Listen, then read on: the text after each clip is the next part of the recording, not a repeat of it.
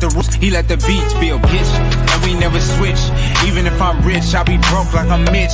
Niggas talking down, but that's headed in the wrong direction. But I knock that shit out like the boxing section. Cause they can't touch what they can't see. All I gotta do is be the same me. All I gotta do is keep it cheap. Always be the same me. While I'm solid, boy, they can't change me. No. What's going on? What's going on, man? We live from the boxing section, man. What's going on? What's going on? What's going on, man? Dad, you return the baby a diaper.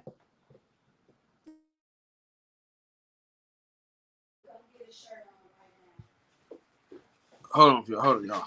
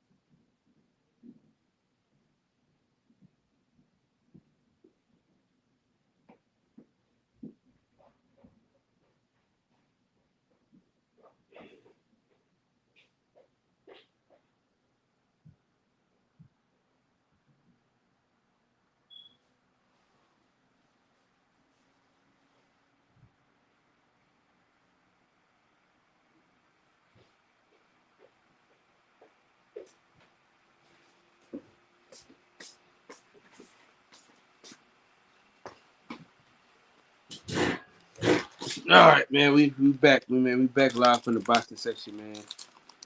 Had to take care of the kids. What's going on with everybody though?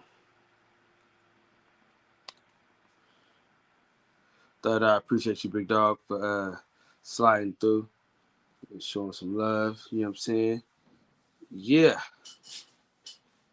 Who is your fighter of the year so far? That's what we're gonna talk about tonight, man. Who is your fighter of the year? Okay.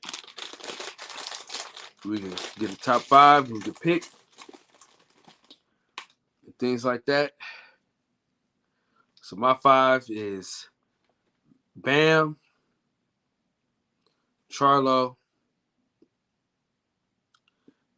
Beterbiev,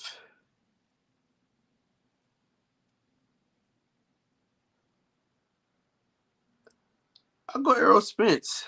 Errol Spence came a long layoff, fought Daniel Ugas, got the stoppage. Yeah, Devin Haney.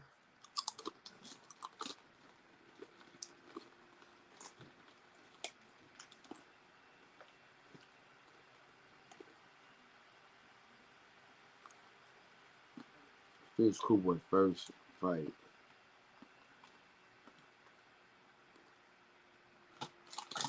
Probably Cool Boy first fight of the year, so can't be Cool Boy.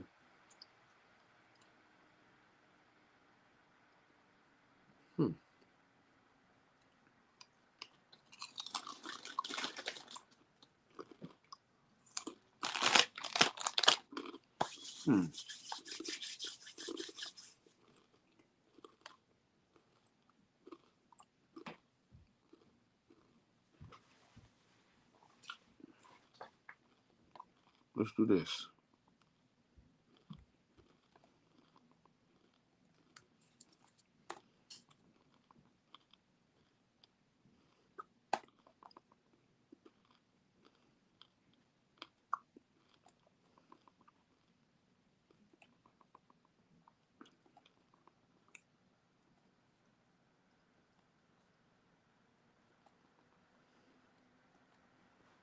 Man, Mess got tonight off, man. He feel like he want to have a family and shit. So Mex is off tonight. DJ's working.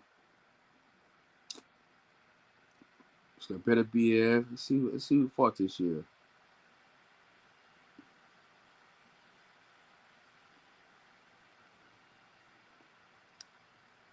Going through some stuff. Let's see what's up.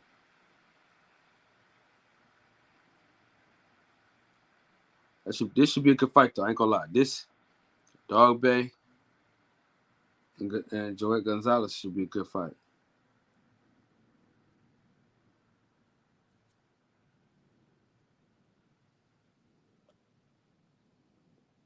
I thought he was signed with Golden Boy. I thought he signed with Top Rank for real. Got one C. So those two.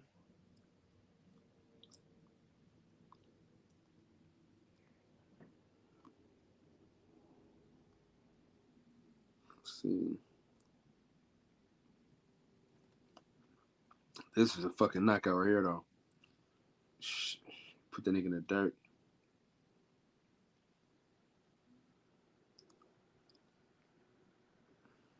Great prospects.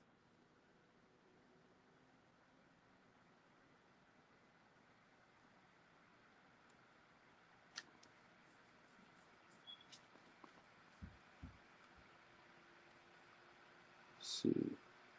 They do a lot of promotion on their Instagram for sure.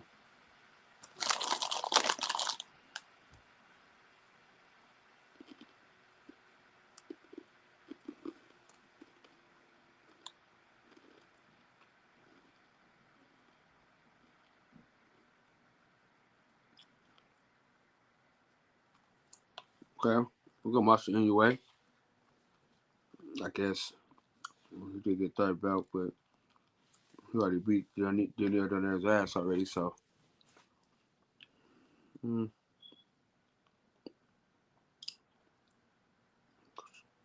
see.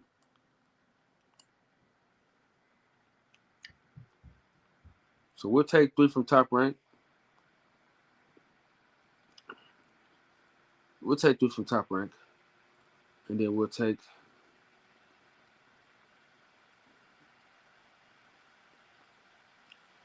the 3 from Top Rank. And then let's go Premier Boxing.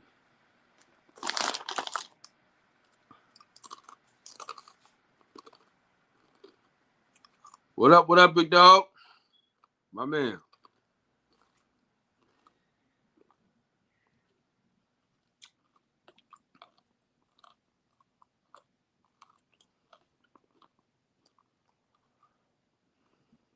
Let me do this real fast, y'all. My fault. All right.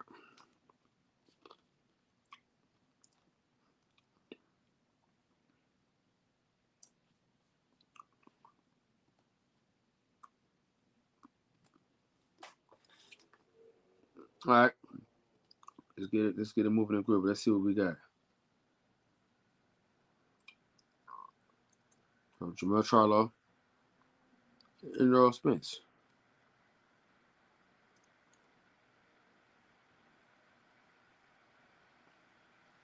Because really wasn't nothing on the line when Cool Boy beat his ass.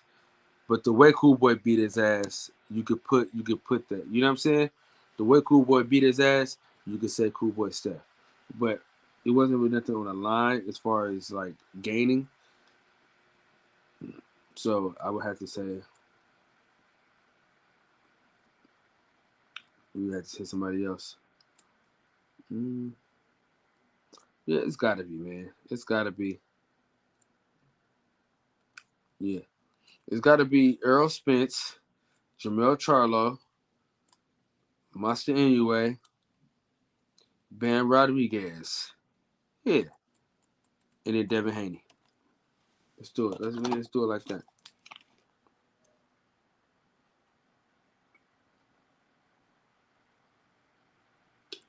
But you can also put Beterbiev in there.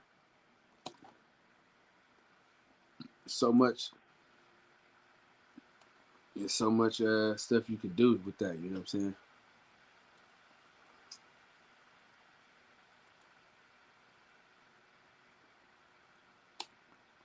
So much stuff you can do with that, bro. You know what I'm saying? But let's see. Let's get the 5 out the way. This is what I'm going to do. Prisoner of the moment. Bam Rodriguez. Jermell Charlo. Errol Spence.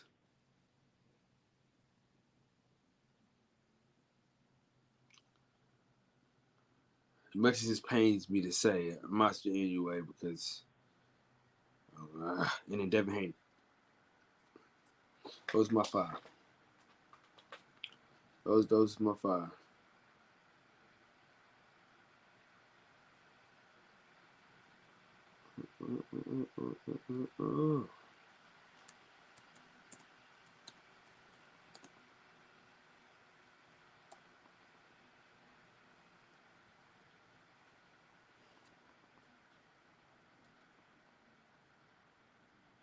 That's crazy. My notification never went out, bro. That's crazy.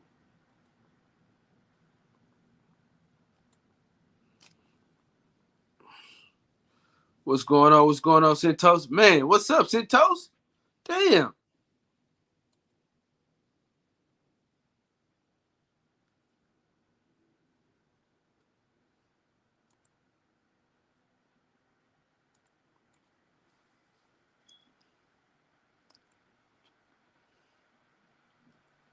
All right. So, we need to get into some shit. I was waiting on right side, man, but what's it?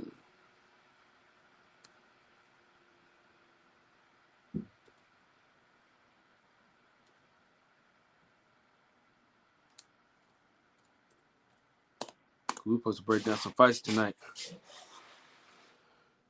and things like that. So, waiting on him.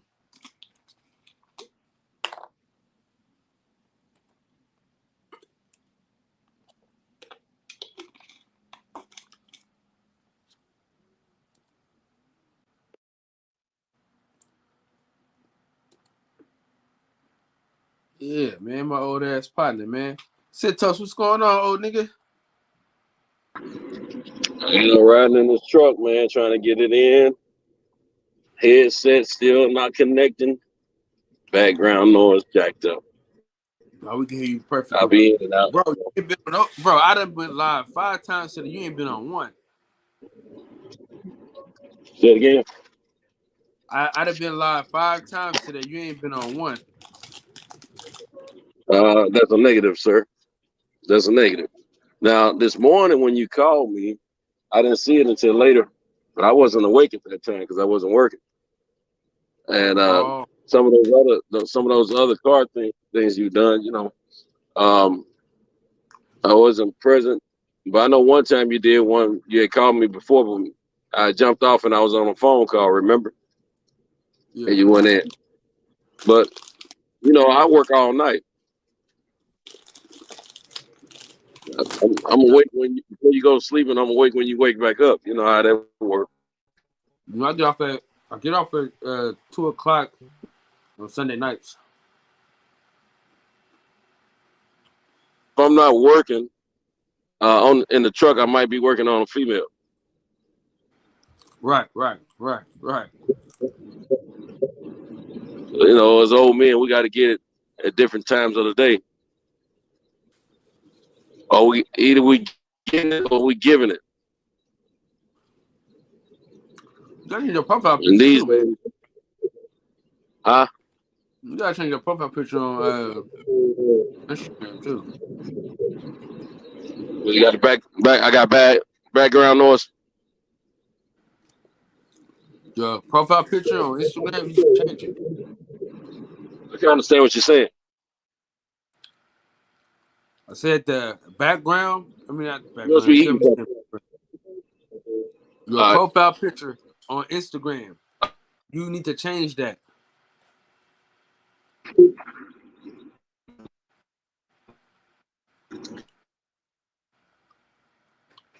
you hear me?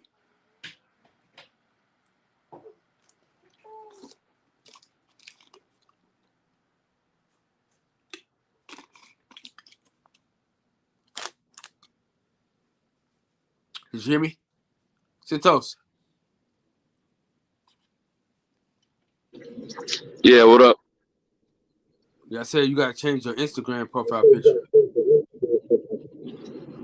It's too soon. When it's found, you'll see What? everything on social media will change. Yeah, I still got a few weeks to go. What's today, the 28th? After the 11th of July, things will start changing. The floodgates will open.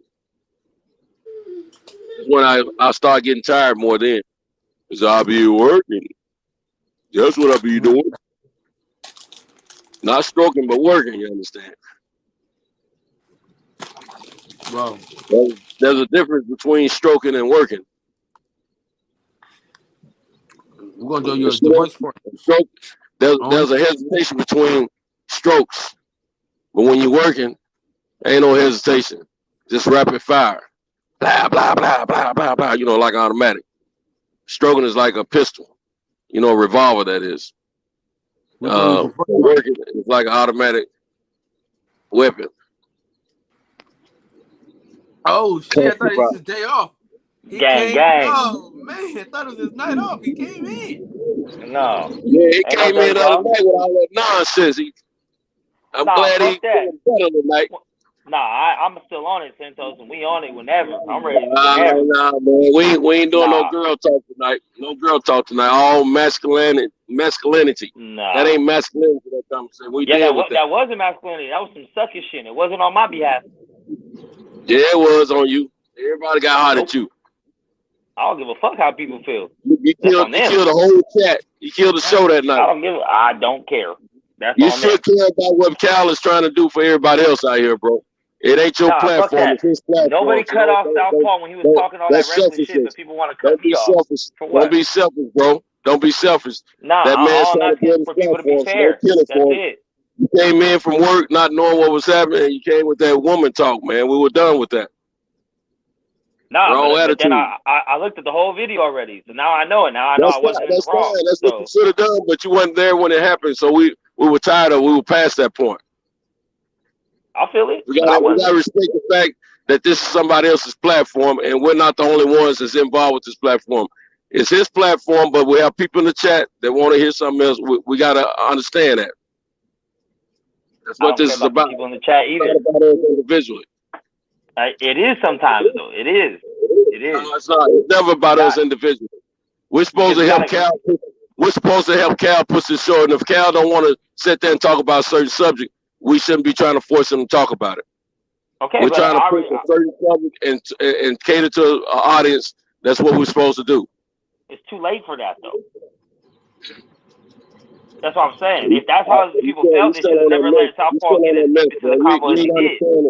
You didn't understand. See, this was your platform. You were trying to grow something. You have a different perspective. I'm gonna tell you something. That's why I don't hire friends or family in my business, because they want to come in and try to tell you what to do with your business and how to run your business, and that's the wrong attitude.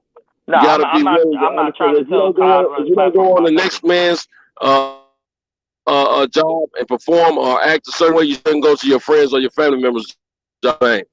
So we got to understand when it's somebody else's all over the place. Let me ask you this: do you let a person come in your house and run your household? No, but if I'm being unfair to somebody, they can voice their opinion about it and say, "Bro, you're not being fair to me." That's it. It's a yes or no question. It's a yes or no question. Do you let a person come into your house and run your household?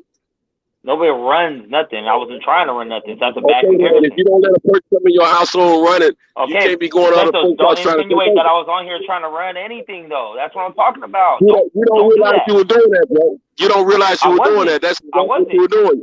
I wasn't. You were trying to make no demands. Your way. You didn't realize that. All I was asking was to be fair to me. That's all I asked for. Playback and listen to yourself talk, Mix. I watched the whole fucking episode from beginning to end. That's why I know. I'm talking about your part. Look at your part. Don't worry about what they were talking about. Look at your part. Listen. No, that has to do with players. Listen. We're getting away from what we've gotten away from what we become while we started this shit. All right. Then I blame myself. All right. Listen. We got Centos Chronicles and Viva La Mexico on the same panel. It's a good time.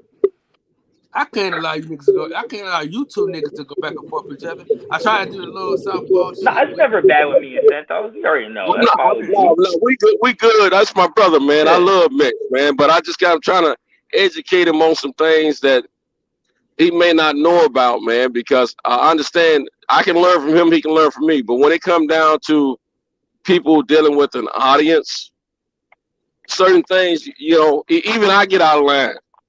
And you know, hey Cal, when I get upset, I get talking crazy to folks, what I do? I shut myself down. I may stay off for an hour, 2 hours, or a day or so. But sometimes we gotta understand, man, it's not all about us individually, man. I mean, it's if the majority of make up the collective, though, Santos. Let me finish. If the majority of the folks are wanting to move on, especially the person who's the host of the platform, then that's what we should do, is move on. We shouldn't see. I'm gonna tell you something. A lot of time when the conversations are going a certain way, I go and look at the chat numbers to see how many participants are there. When those numbers start dropping, that means this audience is not appreciating what we're talking about, and that's very important to this man trying to grow this channel. See, we don't put a lot of work in this channel. I know you've been here for quite a few months, been here very religiously, been very supportive and very helpful. But at the same time, about a year prior, we were out here. And we've been working hard trying to get this thing going and supporting Cal with this. And the numbers kind of fell off a little bit where they got stagnant. We got to get in a rise for him. And I know he wants to rise above where he is right now. So we got to remember, you can't always grow something by just having on blockers and not worried about what other people think about what you're talking about. Because other people coming to this channel or any other channel is what grows the channel. It's not us in the platform on the panel that's growing the numbers, because we're going to be here. It's just like boxing enthusiasts. We're going to support boxing, but we want the casuals. The casuals is what help grow the sport. That's what grow these panels. So we got to be cognizant of that, man. I understand what you're saying. What I'm saying, why I feel like I wasn't wrong in that, is because if that's how everyone truly felt, that conversation should have been cut short the first time he mentioned some shit. Like, Kyle let him go on for like another hour talking crazy shit. So yeah, I know I got here late, but so when I speak up, all of a sudden it's time to cut it off. Not always time to talk about it. We should have stopped talking about it when that motherfucker himself was saying this shit, and not you didn't speak up, and no one else on this panel spoke up. They let those two go back and forth and say all the crazy shit they had to say to each other. So when I speak up about it, all of a sudden I start talking about it. Let's not talk about it. Like, nah, why? Why all of a sudden now that Mex said something, let's not talk about it? Mex, we was burnt out, bro. At that point. But why did you get burnt out, Kyle? Because you let it go on too long. It wasn't me. I'm not what burnt it out. Max, don't take the anger out on me. We were done with that conversation probably 10 minutes before you got there, if not more. We were done with it. Those guys had been gone for about 20 minutes before you got to the show. And we were burnt out. I watched the whole episode back. So it was a dead and sticky conversation at that point. I'm gonna say this. I'm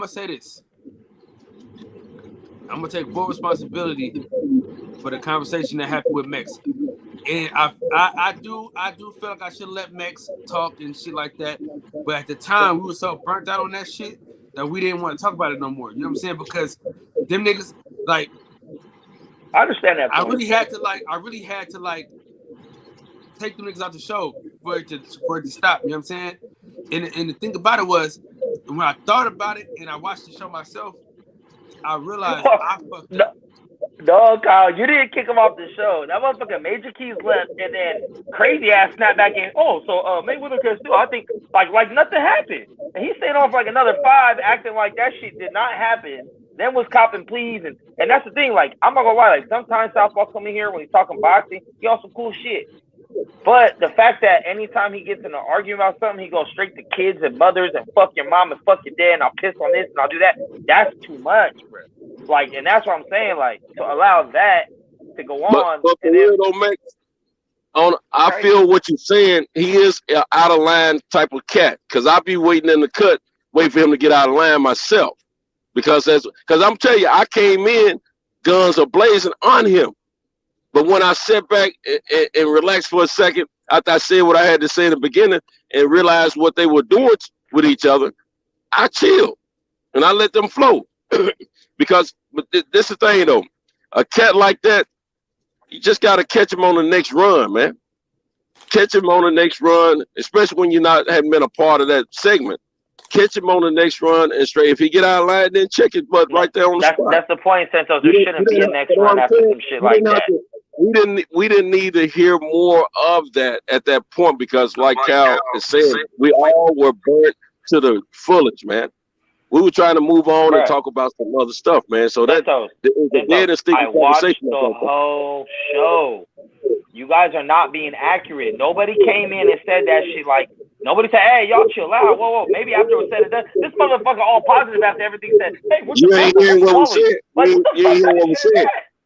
When those guys was done, we were done, and we moved on. That was before you came forward. I understand what you're saying. I'm talking about holding men accountable. You came in and rekindled that conversation, and we didn't want none of it.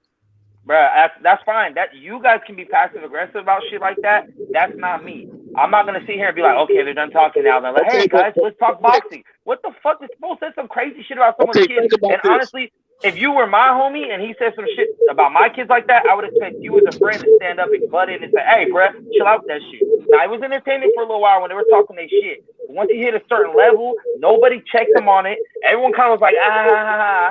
And then after everything was said and done, because Major Keys jumped off the panel, nobody said nothing to Southpaw. They all laughed at him because he jumped back into boxing. Nobody checked him. No one said, bro, get the fuck off our panel. You win. I checked him, Mitch. When I first came on the platform, I checked him. Did I not, Cal? Yeah, yes, you did. I watched the whole show. Okay.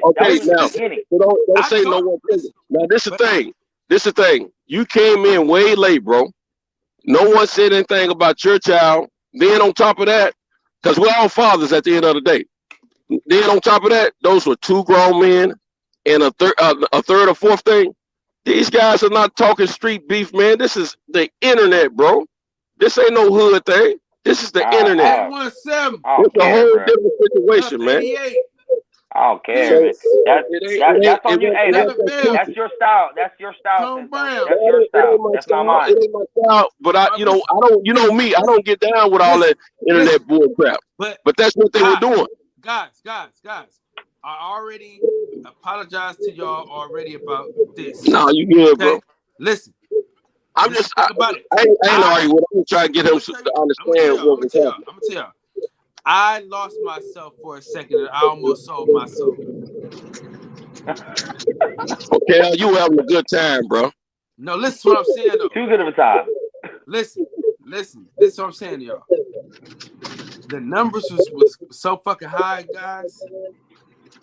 And the money was coming in. I was like, damn, this shit. Now, here's my thing. Look, here's the argument I made. I said when they were just going back and forth on each other, calling each other names, talking about each other, you're fat, you're ugly, you're stupid, whatever. Let the views go up, they arguing. But as soon as they step out of line from a one-on-one and other people start catching strays that have no part of it, that's when you gotta, either moderate it, don't say that type of shit again or else I'm gonna have to kick you off. But everyone just and when it was done, no one checked when it was done, is what I'm saying. I saw how symptoms came in. I literally watched the whole entire show to make sure I was educated on it. After it was done, everyone was just kind of like obviously tripping because Southpaw's a fucking nut and he just hopped back in a box like nothing happened. So you didn't hear me say, bro, don't. You didn't hear me say kids are off limits. You didn't hear me say that? Yeah, but after it was done, he talked about kids for a fucking hour. He talked about I'm a child. Your daughter's gonna, and this was like over like 30 minutes time. The first time it should have been checked. You do it one more time. That's it, bro. You can't even be on my platform no more. But it was kind. I get it. The numbers, like you said, numbers going up. You fighting his own. It's cool. What I'm saying, I'm the type of person, whether it's my child or not, I would never. And this goes for Southpaw's children. I hate that motherfucker. But if someone else said, you know what, Southpaw, well, I'm gonna do this to your children, I would check them the same way. Leave the kids out of it, whether it's my child or not, because we have a responsibility as men to be protectors of children, whether they're our children or not. So, and that's my thing. That's why I was kind of disappointed. Like, wait, and then like I said, even when all positive is my guy. I've literally talked to this dude off the platform on the phone for hours. But for him to be like, yo, bro, what's your platform? I'm gonna follow you. Like, bro, what? Because, because it's like Hulk Hogan, though. It's really Hulk Hogan. Listen. Because it's really like Hulk Hogan. Like, I'm gonna be honest with y'all. Like, I talk to Southpaw like a lot. Right? Like outside of this shit. Like me and him have deep conversations about the shit. So that's the thing about it, right? And my boy Right Side in the building. Hey, 817. Hey, y'all gonna fight on Friday night, man. Friday night fights, man. Mex versus 817, man. 817 don't got nothing for me. Right Side, what's up, my man? Nah, y'all keep cooking, man. Y'all keep cooking, man. Y'all keep cooking. Hey, much love, Mex, Santos, Kyle. Always much love to all y'all brothers hopping on. Y'all keep cooking. Y'all keep cooking. My thing is I don't even you know where we come from the playground. We've been on your mama shit. Like some people get mad about it, but we know what the insult is. Oh, your mama this. Well, I'll fuck your mama. Cool, get it. All right, cool. Even that's kind of too far, but we all get it.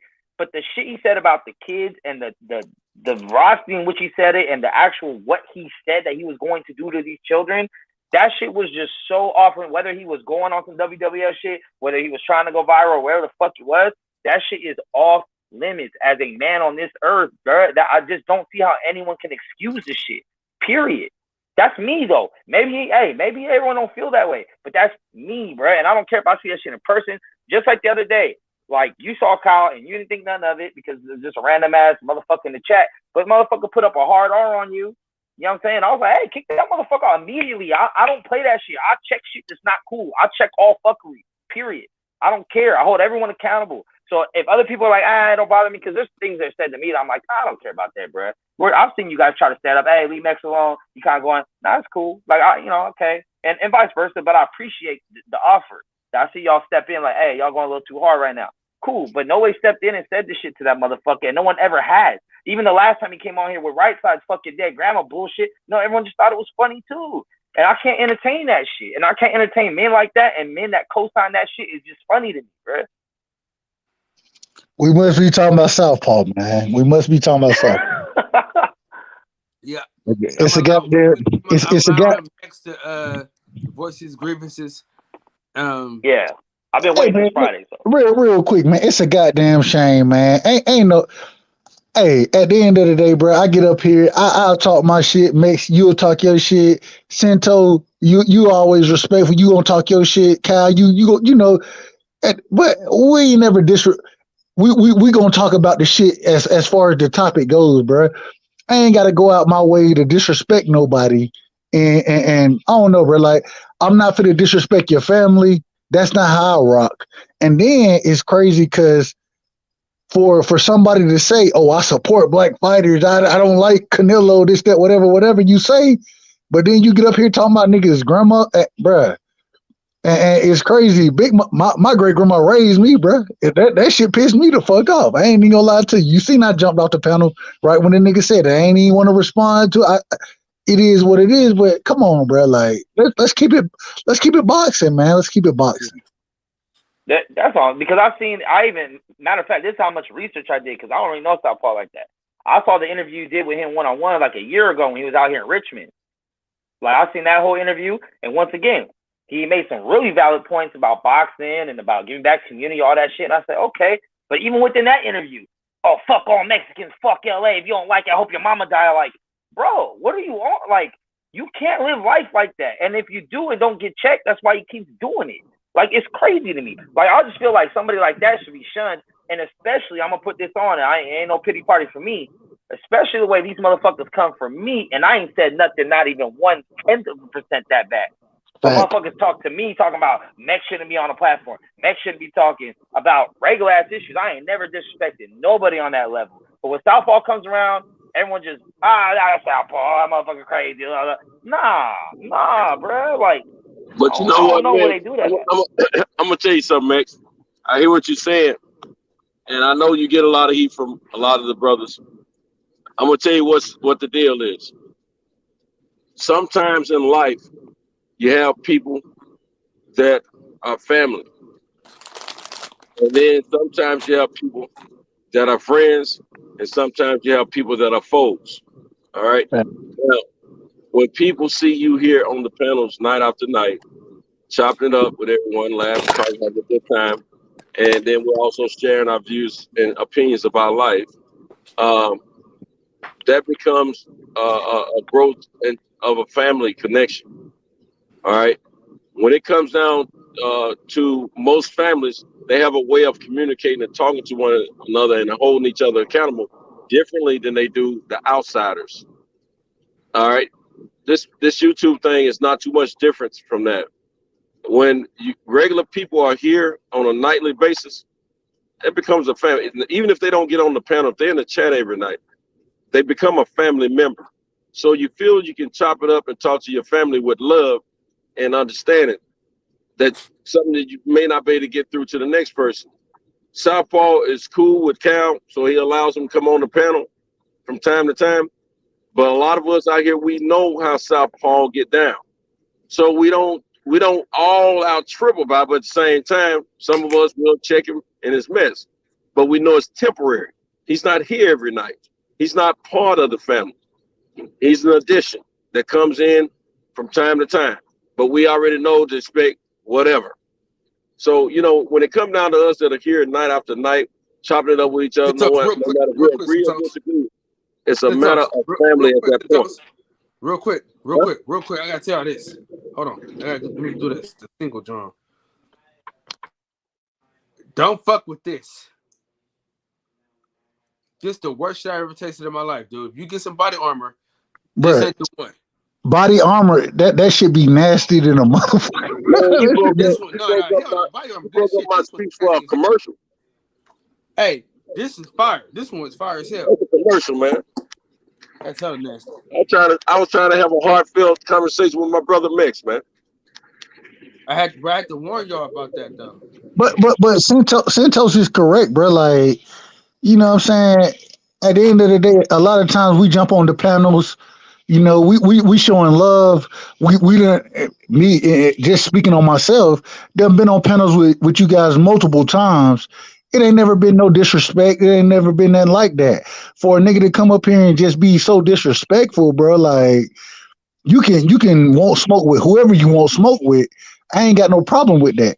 But when you start disrespecting family members and come on, bro. Like well, I just don't. I don't understand that, bro. Like it doesn't.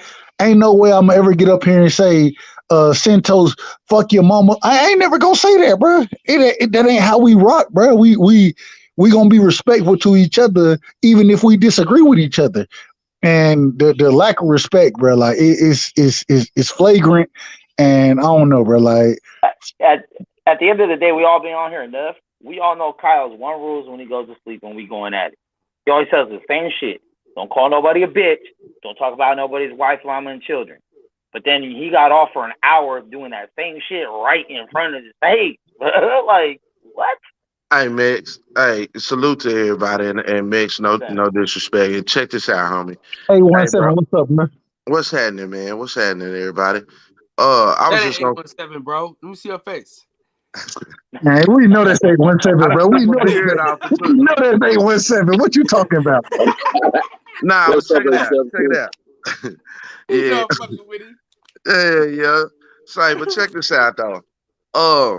Mix man, say, Hey, this hold I on. feel you. Y'all may have to save this shit for Friday.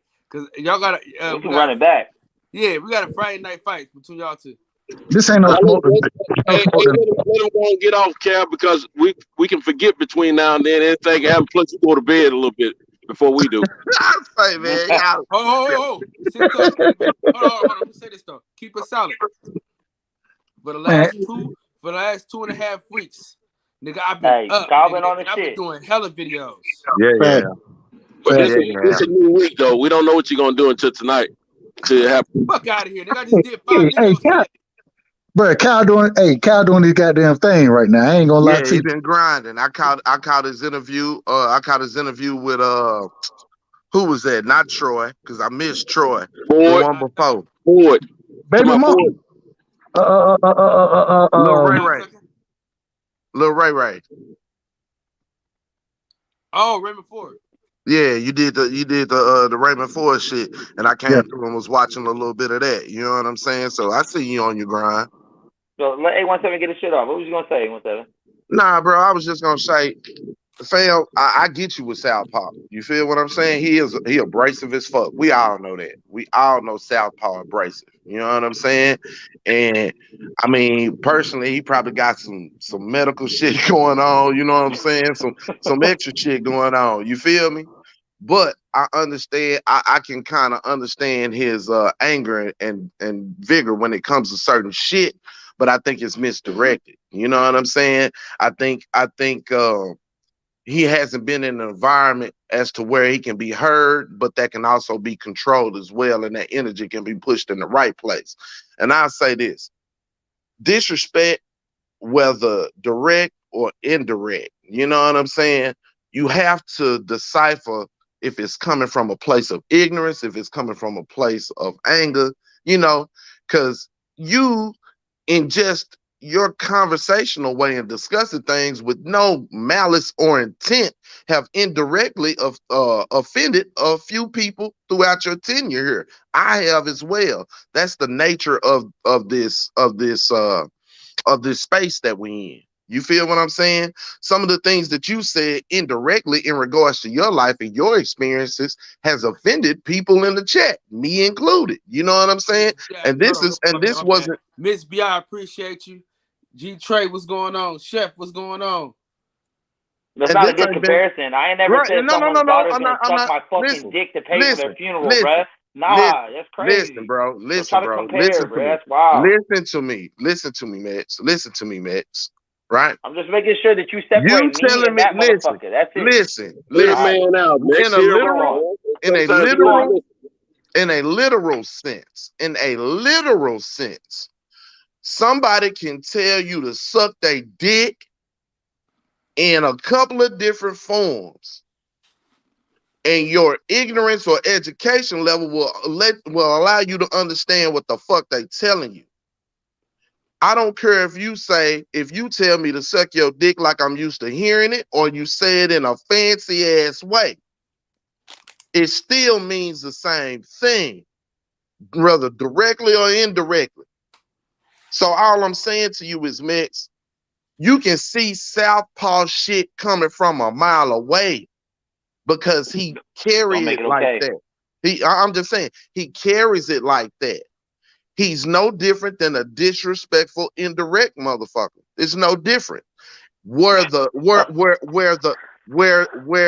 it lies as far as the judgment, is it out of ignorance or is it with malice? His is with malice.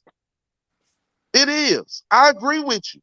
I'm not disputing you if you're listening to me.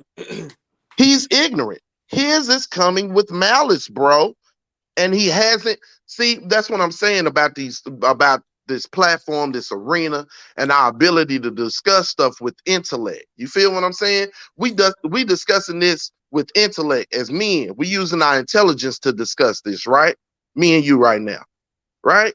We're not avoiding the opportunity to use this as an opportunity to talk about something wholeheartedly real. You know what I'm saying? Because of his abrasiveness. It was so egregious to where all the bullshit goes aside. Now you want to talk facts, Max. You feel what I'm saying? So what I'm saying to you is there have been some conversations where we have been having where indirectly it didn't mean as much to you, and you said some shit that offended people. Like? Shit. In regards to nationality, some of them discussions in regards to black people, expectations, reparations, indirectly, without malice, you've been offensive to some people. In the same kind of way a motherfucker can tell you, listen to me, just hear me out. In the same kind of way a motherfucker would tell me to suck their dick. Listen to me. Because the invitation of a man to suck his dick is so disrespectful to you, it doesn't amount to the same level as those conversations that we were having. But what I'm telling you is, the same way you look at him inviting you to that shit and saying that disrespectful shit is the same way I look at it when we having some of those conversations as well, and you say the things that you say. So, brother, I'm just saying. So listen to me, brother. So, brother, all I'm saying to you is, whether direct or indirect, understand that whatever you do will come back to you on this motherfucker. Just like Batman, bro. Rest in peace. This shit, like I tell you all the time, what you say will age like milk on this motherfucker if you ain't standing on nothing. And you can't talk about protecting little girls in one realm if you're not willing to protect them in others.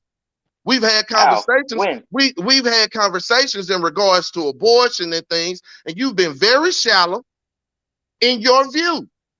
So you can't tell me, you can't talk to me about protecting women in one realm and you're not protecting them in another. Hey, 17, you think you're a lot smarter than you are, bro. See, that's what I'm saying. Nothing about what I'm saying. No. Now it's about me. Nothing about what I'm saying. Now it's about me.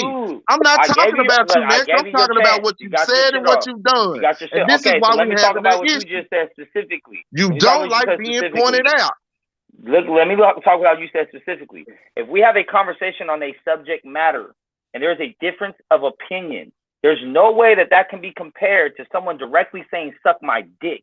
Now, you might be offended the same way, but it's not in the same category. Someone's directly telling you to suck your dick is was you not offended about the man talking about children? If you can't prove was you not offended about the man talking about children? That's not the same as saying that your daughter's going to suck my dick and pay for my funeral. Protecting children is the same all the way around. No, protecting women is the same all the way around, Mitch. Okay, and I don't support abortion. So that's okay, Mitch. Okay, Mitch.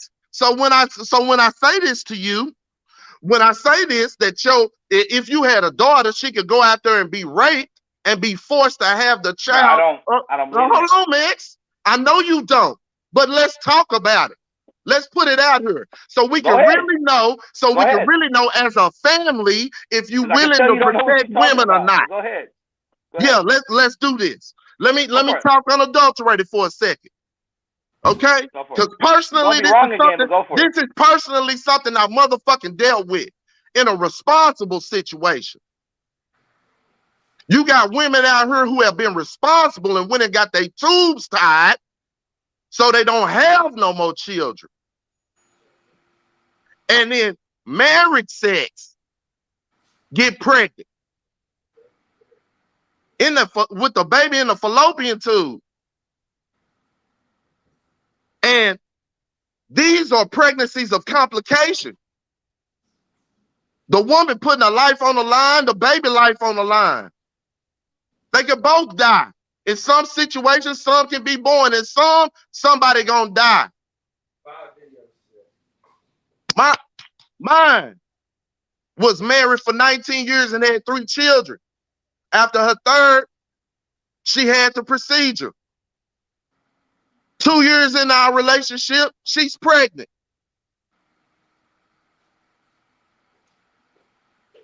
The baby's in the fallopian tube. If she tries to carry the baby and have it, she dies. If Roe versus Wade is reversed, if the statue is removed before the end, she's dead. You can't tell me that you'll have the same situation for your daughter, your sister, any of them, and wouldn't give a shit. Don't talk to me about protecting women on one end or having something be mad about somebody saying something about a daughter on one end and you won't protect on the other. You might as well let me take her drawers down and do it in front of you.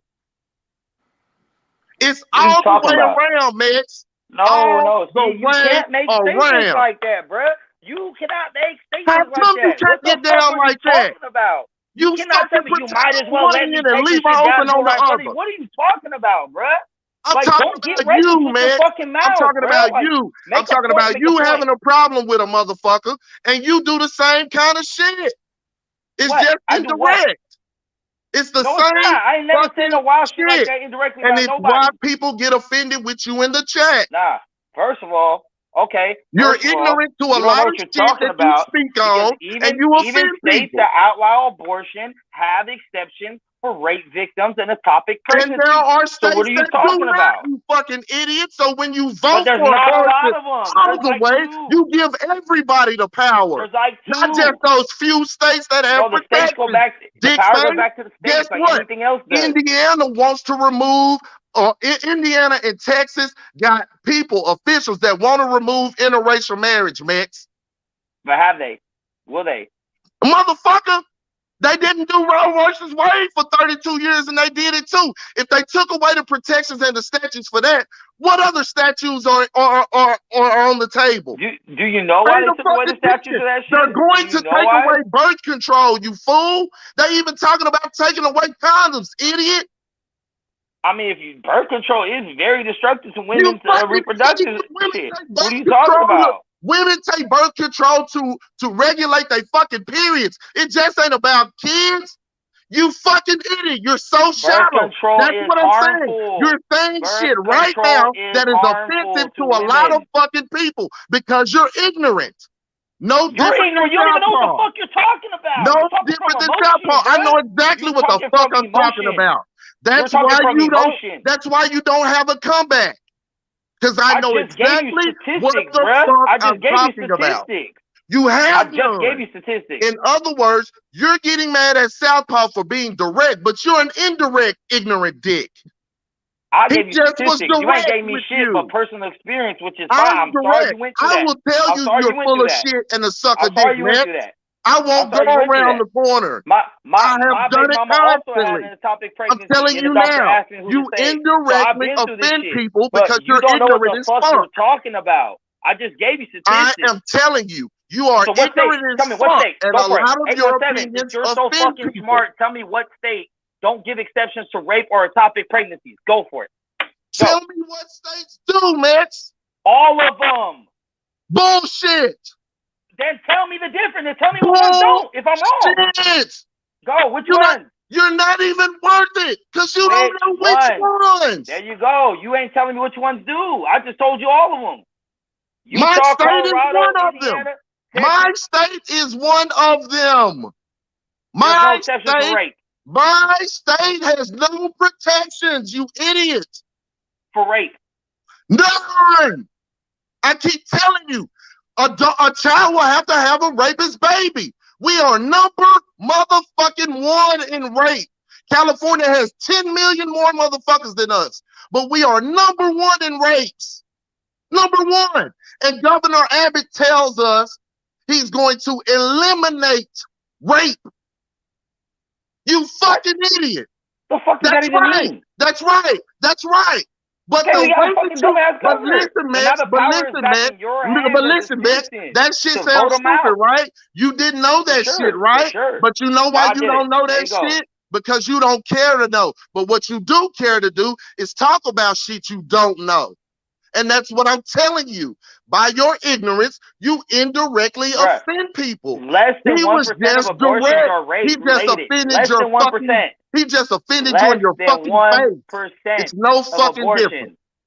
Less than 1% of abortions are rape related. 2% of overall pregnancies in general are ectopic pregnancies. These are small issues that you're clinging on to. Your exception does not make the rule. Man, please cite your works. Please cite your works. I got you. I'll send you links. It's good. We It got ain't nothing. in 2020, there were 15,603 rapes in Texas alone that were recorded. Number one. Number fucking one. And we outnumber California. 10 million fucking people outnumber us. California. 10 million. So I'm just telling you, Max, don't talk to me about protecting children and shit on one end, and you don't protect them all the way around, or educate yourself to find out. Because with your ignorance, you indirectly offend motherfuckers too. He just directly offended your ass and told you to suck his dick directly. And whatever else he told you. He didn't talk to me, so you don't know what you're talking about. He didn't talk to me. I'm just telling you, at the end of the day, just realize that when you up here sometimes, you indirectly offend motherfuckers too. And it's by ignorance. It ain't by malice. You don't mean to. You just ignorant as fuck. Now, if you want to continue to be ignorant as fuck, then it becomes malice. Yeah, let me educate you since you don't know what the fuck you talking about. Exactly. Okay. Go ahead, bro. I got you. You want a link? I'm sending you a link right now. Copy paste this shit. Man, I mean, just slow as fuck. And he got kids out here. He's somebody bro, daddy. I'm sending you a link, bro. He's somebody daddy. You somebody daddy, bro. You got a daughter out here. You motherfucking right. Do you have a fucking daughter out here? Let me ask you. Do you have a daughter out here? Do you have a daughter out here? You know I do. Okay. So let me ask you something. Are you okay? Are you okay with your daughter losing her life, being told medically if she carries this child, she will lose her life? And it's a man made the decision. A man other than you. Are you okay with telling her that you okay the motherfucker saying that she got to die? Are you really protecting her? Fuck your link. You're a clown. You can't tell me you're a protector. You can't lie to me and tell me that fucking shit. Just because you talk loud don't make it convincing, bro. No, motherfucker, what I say makes it convincing. Now turn around and tell your daughter the same shit. Turn around and tell your child the same shit. That's what you do. You tell your daughter. You tell the motherfucker you lay with, oh no, guess what? She stopped fucking you. She saw it in you too. There you go. Weak ass. There goes that. Are you still crying over the 817? You need a hug, bro? Somebody need to hug you, dog.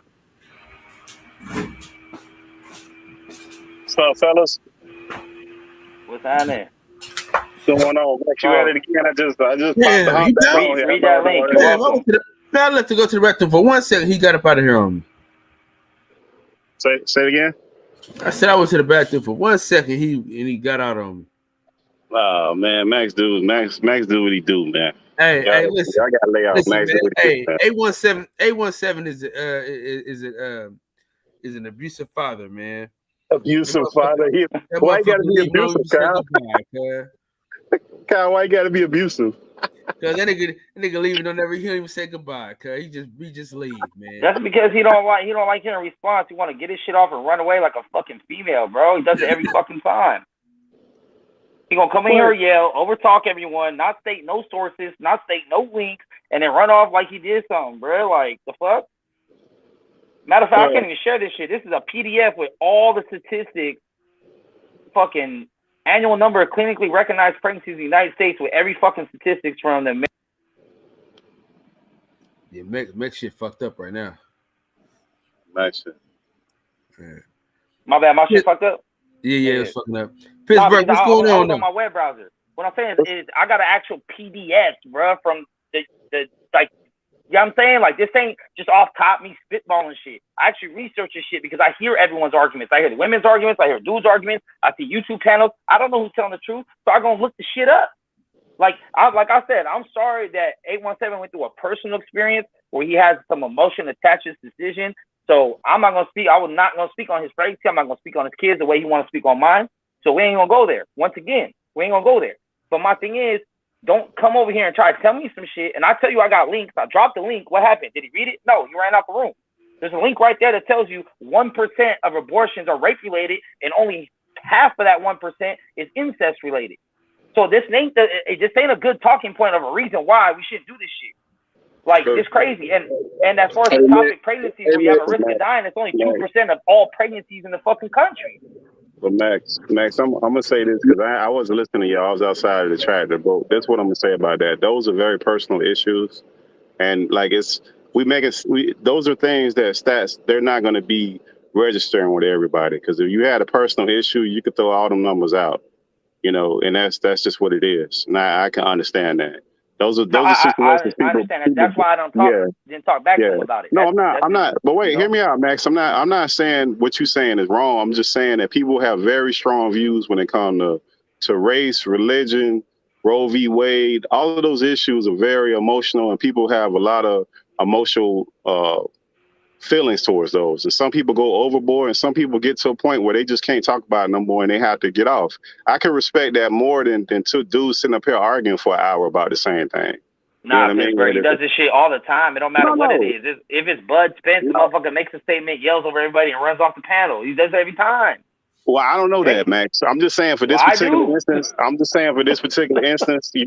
I'd much, if it's me and I'm a viewer of this channel, I'd much rather hear somebody do that than be going around in a circle and you're not having no headway. Now, we done had disagreements, Max, but I think at some point we kind of like understand each other's perspective and we kind of go on with it. We don't really, it's never gotten to the point where it's like that. Now, I've also I've called into a couple panels and been talking to some ignorant motherfuckers and just got off because I know where it's going. I'm not gonna waste my time going back and forth with somebody. But at the same time, you have to kind of be able to feel that temperature in the room. And if you're trying to engage in an actual conversation, then engage in the conversation. But if you're not, you're not. I mean, I'm just saying those are very personal issues. So we had to give people room. And some people got to grow and they got to evolve. The way I felt about that shit when I was 20 is not the way I feel about that shit when I'm 40 something. Facts. I agree. So some people have to evolve with some shit, from gun control to pregnancy to religion to race to, to the government to whatever it is. Even boxing, the understanding of what the machine is that these people pushing on you. A lot of that stuff people have to have an evolution of it. Some people never grow up. I mean, some people never get it. And I could be wrong with some shit. I ain't got to be always right on every fucking thing. I be wrong with some shit and have to change my fucking viewpoint on some shit sometimes. But my thing is, right, it's not that hard. If you're that much wrong about something, it's because you're just being lazy and not doing the fucking research. Like, cause I guarantee, like I research, I just typed into Google and I have 5 different links from 5 different sources on the same topic. And I see what people in the chat are talking about. Oh, those stats aren't, people don't report. Okay, so let's say that people don't report that it's rape or incest. Let's double the numbers. Matter of fact, let me do better. Let's quadruple the numbers. That's still only 4%. That's still only 4%. Wait, let me tell you something, Max. So somebody who had 3 young daughters and they're all in their 20s, women do not report rape. That is very well known. Now, I mean, when I say they don't report it, they won't even tell their parents. That's how bad women are with rape. And that's very common knowledge. So those numbers, as far as rape, it's impossible for us to even know what the actual number is. I have no idea what the number is. Then why have an argument so strong when if you're admitting yourself, if you're saying it's impossible to know the numbers, because the numbers that are reported so far is 1%. So if you want to say there's 10 times more women, that's still only 10%. But Max, what I'm telling you is that more than likely, it's more women than not that have had experience. If you talk to a woman in her 40s, I can guarantee you get 10 of them lined up. More of them than not have been raped and just didn't tell anybody. I would say 90% of them have been raped. I think there's a big difference between rape and sexual assault, though. So let's not mix the numbers on that shit. No, ain't no difference. Actual rape is as common as people think. Violation. The female was put in a situation that she shouldn't have been in. It's a violation of her trust, her body, and everything. That's rape, period. I agree. And you have never once heard me on any panel, in any conversation, say, oh, that's fucked up, they need to keep the baby. As a matter of fact, every time I speak, I say that should always be the exception, in addition to if the woman can die having the child. So now what are we arguing about? No, but I'm talking about the numbers. I'm just talking about the numbers. Okay, but I'm just talking about the argument. We don't even got to get to the numbers if I agree on the argument. No, you just arguing the point, man. Stop that. Yeah, I agree on the point. Stop that. Bro, that's an exception to the rule, bro. That's not what I'm saying. Yes, it is. Exceptions can't make up the rule. Max, you're not going to be able to. You make an exception to the rule. That's what you're doing. About what? What are you talking about? A lot of women, a lot of girls get raped and molested before they're 15, 18, all that. Let me tell you. Let me tell you a personal story. There was a study that showed that 80% of women will be sexually assaulted at some point in their life. Listen, my sister. Personal is a rape baby. My sister's a rape baby. My mom had to live with that bull crap.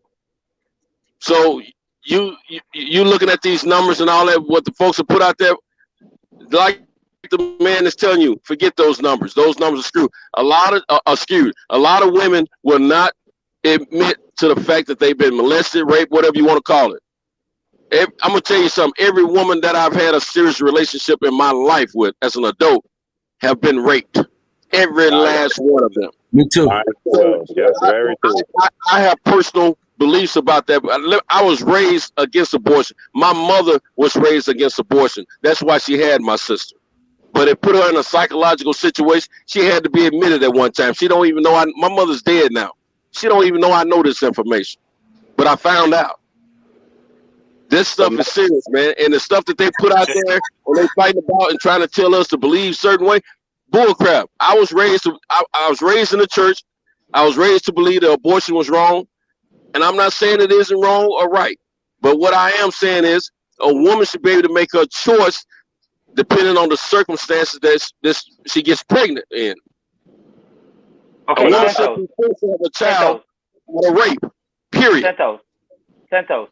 I am not arguing against that. So why the fuck is everyone coming for me for that? No. But Max, what I'm telling you is those numbers. Listen, but wait, let me say this. Let me say this. Let me just say this. The numbers. Okay, forget the numbers. But let me say this, though, Max. I agree. What are we arguing about? We're not arguing, Max.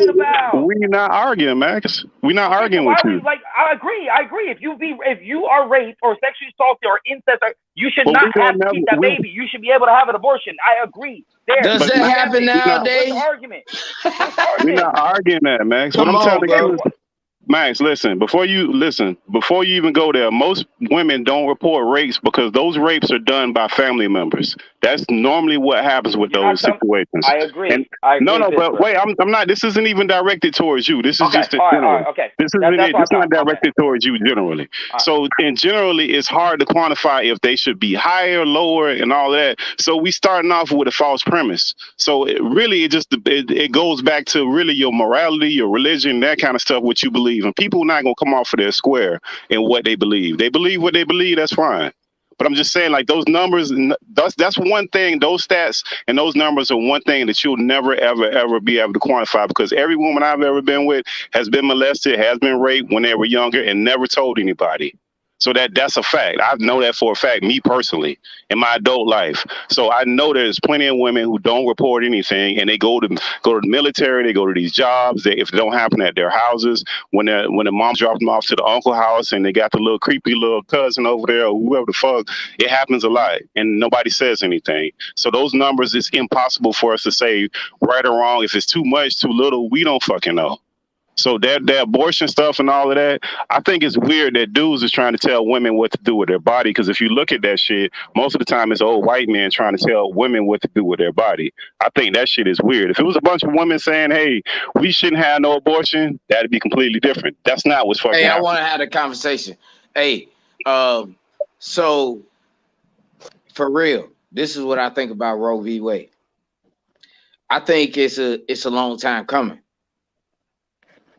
I'm gonna tell you this.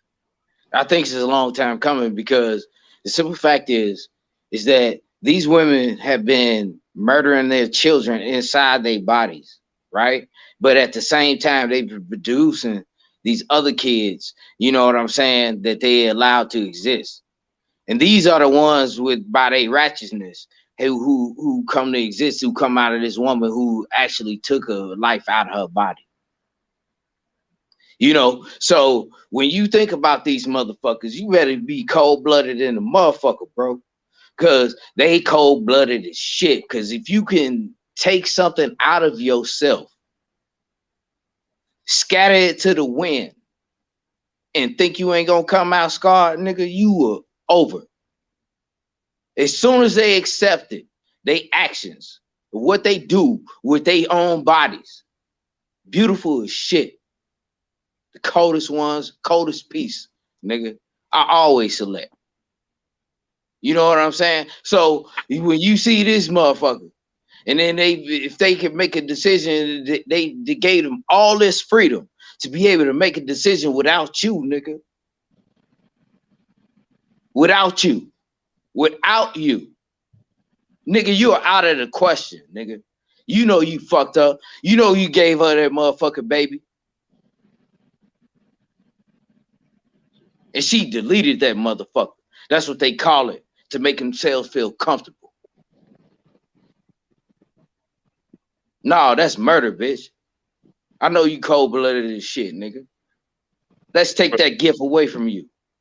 Now, what are you talking about? Now you gotta look at me. But we can't be forcing people. Okay, so we're gonna have these women who don't want to have babies. We're gonna help them take care of these kids. And not only, you better make better selections then. It's not about taking care of the kids. It's about those percentages of kids that's born with defects or shit, or the women being poor or not being in position to provide for them, and the states who have the decisions on what protections to offer them, right? There are major states that don't want to offer them any protection, and they remove the funding from any programs that would help them. You don't know what you're talking about. I went and got my laptop. For your ass, so I can give you the states. Do that. Okay, so now that don't offer protection. Hey, hold on real quick. My state is one of them. Hold on real quick. Percentages on annual income and abortion. Real quick. Hold on. Dion, the link is in the chat. It's on the top, but I'll put it back in the chat so you can join. Go ahead. Now, so the stats will show, and if you look up the chart, it'll show that majority of abortions are actually had by women that make more money. The women below the poverty line actually keep their kids more than abort. So that's another myth. That's not true. Bro, black women are affected 4 times more maternally when it comes to birth than any other women having children in this country. 4 times more. So okay, what's that have to do with removing abortion care and health care already, removing and attacking health care on one end and removing abortion on the other, who is it going to affect proportionately more than any other woman on this planet? The black woman. What is the whole purpose of this uprising? The census that told the motherfuckers that they were going to become the minority in this country that they built off of slavery's backs. But they didn't put up no fence around for Africa because it ain't no influx of us coming in. We still only hold 13% of the population. It's the Mexican population that was growing. That's why they put a fence up around where Mexicans come from. But they done pitted them against us so much to the foolish can't recognize. That's what I'm telling you. While you being blinded by gas prices and bullshit, they sneaking your right to vote away from you, taking women's rights away to vote. They're going to attack the gays next. It's already playing. It's plenty of states on record. It's plenty of people in Congress on record saying what they're going to do. And guess who's next? Your minority ass. But you don't see it coming. But you'll vote for this celebrity motherfucking president that stuffed the Supreme Court to open this door for 20% of the American population. You don't agree with half of the shit. You don't agree with half. Look, you don't agree with half of the shit. You need to be a senator. Listen, hold on. No. Yeah, that sounds real good, nigga. Listen, stop. Let me finish. I just educated my fucking self, and that's what I'm challenging each and every one of you to do. Make your decisions cool, fam, but don't make them ignorantly. Because when you do, that shit age like milk, and it won't stand up on some shit when it affects you. See what I'm saying about the protecting women? That's cool when it's somebody else's woman, when it's a bitch out here just fucking on the weekend or whatever. But when it's your sister, when it's your cousin, you want them to keep killing babies. When it's your sister, when it's your cousin, when it's your aunt, it ain't shit to laugh about. You can laugh about it now because it ain't your family. But if it's your fucking family, you ain't laughing about it. If I rape your sister, kinfolk, you ain't laughing about her having my baby, nigga. So while you laughing, that shit ain't funny. Because in certain states, it won't be no protection for your sister. She'll have to have my fucking baby. If your granddaddy feel like raping your niece, she gonna have to have the motherfucking baby in certain states. Is that a laughing matter? Nigga? Is that a laughing matter? Is that something to laugh about? That's why I keep telling you motherfuckers, when you get up here on this platform and you talking, make sure your shit hold weight and you standing on something. It's easy when the shit ain't affecting you, but you need to consider it affecting you because it does. All you motherfuckers that fix your mouth to say them white folks gonna do what they gonna do, I hate that shit. Because listen, if it was one white man that only met 3 niggas in his entire life, and all 3 of them niggas ain't kumquat, then he would go back to his people and say, you know, them niggers, they gonna do what they gonna do. They gonna fuck around, steal, slap people, and eat kumquat. Every nigger I know eats kumquat. Nigga, we standing on the other side like, nigga, we don't even know what the fuck kumquat is. What the fuck is he talking about? Every black man don't eat that shit. It's not a monolithic experience. Not every one of them motherfuckers in Congress got it out for every nigga on the planet or in America. Case in point, it's a white woman on the goddamn panel trying to lock up Trump now. But the majority of them were born from houses with racism. With like us, the majority of us were born from homes. Why the hell you worried about what white people do? Listen to what the fuck I'm saying. Quit trying to find something wrong with it. You don't want to be. You don't want shit applied to you. You don't want shit applied to you in a monolithic manner. Oh, You don't want to be looked you at. You don't want to involved, be huh? looked at. You don't want to be looked at as the worst, from like the same as the worst in your race. A nigga out there raping, pillaging, and killing with black skin, he don't represent you. So you Oh don't want man, nobody. You don't want I don't nobody want to light your associating you with ass up that. right now, bro. I don't want to No, light my your nigga. ass up, I'm just telling you to wake nigga. the fuck Nigga, up. you should be a Talk about senator. what the fuck is You real. you What's should be. Well, real what the is fuck is protecting real, these nigga? women Why is you out here. snapping, What's nigga? First real of is all, you getting out here and voting the right way. What's real is attacking the judicial system. What's real is telling the what next is young person attacking that the you see judicial that's system? 10 years You younger you than you you.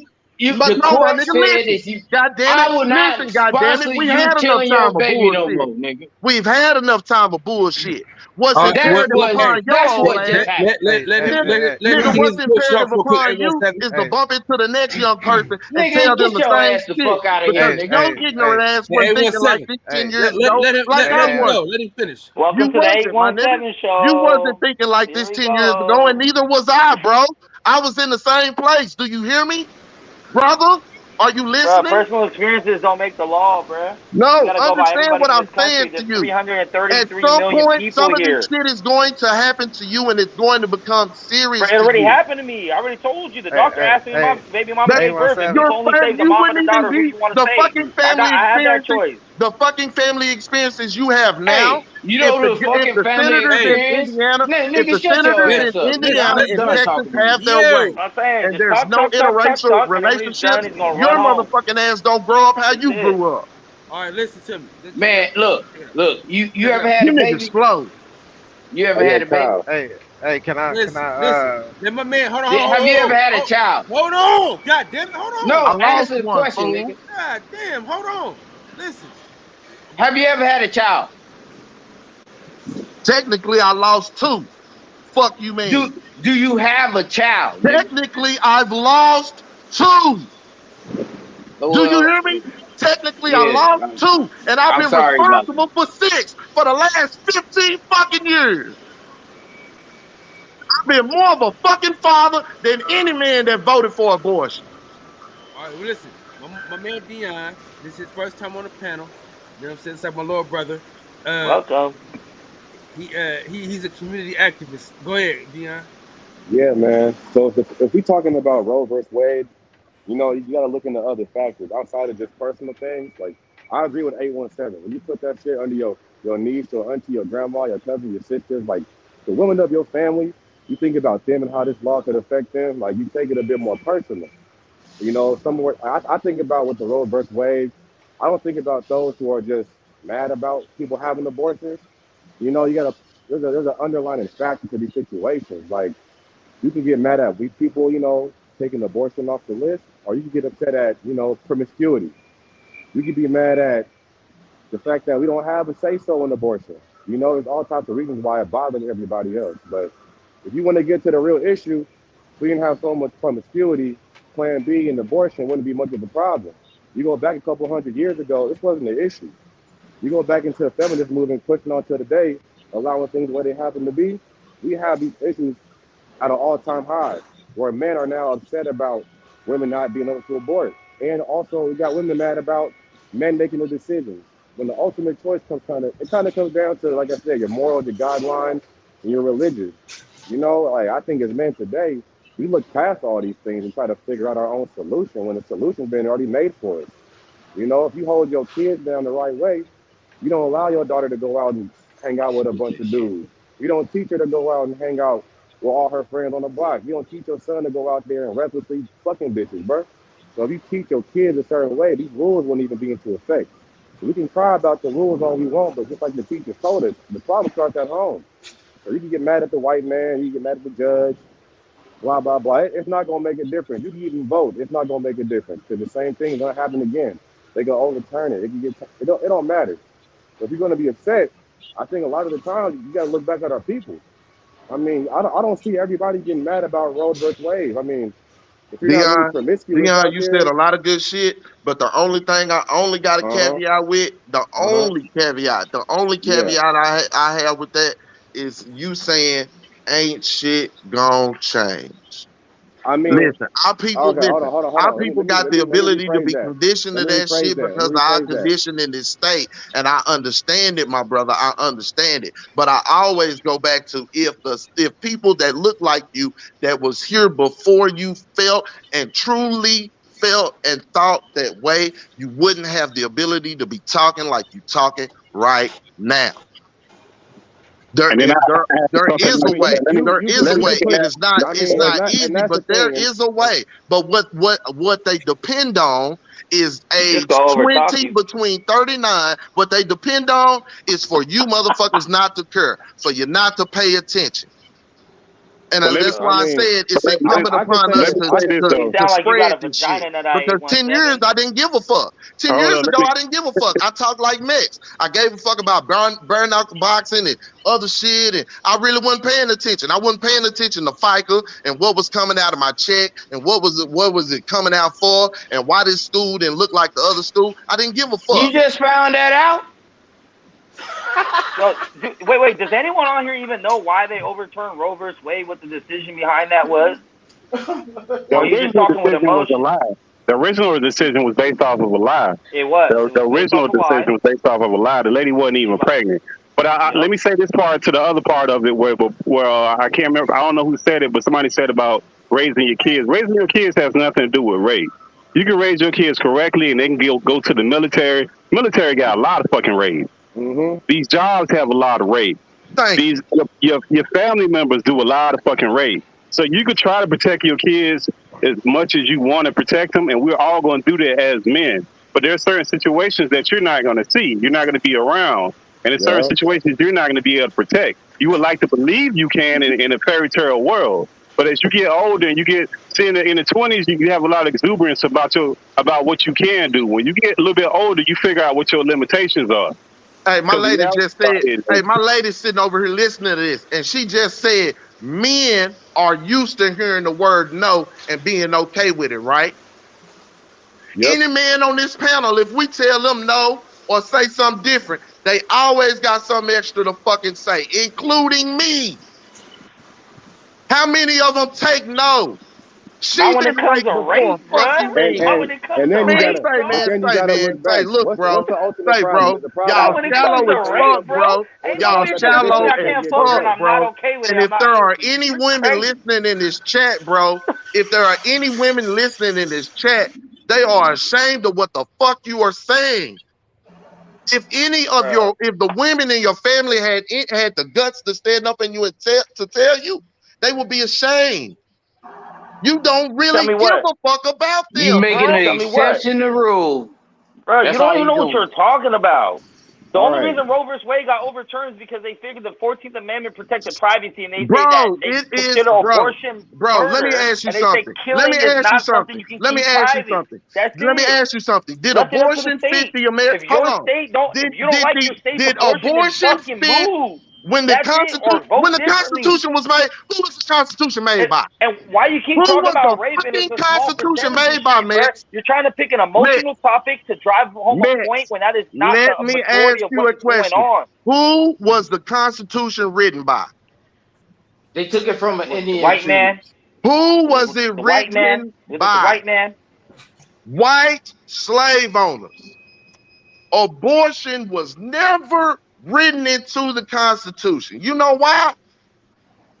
Because they was manufacturing slaves through us.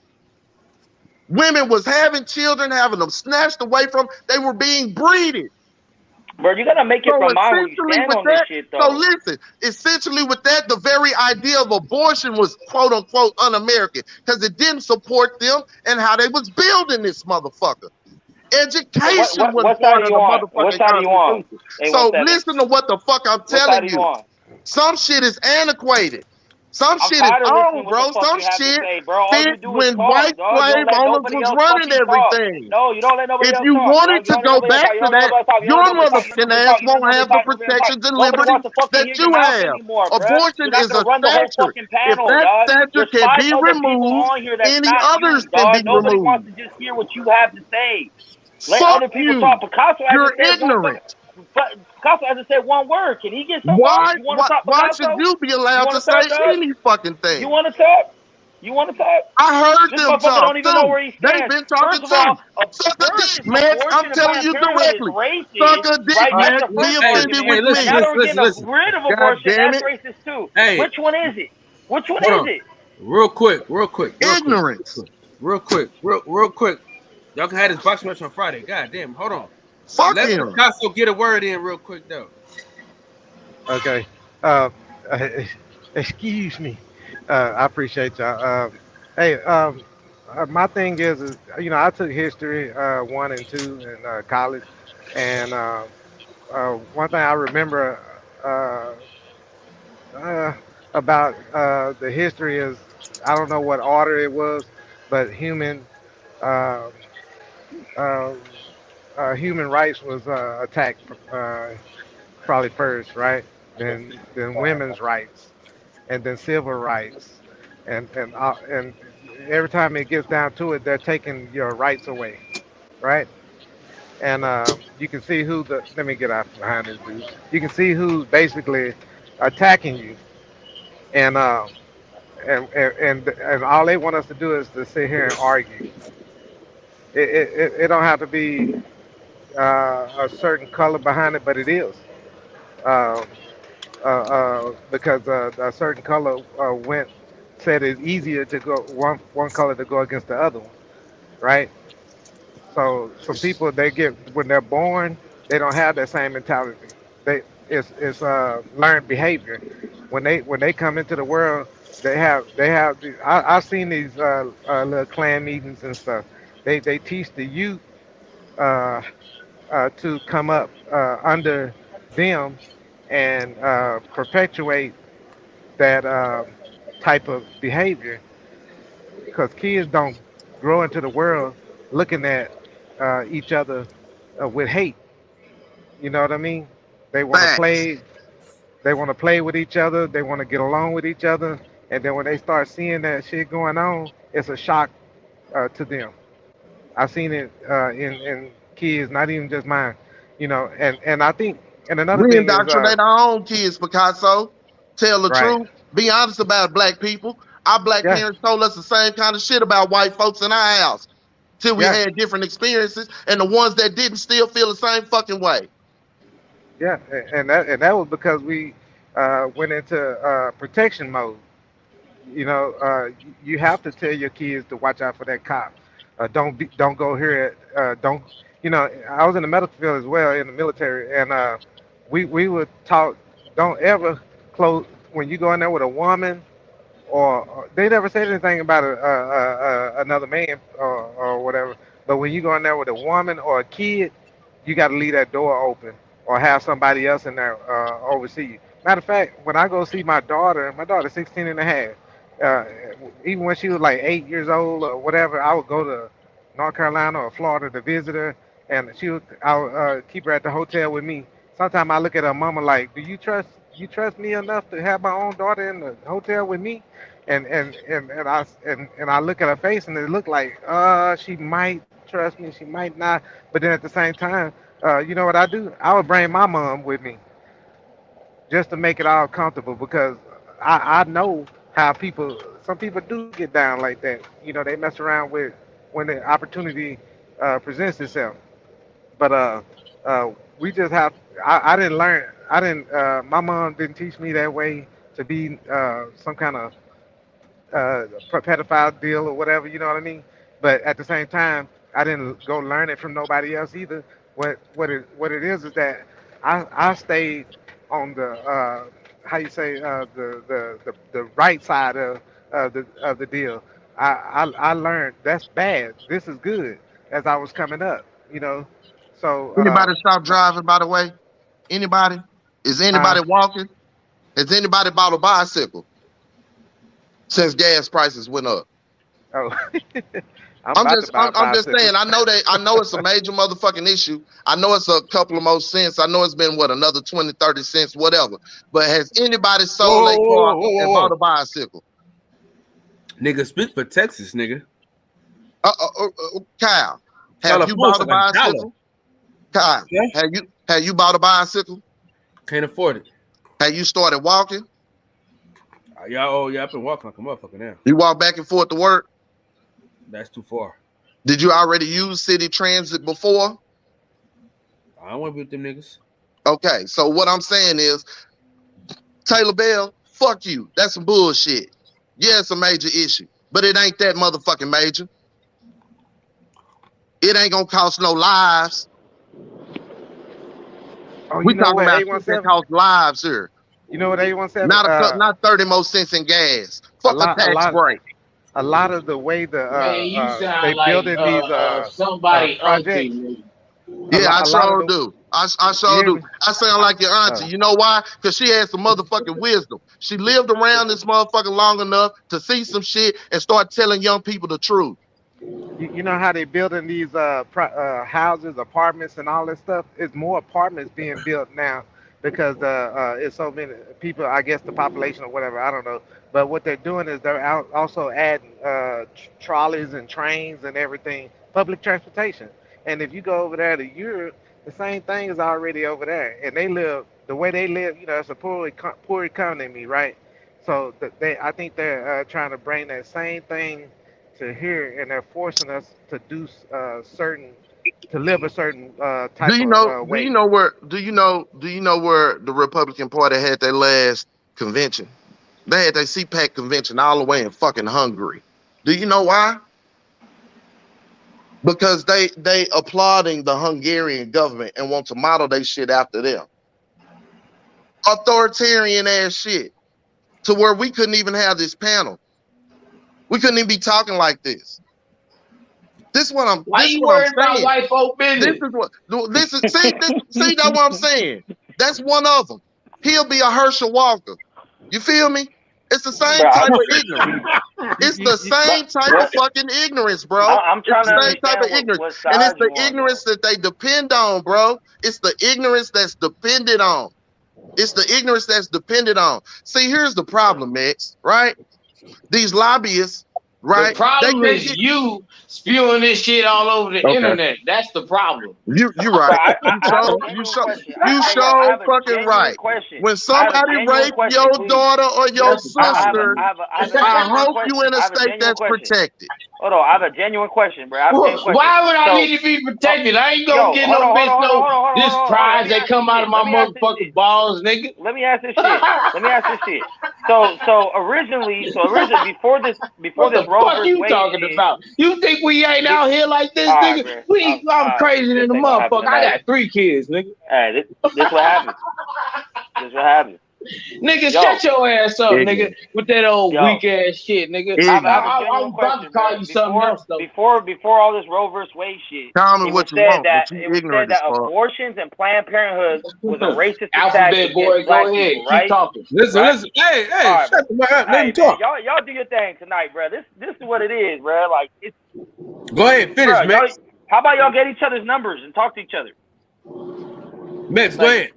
Okay, I'm asking. Before all this shit happened recently, it was said that abortions and Planned Parenthood and Margaret Sanger and all that shit was an attack on the black population. It was racist. And now that shit got overturned, they're saying that shit's racist. So which one is it? Hold on. Which one is it? When you make these blanket ass statements, it was said, they said, all of that blanket ass shit don't apply. All of that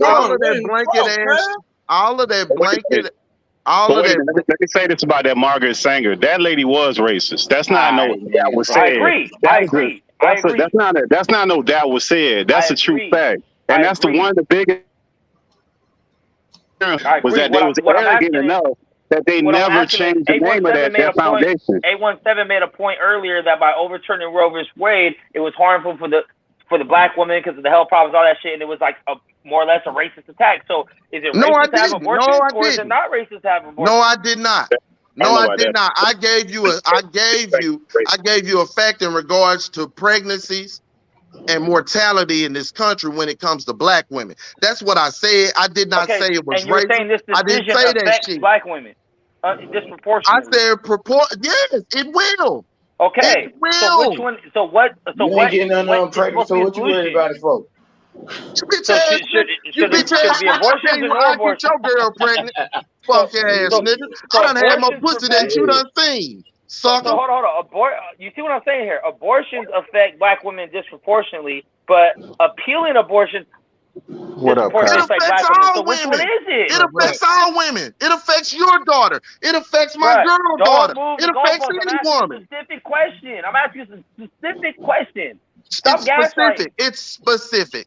First of Okay, all, you said disproportionate to black women. So which one is it? what? Abortions or no abortions? I'm pro-choice. A woman has the ability to choose, fool. So you're Period. pro Planned Parenthood. You're pro I'm the original thing. pro-choice, fool. He's Understand? I'm not nothing else. Don't put no other fucking words in my mouth. I said I'm pro-fucking choice. The woman chooses. End of discussion. Now I will say this though. I'm gonna give you this. Y'all can disagree with me or y'all can agree with me. I don't care. Speak on. I believe this. I think it should be a caveat with everything. I think if two people lay down and have sex, right, and y'all don't make it before that 5-week period, because you know that's when the heartbeat comes. I feel like abortion should be okay until that heartbeat. If that heartbeat come, I think, nigga, hey, you got to keep it now. You know what I'm saying? I feel like What happens if you? I'm Hey, you know sorry. what? What happens if you don't find out that you're pregnant until 12 weeks in? What? By then it's too late, right? Hold on, man. Hold on, man. Hold on, dicks. Ain't none of us never spit one out. Ain't none of us Yeah, never that been nutted happens. in to have one. So let her No, that talk. happens. That's a valid point. So when I was pregnant with my third child, Oh, I'm- nigga, shut the fuck up. Nigga, she talking. Hey, give her the floor. My mother was pregnant with me and my brother, up, which I'm a twin. Hey, give her the floor, bro. Have She some didn't respect, know. bro. All right, go ahead, please. I'm not trying to talk over anybody. I just was going to let you know my experience. You got the floor. So when I was pregnant with my third child, I didn't know I was pregnant until I was 12 weeks in. By that point, the child had had a heartbeat for 6 weeks. I didn't know I was pregnant. I still had a period. I still had normal. Everything was normal. I had no symptoms of pregnancy. Okay. When I went to the doctor for my regular checkup, it was discovered that I was pregnant, 12 weeks along. Had anything transpired in that first 3 months that would have caused my child to have defects, there's not shit I could have done about it. Thank God I had the right medical care. Thank God I was a white woman in America who had adequate health care, who had adequate support, who had adequate finances to care for my child. But had the case been the other way and this shit would have been going on then and something would have happened, I would have had to deliver that child regardless of the birth defects or anything else. And I was married at the time. And I still would have lost that right. So as a man, you guys, listen, I understand it takes two people to lay down and make a child, but ultimately you don't carry that child. That's not your body that's experiencing those things. So until you are able to spit out a child, perhaps you should be quiet on the matter. You know what? I'm gonna shut the fuck up. You know what I Well, did? I just had my Well, I just gotta say speak on this. it. I just want to let me speak on it real quick. Go ahead. I have 3 children, right? And each one of their births before they were born, when I knew that they were coming into the world, because I select my women actually kind of well, you know, so I know whether or not. Nigga, you don't know what that bitch was doing before you fucked her, brother. You shallow ass nigga. Hold on. 817, please. No, I select my women. So Let what? him You talk. made sure that she hadn't had no dick before you made Hey, it. let him talk. Let him talk. Bro, listen, hold on. Let me go. Make the point. Make the point. Oh, hold Let's on. go. I need everybody just to be quiet for a second. Now, we just had a woman on a panel just now. And we as men have the audacity to fix our fucking mouths and bring up we had kids because we picked the right woman. She just told you she was married, bro. Mm-hmm. So obviously she was with that person, bro. Mm-hmm. Like, bro, let's just get off the subject, bro, because she just whipped our ass real quick. Because she just, me personally, I can't talk from personal experiences now that we had her come on and tell us that it took her 12 weeks to find out that she was pregnant. Because normally my wife, we'd already be knowing this shit. You know what I'm saying? If we done had so many, we just be knowing this shit. So we got another woman on the panel. We're gonna give her the absolute floor. I'm gonna take. We're not gonna take everybody, but I'm gonna have her give her a solo shot. Shout out to Girl Behind the Mic for coming on. Hold on, let me speak on. Let me say what I got to say. I've been sitting over here quiet. So it's on Girl Behind the Mic. Go ahead. Huh? It's on you, and then it's on Girl Behind the Mic. Okay.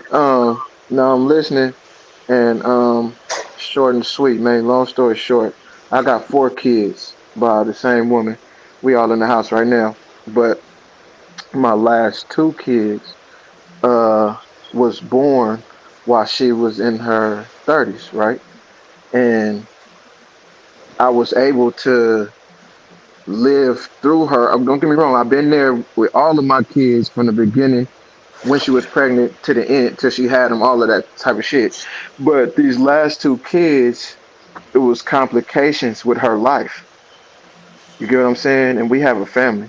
So although we had my kids, it made me realize that far as what's going on, that should not be up to anybody but the woman, in my opinion. You know what I'm saying? Because I watched her and I had to explain to my older kids that I didn't break it down to them like they might lose their mom, but I was just like, she not normal right now, so y'all got to kind of lay off her. But it made me really feel, it's hard as a man to really feel how a woman feeling. We don't have periods, we don't have the babies and stuff like that, but I was able to feel, I almost lost my woman. And long story short, man, I agree with the people that say it's pro-choice, even though I wouldn't have an abortion. Like, if I get anybody pregnant, my girl get pregnant again, I'm not having no abortion. You know what I'm saying? That's just the place that I got to in life. But far as taking that right away from a woman, when they laying their bodies out there, they laying their lives out there, it's a lot of women that pass during these, situations. You know what I'm saying? So I disagree with everybody that's saying the pro-choice thing. You can let the lady go now. Okay, I'm gonna let Girl Behind the Mic come on, give her a solo shot. If you ain't no woman, you ain't gonna have a job. Oh, hold on. Let me say one more thing, bro. Please. God damn. We're gonna go ahead. Please. Nah, this is the 817, bro. 817, please unmute your mic. I gotta holler at you, bro. Real quick. It ain't even gonna take that long. Can you hear me, bro? 817. Say, bro. Listen, bro, I salute you, bro. And hey, bro, it's personal. You feel me? Nah, I understand, but let me I damn near lost my woman, like you said. But let me tell you this, though. He damn near lost. I damn near lost my woman, fam. But let me tell you this, though. And I understand that, bro. But this is what I'm trying to get through to you from man to man. You know what I'm saying? If I had your number, I would call you. But from man to man, this is what I'm trying to say. Short and sweet, man. I ain't gonna take that long. I'm listening to you. I done heard you on numerous platforms. I'm usually in agree with you. I don't have a problem agreeing and disagree. But I'm listening to you tonight, and you dropping so many gems, bro. Like, stuff that you saying, like, a lot of it I wasn't even aware of, and I'm listening to it and I'm getting educated. But what I want to tell you is your delivery is messed up, bro. And I understand it's personal. I know it, bro. I know it. But listen, if your objective is to teach, because you got a lot to teach, my nigga. You know what I'm saying? But your delivery is turning people away from the actual message. I done heard you call somebody a dickhead, an idiot, and all that shit in the middle of dropping gems, though. So I ain't disrespecting I'm working or nothing on it, like that. Naughty. I'm working on it. Why you think? Naughty. Let me be 100 to you and everybody here. I'm working on it. It's something I'm trying to work on before I try to go on full live and do shows all the time. Because I've been encouraged by everybody to get out here. You feel what I'm saying? You got a lot of information to offer. But I know it's something I got to work on. You feel what I'm saying? But you got to understand, though. You got to understand this, though. We all men at the end of the day. You know what I'm saying? 100. And as a man, we got a woman on the panel right now. Goddamn it. Yeah, my bad. But he but I just wanted to get that off because I'm listening to him, I'm listening to Max, and that conversation need to be had, but the delivery can fuck off. You know what I'm saying? What need to be heard to make a nigga close his ears and not even catch the whole drift of what you're trying to say. But I just want to get that off. Much respect to everybody, man. Go ahead, sweetheart. I want to say I appreciate that, Naughty. I want to say That's this. all Though. good. I want to say this though, man. I'm so glad that you was able to give us that perspective, and I'm so glad that your wife was able to be with us. And I got 4 kids by the same woman, my damn self, man. So, I understand fully, man, and I appreciate you for sharing that story with us, most definitely. And now we're gonna give it to the girl on the panel. Not girl behind the panel, god damn it. Shout out to the girl behind the mic. We're gonna give her a solo shot, let her do her That's thing. not a girl, Kyle. That's a woman. Salute, man. Salute to you. Salute to the panel. Salute to Kyle. Salute to Max. Salute to the chat. Great conversations, right? So I think in my mind I've come to this little conclusion that, which is a very respectful conclusion. I would like to add that men and women are going to see this issue very differently, and that's okay with me. I'm not here to change anyone's mind, just to give my experiences. I'm pro-choice. I have always been pro-choice, and I stand on being pro-choice by double experience. I am a clinician of over 14 years in radiology, doing those OBGYN scans, those ultrasound scans, and different types of modalities, of course.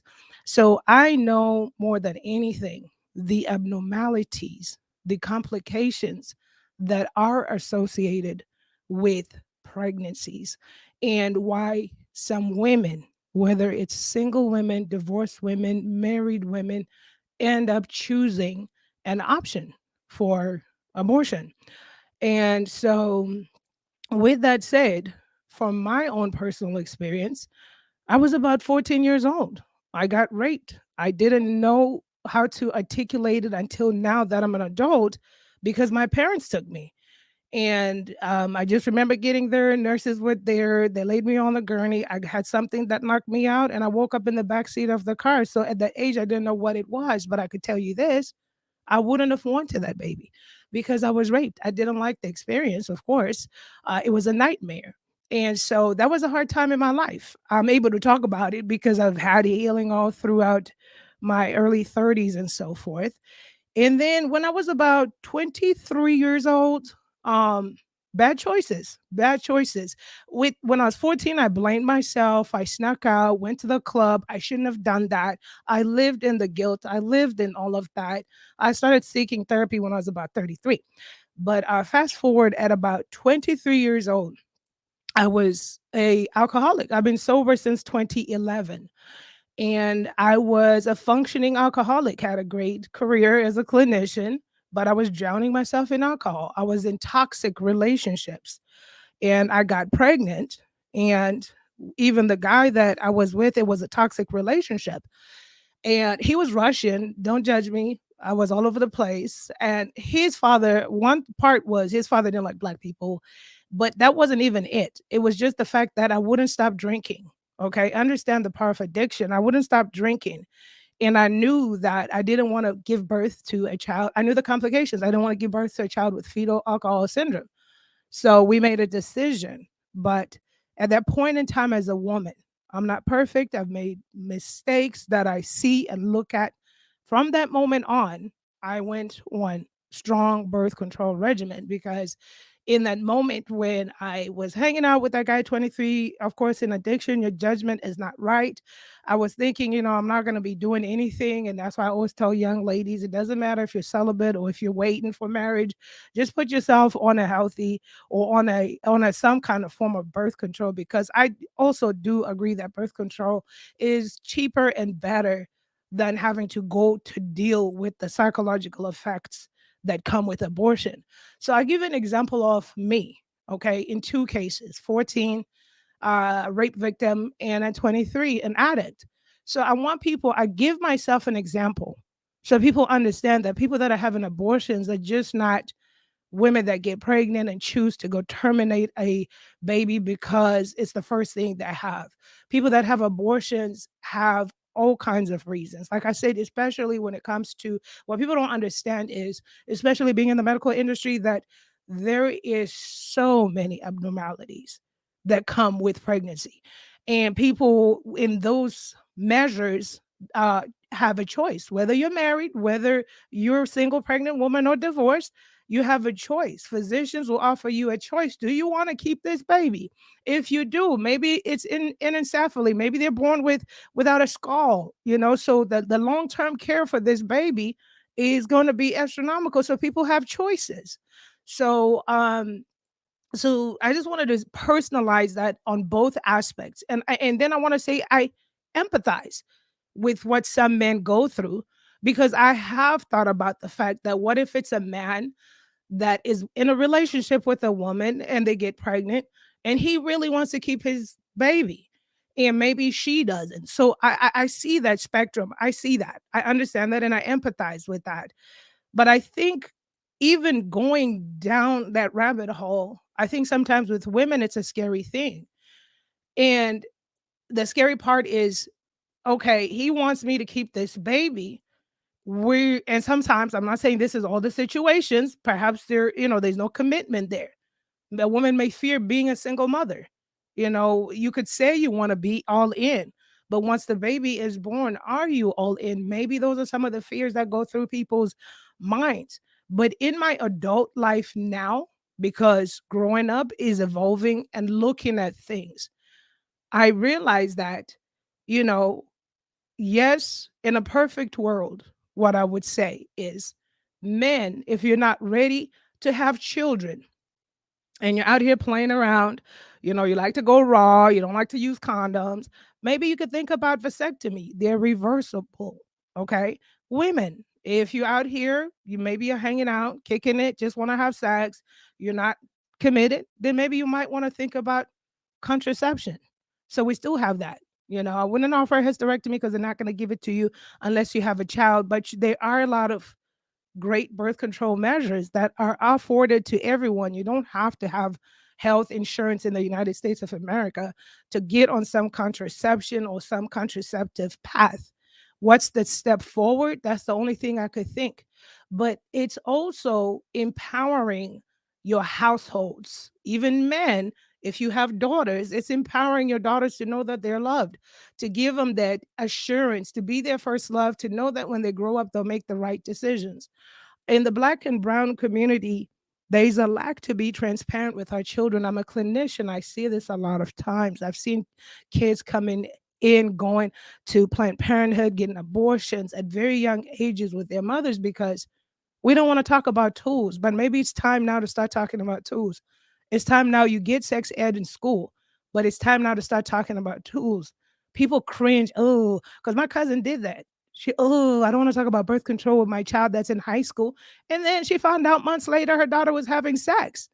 So do you turn a blind eye and think that sex won't equate to pregnancy, or that she will use condoms and do the right thing? Condoms rip. You can't count on the plan B. It's not a contraception.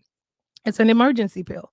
So understand that I understand the psychological effects that come from abortions, but people that do have these abortions are not in a position, it's not going to pick a ice cream flavor.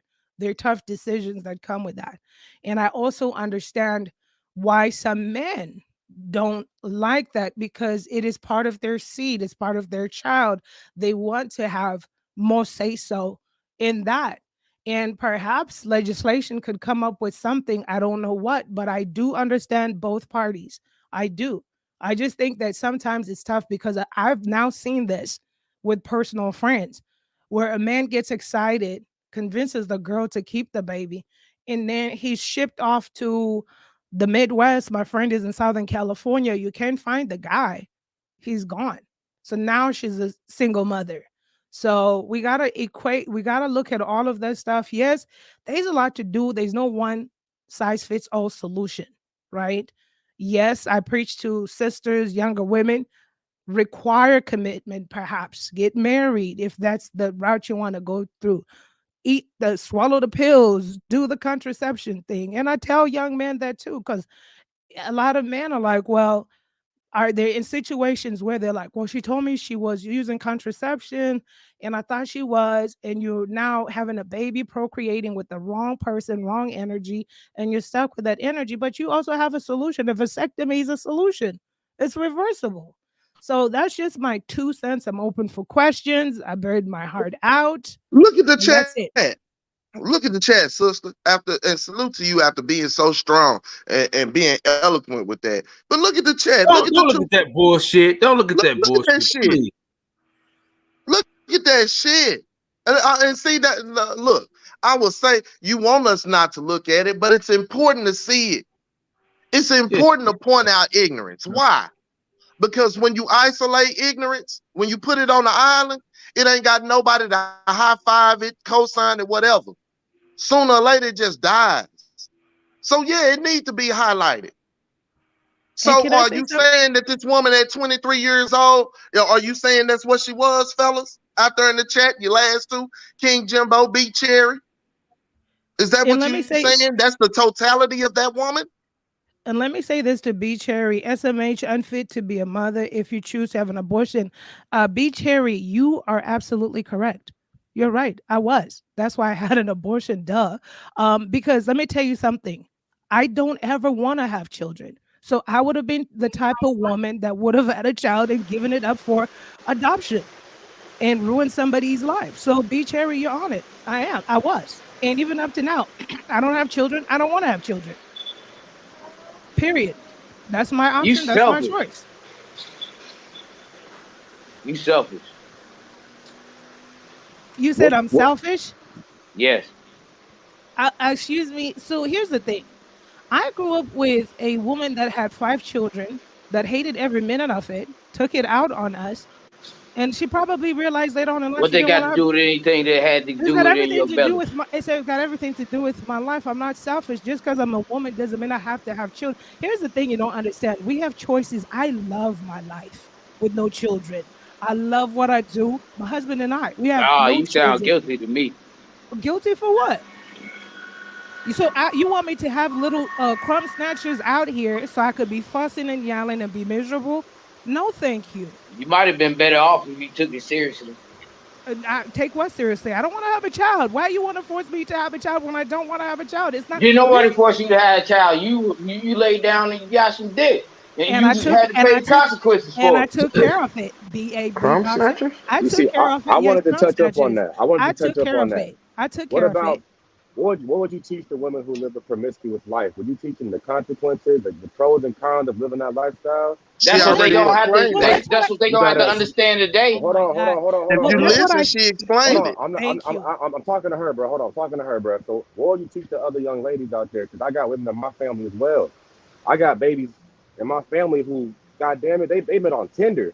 And they tried the birth control and it didn't work. And they tried the abortion and couldn't afford it. I've been on birth control for over 20 years, bro. No, you didn't listen to her. She explained it. She explained it in her truth. You can still get it through your doctors. The cities are sovereign states, kind of, so they have rights. So you still gonna be able to go get them goddamn pills. What you worried about? She took the pill, and my niece, in her case, it made her very sick. And I wasn't around to see what happened, but apparently, just in her case, it just didn't work. So see what I'm saying? An abortion in some cases, you know what I'm saying? I think we should just teach the people. I'm not saying we shouldn't. As men, shut the fuck up. Don't make the goddamn choice. Teach your kids right and wrong. Women, just teach the pros and cons of this shit, and everybody can be fine. I think we're not giving a full explanation of this. Abortion is not a great thing to clap about. Killing a baby, we shouldn't praise about. Also, raping a woman who has been raped should have the option to seek help. A woman who's stuck in a situation with a kid should be able to seek help. Should look for adoption. I'm an adopted kid myself. My mom was a crackhead, home back in Oakland, nigga. Like, I could have been aborted myself, but she wasn't, in her sane mind. But you got to teach these people the consequences of abortion. Now you're here. But Dion, let me ask you. For every kid that's put up for adoption, fortunately, you found a decent home, a loving home. Sounds like I was blessed. You was blessed, right? Mm-hmm. You right? But how many others were left there when you got took? How many others went to homes where they were abused? How many others Oh went to no, homes where they were a neglected? lot. My I mean, brother I and see. I was the only one I know adopted. kids right now that people Mm-hmm. taking care of just for a goddamn check. They ain't really raising. You Mm-hmm. feel what I'm saying? So this And woman that's the this thing. woman just explained. I She don't say just to make explained. rules. She I just just say, explained what she thought young girls and what she teach young girls and what she Mhm. tell young girls and young ladies who she come in contact with from this point on from her experiences. Right? She just I told us don't that even. in her I truth. don't even. I So if don't you think listen to that, you heard it. I don't think that was listening because she said that she works. She works at at the OBGYN. I don't know. These niggas probably don't know what that is. Girl No, behind I've the mic. experienced in all of that, right? As a ultrasonographer, the person that does scans when your woman is pregnant, your doctor tells you you need to go get they call it, some will say sonogram, ultrasound, same thing. So I have experience in that. That's the entire thing. I do the kid on the caboodle, everything. OB is the obstetrics, the baby. It sounds like you did not accept the choices that you made. I accepted the choices I made. I don't want a kid, bro. You sounds like at 14 you deserve to get raped. So it sounds like you're not accepting. Nah. It took years to heal that. That's why I'm Think able to about the even sit here and abnormality. talk about that. She looking at abnormality. She looking at the Hold on real quick. abnormalities Hold in on all real quick, women. bro. But think Hold about on. it. How many of us motherfuckers stand next to somebody who got one leg shorter than the other, pop-eyed, goddamn me, they ear crooked, the way you look right now. anything. So think about the abnormalities inside of a woman. Fool, Bruh. every last one of us DNA is different. You Yo. sound like an idiot. Did you realize that all these conversations we're having just come down to humans are horny ass creatures that will do anything to fuck without consequence? Like, the point of having sex is to reproduce naturally. Now, we as humans found out that shit feels Man, good. you obviously ain't had And no pussy before. Like, what? Pussy don't feel good to you? I don't know where he be coming Pussy from. feels great. Pussy feels great. We have invented condoms. We have invented birth control. We have invented IUDs and NuvaRings and abortions and hysterectomies and tube ties just to be able to keep fucking and not have no consequence for fucking. That's what it comes down to. No shit, bro. That's your opinion. You This drunk as woman is shit. telling clinically, I told you earlier. Clinically, I told you earlier. And clinically, my lady told you earlier. Okay. There were two situations, one in where her life was on the line, two in which she didn't even know she was pregnant. Two valid situations just from one woman. And your idea is still fucking is simply to protect for her pleasure, from her decision. and it's on and That's what any you of want me those to accept. contraceptives are only to remove the consequences of having sex. Not life protection, Hey, shit, nigga. not life saving, not life saving, not hey, none of that. nigga, get the fuck out of here with that bullshit, nigga. No, I Boy. agree with him. My niece was the same way. She got very sick just using birth control. If she would have just had the money for an abortion to go down that route, she probably wouldn't have been so sick. And who knows? Thank God the baby's healthy, but it probably wouldn't have. Who knows what could have happened taking a bunch of medication in such an early stage of pregnancy, my nigga. So if you just think that people who got these, everybody don't got the option to just do this type of shit. Well, and some people just can't keep the like kids. I Some said people aren't able before, to do certain the things. end of this, this is what I'm gonna say. Make better decisions. And that's why I'm saying, Bitch, what you mean I can't have no kids? I tell you what, drop your girl off. Wait a minute, who is this in the chat? Ain't nobody Jason gonna Judy. stop us. Tell you what, drop that ugly bitch that you paying bills off for. Drop her off. Me and a bitch will fuck her, nobody gonna and I'll stop show fucking. you if I can get her pregnant, sucker ass motherfucker. You Ain't no idiot. way- ain't- You know why I ain't had no ain't kids nobody out gonna here? stop fucking. Because I don't want to leave them out here amongst idiots like you. I don't want to leave them out here with idiots who can listen to a woman give a testimony about what the fuck she experienced and be in the medical field, and your ignorant asses try to out-talk her. You're choosing ignorance at this point. These motherfuckers are proving what I said earlier. They are choosing ignorance. Anytime as a man, They are personally, listen, when you sit here, you are personally attacking my intelligence. You are. You are with the bullshit and don't want me to respond. How the fuck does that work? Hold on, let me go. You don't got to respond like that, bro. Real quick. Hey, let Kyle go. I know y'all can't see me and shit, but hold on. Listen. First and foremost, 817. Y'all niggas don't be listening. Y'all just be arguing and shit. Listen, 817. His old lady just came on here and said she can't have kids. He also just told you, motherfuckers, he just lost 2. So let's be a little like, come on, man. Like he just told y'all that, bro. So that's the whole situation. That's why he doesn't have any kids, because he's married to this woman and she can't have any. So he's not gonna go outside and go grab some. And at 18, I got a woman pregnant, and my baby was stillborn. And I've been through it, fool. See that explains your passion. Man, hey, listen, y'all can go when I finish. Also, girl behind the mic just told you that she was raped at 14. So if she don't want to have another baby, it's not selfish, nigga. It's trauma.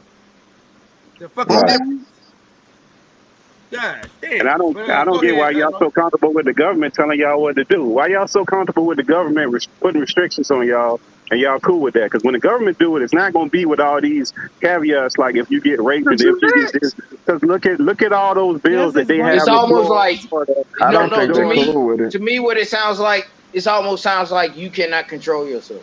No, it's going to be with protections. If they Full time, brother. Let me. You've been talking the whole time, man. No veto me. Now y'all want to have. I've been listening, brother. Every time somebody get to talking, you want to talk on top of them. That don't make your point more valid because you're talking on top of somebody. Now, as far as these bills, the way the government implemented, the way the government implemented them is no caveats. It's no abortion under any circumstances in Florida, in Georgia, and many other states that have these abortion bills. There's no exemption. So when you get the government pick and choose and put restrictions on you, that's what you're going to end up getting. So you cannot let the government start taking away your rights, because that's what it looked like. Thank you. Tell them, brother, they coming for them next. Just because the shit ain't on their doorstep, they don't think it affect them because it ain't been one of their daughters, sisters, mothers, cousins. But they coming after your protections next, man. When you fall in love with a black girl, they coming after interracial relationships. They already talking about it here in Texas and in Indiana. So what the fuck? I gotta split up with my girl? Check this out. Earlier I said something about y'all rights for getting attacked, right? Somebody got some feedback. Can't hear you, Picasso. Can't hear you, bro. Somebody got some feedback. I said earlier I was talking about the rights getting attacked, and I ain't say nothing else after that. And the guy just now spoke of your rights. That if we got to talk about how to stop people from taking our rights. And this is part of those rights to begin with. This is part of it. This is part of it. This is an amendment to the Constitution, a statute, a Constitution that was written when white slave owners went back after they wrote this great piece of legislature. They went right back to their motherfucking plantations and mining children out of black people. So understand, some shit is antiquated. And if you remove these protections, if that can be done, they can go after other shit. Who's to say they won't get a wild hair in their ass and go after you, Mex, and your people that look like you? That shit is on the table, fool. I don't live my life in paranoia, bro. I know you don't, but you don't live it in information either. You're speaking in ignorance. Just like many men were speaking in ignorance in regards to abortions and why they happen. And then you had 2 women come on the panel and speak up for some shit that men can never experience or never do, and you motherfuckers still missed it. How? At the end of the day, I like, how come people pick and choose? You know why you missed it? The government gave us the rights to begin with. You know how you missed it? Because listen, I understand. Hold on, watch. I'm finna succinctly kill all this shit, and I'm gonna get out the way. You know why? You know why you missed it? Because out of 10 men that are on this panel, out of 10 men that are on this panel, how many of you motherfuckers? How many of you motherfuckers? How many of you motherfuckers ever slept with more than one woman at one time and didn't pay for it? Ain't nobody here gonna stop having sex. How many of you slept with more than one woman at one time and never paid for it? Hey, check this out. We all you gotta have the ability to live. Nobody on this panel is gonna stop fucking. Nobody here is gonna stop fucking. Raise your hand We if you all want to have stop fucking. Stop. Anyone here we practice we abstinence? all have the Nobody? free will to do You whatever taking a we Hey want to chance. man, y'all do. get some control, man. Let one person But go at a hey, Take the time. chance. hey, Now fuck that. let, I ain't get to talk because this let, motherfucker let, want to overtalk me. Don't. let, I let me don't need say to this. stop. What the fuck? We I all ain't talking to you. I'm just saying we Okay, grown, my bro. bad. My bad. Let's I, we I'm you men, know, saying bro. Y'all got you, talk. buddy. Y'all. Let's I'm go. Go I'm for listening. it, I'm Picasso. I Go speaking for what it, listen I man. more I than ain't I gonna get talk, no head. man. It's how it But is. I I'm know. trying to speak to I know what somebody it is what when you in a somebody just room. said. Hey, I'm trying to speak to what somebody just said. We all the government didn't give us no rights or nothing like that. We all had in the very very beginning. We all have the free will to do whatever we want to do. We just have to do the right thing, right? Now, now that we got a government and rights, we those rights that we fought for to have human rights, women's rights, civil rights, all that crap. Uh, uh, that's getting took away from us the voting rights, whatever you want to call it, is rights, and we have the ability to do what we want to do, and then have also have the ability to do the right thing and be accountable for what we do. If you do wrong, you're going to jail. Eventually, you'll get caught. But so right. my thing is that you have the right to do whatever you want to do. You just have to, the way you were raised, the learned behavior that we get when we grow up under a family structure. Those kids, they grow up right. It's just that, like I said before, that there's a system that's going on that got these kids growing up into this racist type of stuff, and I'm driving, so I can't even think straight.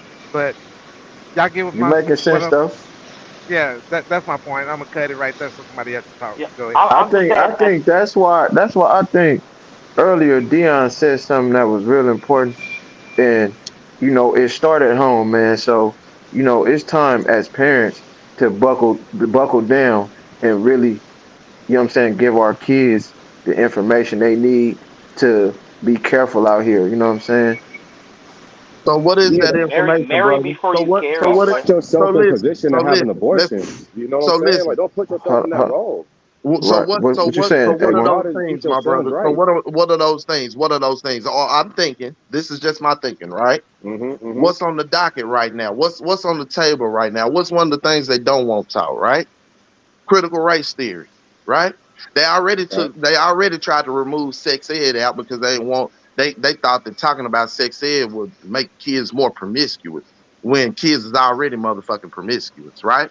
So sex ed, critical race theory, what do those things attack? I mean, I What can are say those this from see experience because, like, I, what critical race theory attacks is that whole sandbox shit that Picasso was talking about earlier and give everybody an understanding to it. So once the family start indoctrinating the kids with the bullshit, they got something to combat it. See, here's my thing, right?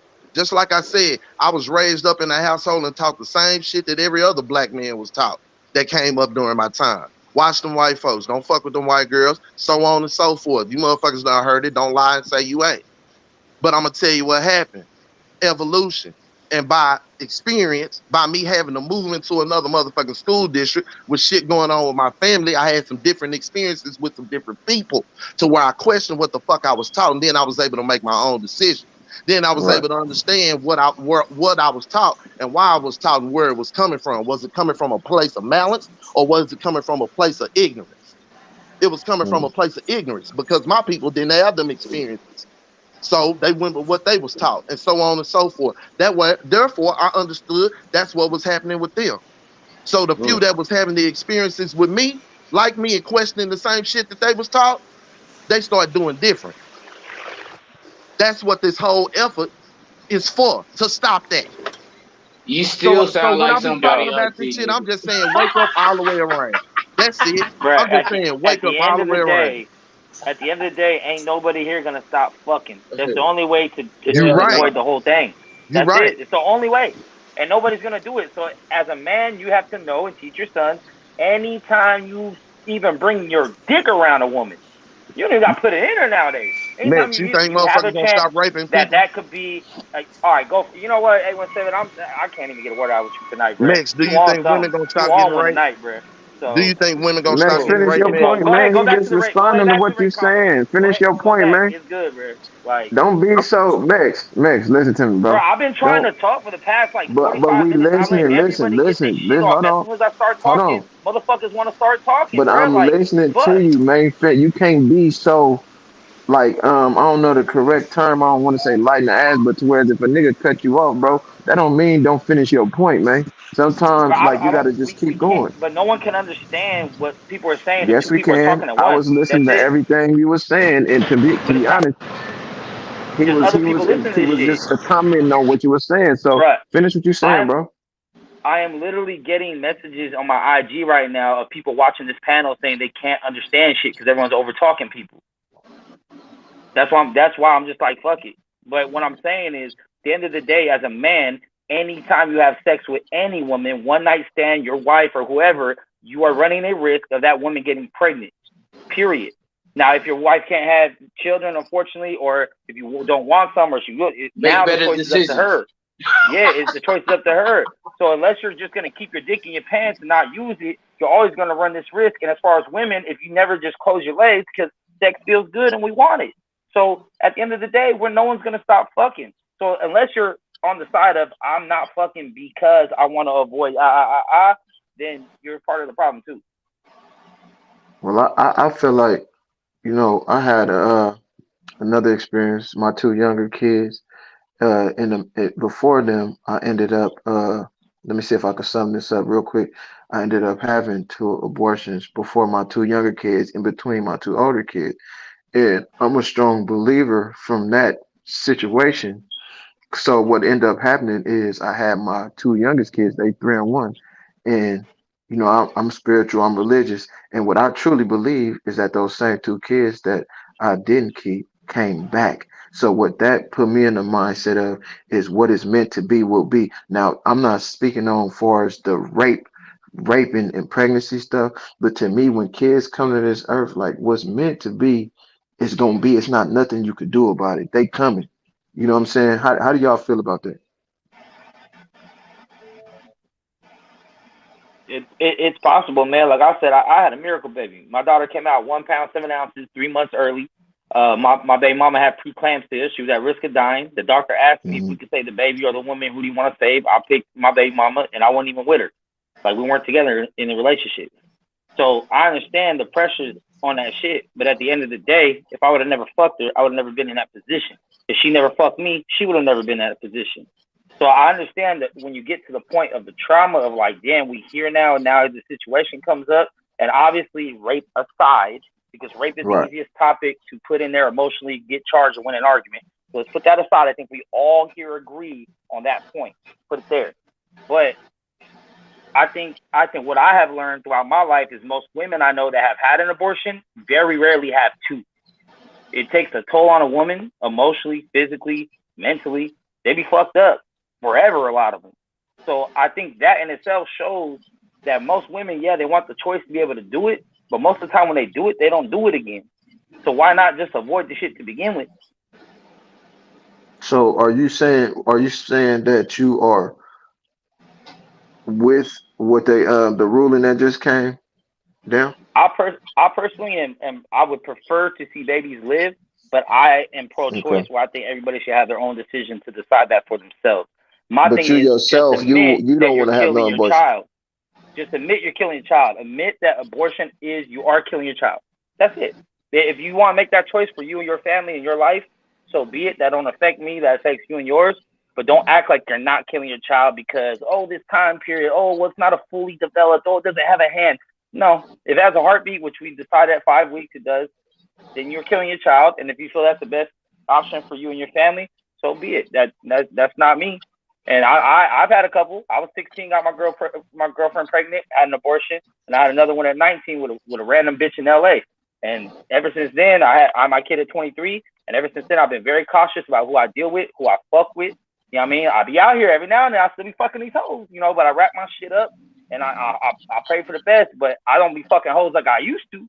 And I'll be pulling out with a condom because I had my baby on a broken condom, and my baby mama lying about being on birth control, and she took the Plan B, but she only took one of the pills, not both the pills. So you know what I mean? Like, Man, I'm careful with mine. Man, boy, I Go say, ahead. man, this conversation is just a microcosm of what the fuck we dealing with. But understand, 80% of motherfuckers in the United States did not want this, but 20% did, and the 20% that did had money to lobby to a motherfucker that didn't give a fuck. As long as the money was coming and the votes was coming, the motherfucker didn't give a fuck. And now the shit that you're saying, obviously we all feel this way about this, that, and the third. There are no protections for everywhere. So by you saying fuck it, because I feel this way about it in regard to this, I'm cool with it. I'm going for it. You open the door for everything else that you're not cool with associated with it. And all of those people are exposed to it. So, like the brother said, women in Florida, they don't have no fucking choice. They don't have no options. Women in Texas, they don't have no choice. They don't have no motherfucking options.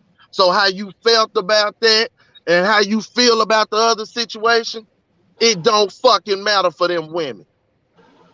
You Move to took, California. You do you whatever you took a want over here. small, you took, look, and that's your recourse.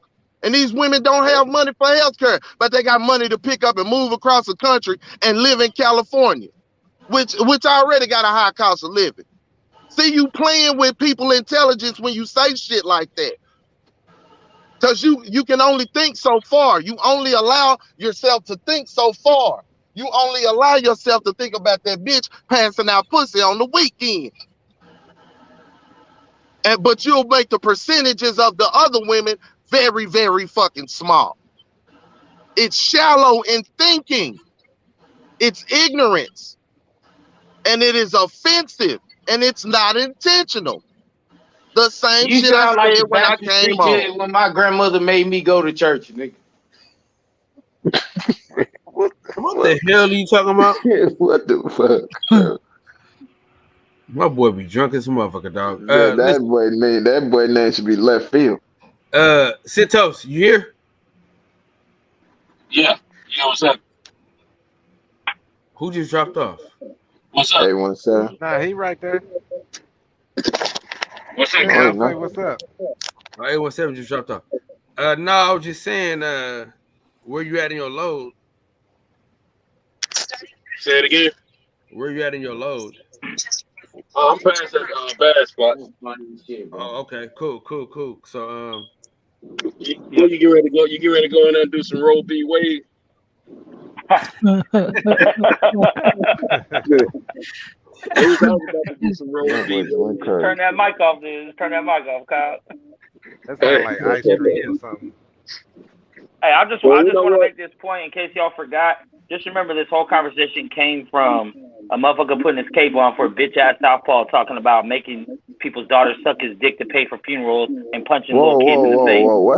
Don't forget that this is where that conversation came from. You talking about, bro? 817 tried to defend that shit and say that if you're pro-choice or pro-life, it's equal to that shit. So let's not forget. Don't let this rabbit hole go too far down and forget how the shit started. I missed that play back episode, the bro. video and see that shit. Yeah, I don't even know where you came from on that one, bro. It's a long story. I don't even know that conversation, bro. I have no idea what you're talking about. It's a long story that we don't need to rekindle. But look, let me tell y'all something on a softer note. I'm about to. I'm gonna tell you this. Them turning over Roe v. Wade probably just worked out for me. I just thought about it listening to you guys. I think if I'm gonna start telling these females that I'm hiring from that I'm having sex raw, and I think that'll probably weed a few of them out. They probably won't want that at that point, thinking they're gonna get pregnant, and then I won't have to deal with so many of them. What y'all think about that? all right, y'all. I'll get with y'all tomorrow. Gas prices is going up. All right, Kyle. Tomorrow morning we got Stitch. We got Stitch on here tomorrow morning. So y'all make sure y'all pull up for that. What time you doing that, Kyle? 11 our time. Okay, yes, before work. I'll be there. For sure. Yeah, man. You talking about Stitch the Yep, Stitch Duran. Yeah. Okay. Yes. Legend. Yeah, so we working out here in these streets, man. I'm gonna try to get Yeah, about Kyle, I 5. salute your recent work ethic, man. Yeah, man. Shout out to Blue Blood, man. I get all that credit to Blue Blood, man. Being with him that weekend, I said, dog, if you kick it with a nigga like him for a weekend, and your work ethic don't go through the fucking roof, you the problem. Now yours was picking up before you got with him. It wasn't like this. Yeah, this is on Yeah, but steroids right here. you've been spending more time. Usually, I get on here and you be asleep within the first 30 minutes or out of here in the first 30 minutes. You know what I'm saying? A lot of people, like including myself, I subscribe to this channel because your personality rubbed off on me on other shows. So when I would come here and then you're not on here, you know what I'm saying? I would still be able to vibe out, but it ain't like that's not why I originally came here. So just to see you on here for the last few, I know that I love when people turn up their ethic, you know what I'm saying? Because, you know what I'm saying, they trying to achieve different goals. So, man, I just wanted to shout that out, man, before you got out of here. Right there. Well, see, what people don't understand was I would do an hour show and we would stop. But what happened was Centos, he would drive trucks. He still do. And he would always try to keep me on later than what I wanted to be on. And he would say, man, just stay on a little longer, man. So what ended up happening was I would leave the panel for him. So I would go to sleep because I gotta be working 4 a.m. He would carry the whole show. Cinto plead a fifth. I plead a fifth on that. And I detest and deny everything that Kyle Davis is saying about Cinto at this moment.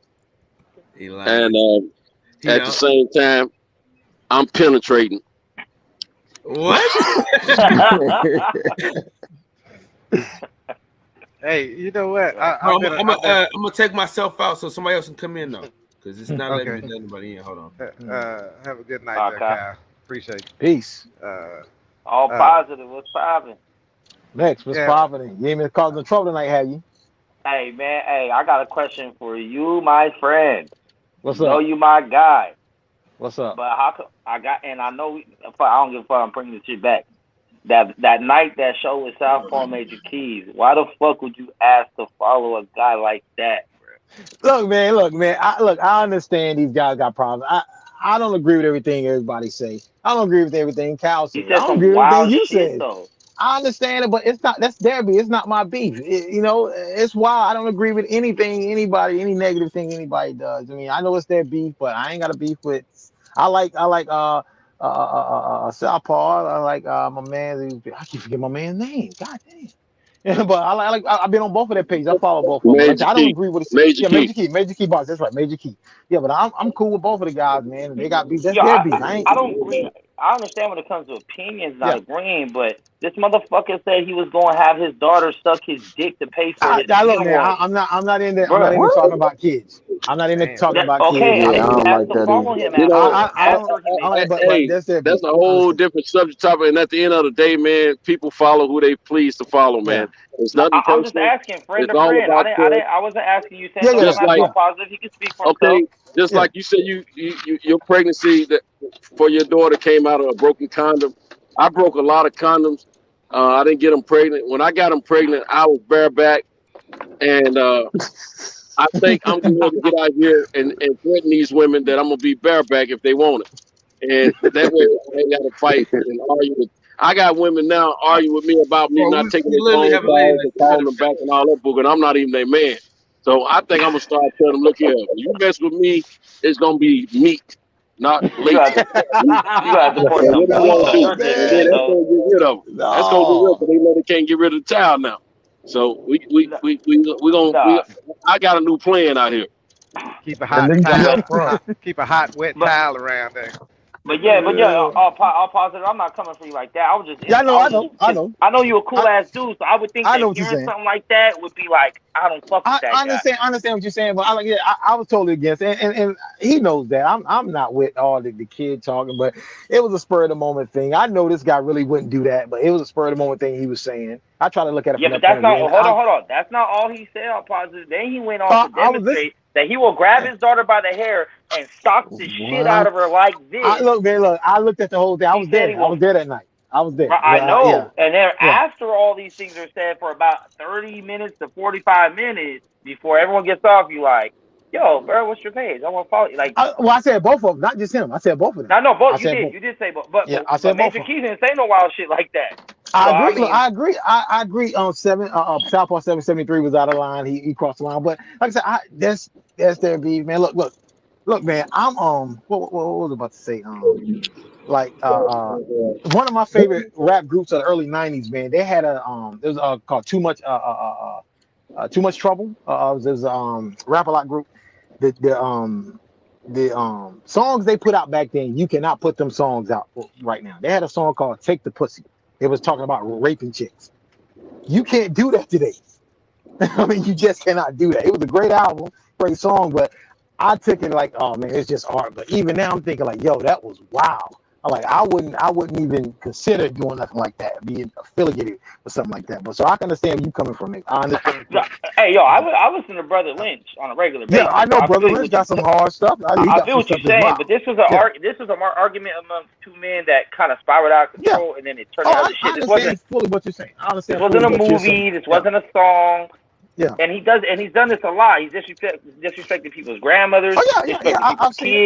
I've seen this page. I went through his videos. I'm like, man, Southpaw he beefs a lot of dudes, but like I said, I don't have a beef with him. I understand he goes all above and beyond, but I think he's a cool guy. But sometimes he just does things for shock value. And that's it, bro. I just know you're a cool dude. So I was trying to see where your thoughts are. Yeah, I understand. I don't agree with everything.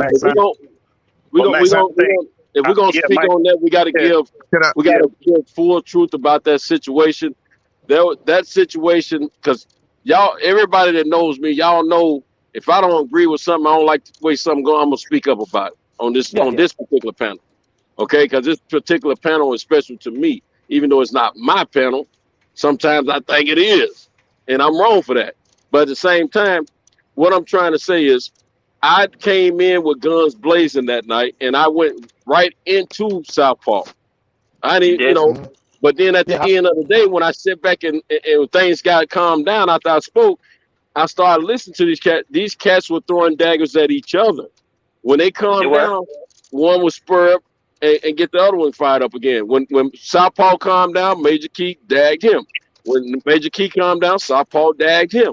So I sit back at that point. This ain't no serious in the street beef. It's all internet, man. I mean, it is what it is. Yeah. None of us agree with the kid talking things of that nature, but at the same time, it didn't. Once it ended, we should have let it end and left it alone. That's what my situation was trying to portray to you, man. I don't think it should have never got to the point where it kept going on for an hour. I think after the first statement made, you make a statement, you say, hey, none of that shit, and then at the end of the day, kick them off the you panel. and I don't own the platform. You and I don't have the budget. And I talked to Kyle about that personally off the platform. But that ain't the case. I mean, it's not our platform, bro. If that man let me tell you something. Let me tell you something. Poor Graham comes over here all the time with that mess, and I don't like it. Every time. I don't like it. But you never said nothing about no one's kids like that, bro. Come over here. There's nothing I can do about it. The only thing I can do about it is when he get out of line against what I believe in, is to correct him. That's the only thing I can do. I understand that, bro. I understand what you're talking about. I don't think bringing that's up all these other examples is not on that level, bro. There's levels to disrespect. Like, I understand Troy was trolling. I understand what you're saying, but we're talking about the fact that we had put that situation to bed when you came over here. It wasn't about what Southpaw said before you came. It was. But after they were dead and stinking with that conversation, it was about the way you came in and didn't want to go in the same direction the rest of us wanted to go in. That's what it was about. And you made it something that was not. You still dragging on about Southpaw. Take that to Southpaw, bro. First of all, Kyle told me that tonight I could talk about it. I waited since Friday. I did my due diligence. I watched every single minute of that show, in addition to other appearances Southpaw's been on the show, including a one-on-one interview over a year ago. So I have enough information. I'm not talking like just out my ass. All right. I tell you what, let's give you the floor. Let's everybody be quiet. Let Mick get his heartfelt situation out about Southpaw's discussion. And we're going to be mute and let him get finished. Then we can move on to other topics. How about that? All right, that sounds good. I'm just saying, we all on here argue about shit. Sometimes we get a little personal between each other. You know what I'm saying? But and sometimes it might be some you a bitch, you this, you that. You ain't gonna do shit when I see you. Blah blah. That's just that normal internet shit. What I'm saying is for a man to tell another man that I'm gonna make your daughter suck my dick to pay for your funeral multiple times, and then nobody checked him on it. No one said, "Hey, bro, you can't say that shit. You say it one more time, I'm not gonna be able to have you on here." In fact, Kyle admitted this shit, so I'm not, Kyle said he let it go too far, so I'm not gonna drag Kyle through it. But what I'm saying is, everyone kind of let it go, and then he went on to say other shit. Then he went on to physically demonstrate how he's gonna beat the shit out of his daughter's face and all this extra shit. Now that shit is way too far. That is more than someone trolling about Earl Spence, bud. That is more than someone saying, "When I see you, I'm gonna punch you." That's even more than another man saying, "Suck my dick." You're saying, "I'm gonna make your child who's not here." Your kid has nothing to do with this shit. And all of us that do have children as men should feel a little more like, "Hey, bro, you can't say certain shit about my kid, and I'm gonna sit here and not say shit." I'm surprised Major Keys took it the way he did. Now, he also said, I don't know if it's true, he also said something about Major Keys having cancer, he's going to die soon, and all this other shit. And I mean, that shit was just extreme, but it had to do with Major Keys. You had to do with Major Keys. So I was still kind of like, all right. But with the kid shit, it was like, yo, bro, that's where we all should just draw the line. Right there is the kid shit. That shit is off limits. Regardless if you're saying fuck your kid, regardless if you're saying your kid ugly, well, you go to a point and say your daughter is going to suck my dick to pay for your funeral, and that she's gonna be, I don't know, I think he mentioned something about fucking his daughter, and then he talked about beating the shit out of his daughter, and that shit went on for an hour. Actually, well, I hope your baby don't move to Florida, because if a motherfucker rape her, then you voted for a motherfucker who said she gotta have the baby. Let him finish. Let's not comment at all. Let him finish so we can get on to something else. Let him finish. It makes. Actually, I did tell him that was too far. Me and Kyle, I like you shouldn't talk about kids. I actually did say that. That's going a little too far. Yeah, I didn't want to get in an argument. Yeah. But you see, like if you tell them, hey, that's going a little too far, and then 5 minutes later be like, hey, bro, what's your channel? I'm gonna follow you. That kind of negates you telling them that shit. I understand that, but like I said, it's people that have said worse. See all purpose. What you mad because he decided he want to follow him? What you mad because he decided he want to follow him? That's his goddamn choice. Let's get on with this, man. Let him get off. Are you guys scared of Southpaw? Is that what it is? I'm not afraid of anybody. I don't know him. I'm not afraid of anybody. No, I'm just saying, it seems like every time, because he's been on this panel with like 8 people on here and shit, and no one ever tells him shit. Everyone lets him get his shit off, and then they're like, that's Southpaw. That's the first time I've ever heard a guy, man. I don't know. Okay, man, I want to talk about sex. I want to talk about sex now because I'm tired of talking about all that bullcrap. Too many men on here for that, brother. We can get on to something else, boxing or something. But if y'all gonna hear him talk about it, we ain't gonna never get off of it. I'm just trying to see where everybody stands on that subject. Yeah, you're right, bro. You're right, bro. You're right. No man should never say that, bro. Yeah, you're right, Max. We all should have been mad. We all less men for it, whoever was here, whatever. Yeah, you're right. Well, I can say this, man. Santos and Max, y'all pretty much keep the show going when Kyle not here. So, you know what I'm saying? That's something I feel like should have been shot dead as soon as it came out a motherfucking mouth. You know what I mean? But this what I'm saying. If Kyle didn't check it, I don't know if he was on the show. You know what I'm saying? But that's what I'm saying. If he didn't check it, then obviously, you know what I'm saying? Cal was live and on top of all of it. That's why I feel back, man. That's one of the reasons. That's why I be talking to Kyle, because at the end of the day, this his show. And as a man, you got to know how to drop your nuts at times. You know what I'm saying? To me, I believe in timing, man. And if I'm cool with Southpaw, you know what I'm saying? First of all, I couldn't even be cool with nobody even speaking like that. You know what I'm saying? Because that's a level of immaturity that I probably never even got to. Is even when I was a teenager, I wouldn't be saying no shit like that. But this platform is here for debate and conversations, man. So when it get to that point, it's a mute button. But if Kyle didn't do that, then Max, you gotta understand that, like, you know what I'm saying? I ain't saying you was wrong for speaking on it, but you know, if this his show and he allowing that, it's like you jumping in the middle of a collision, like you getting in the way of the truck, man. You know what I'm saying? Sometimes you gotta know how to. But hold on, listen to me. Sometimes you gotta know how to, because I I always catch myself feeling different than other people, you know what I'm saying? But what I've learned throughout the course of my life is it's not always time for me to jump in front of the head like hold on, man. You know what I'm saying? Nah, you can't do that. You can't do that. And I understand where you're coming from. Just like I was explaining to 817, I understand where he's coming from. As a man, you become passionate. You, as you get older, you believe what you believe, and certain shit that's out of bounds. You know what I'm saying? You want to be like, hold on, but you know what I'm saying? Your timing is important, man. So if Kyle let the shit go on, you know what I'm saying? I ain't telling you like you should shut up, because I feel the way you feel. Like, you know what I'm saying? That's out of bounds. But no, let man, me give a little more context to what I'm saying, right? So I was at work when all this shit went down. I came on the show late, and everything was done. Southpaw was off the panel, Major Keys was off the panel, right? So I came in to everyone else discussing what had just happened. So I said, what? He said, what? And I was like, y'all let that rock? And I just went off of that. Like, I didn't watch the shit. I didn't really see how crazy it was or how long it was or what the discussion was. I just heard he said this thing. So I go, wait, you guys let that slide. Now, to his credit, I talked to Kyle away from the show, you know, personally. He admitted, hey, I fucked up. I let the shit go on too long. I should have cut it. So to his credit, hey, he knows, right? But it seemed like once I held the people's feet to the fire, I said, wait, you let him come on here and say that shit? And mind you, I had been on a panel with him before where he disrespected Right Side's grandma off a simple question. Like, he didn't even get his question out. He said, hey, Southpaw, can I ask you a question? He said, whatever question you want to ask, the answer is fuck your dead grandma. And I was like, what? Like, he said shit like it where it's like, no, it's not even provoked, right? So I come on this panel like, wait, he said what tonight? And I go, why would we even let him on here? Why you guys let him talk like that? Then I went back and watched the show and saw he did it for like 30, 45 minutes. And nobody said nothing. If anything, people were laughing at this shit like it was funny. Bro, Kyle let Troy come over here. Troy, listen, boxers, real live boxers, right? They get their face punched for a living. They put their life on the line for a living. Come on here and do interviews with Kyle, right? Right?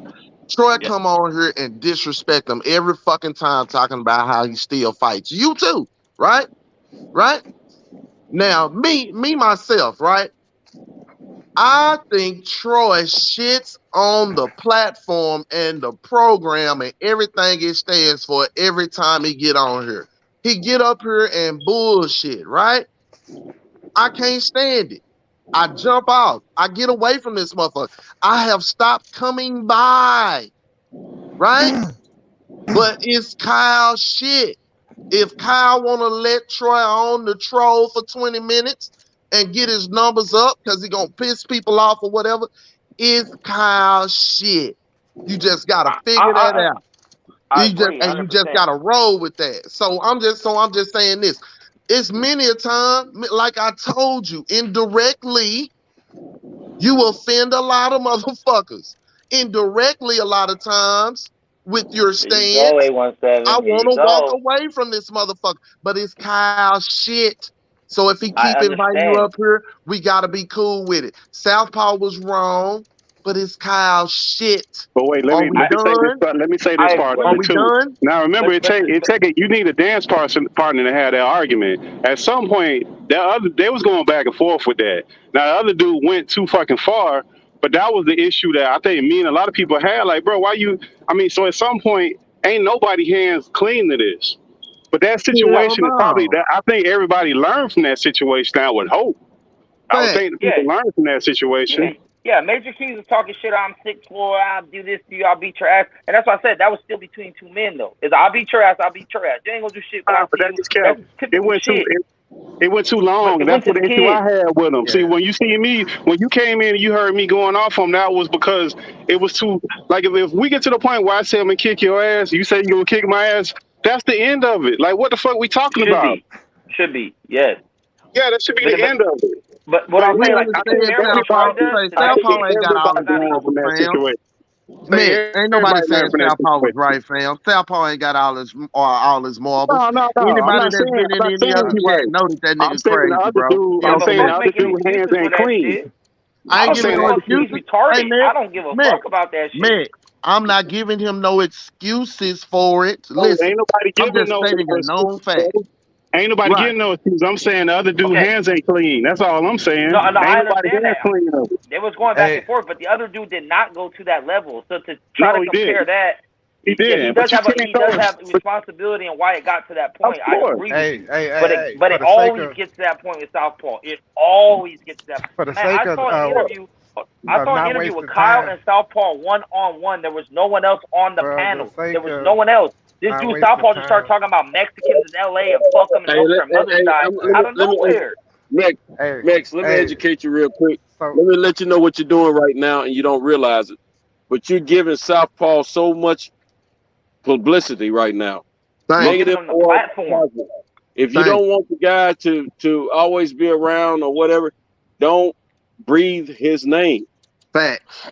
You Don't have let to him worry on. about all that. Because right now you're let giving him too on. much time. We're spending too much time talking about what Southpaw said.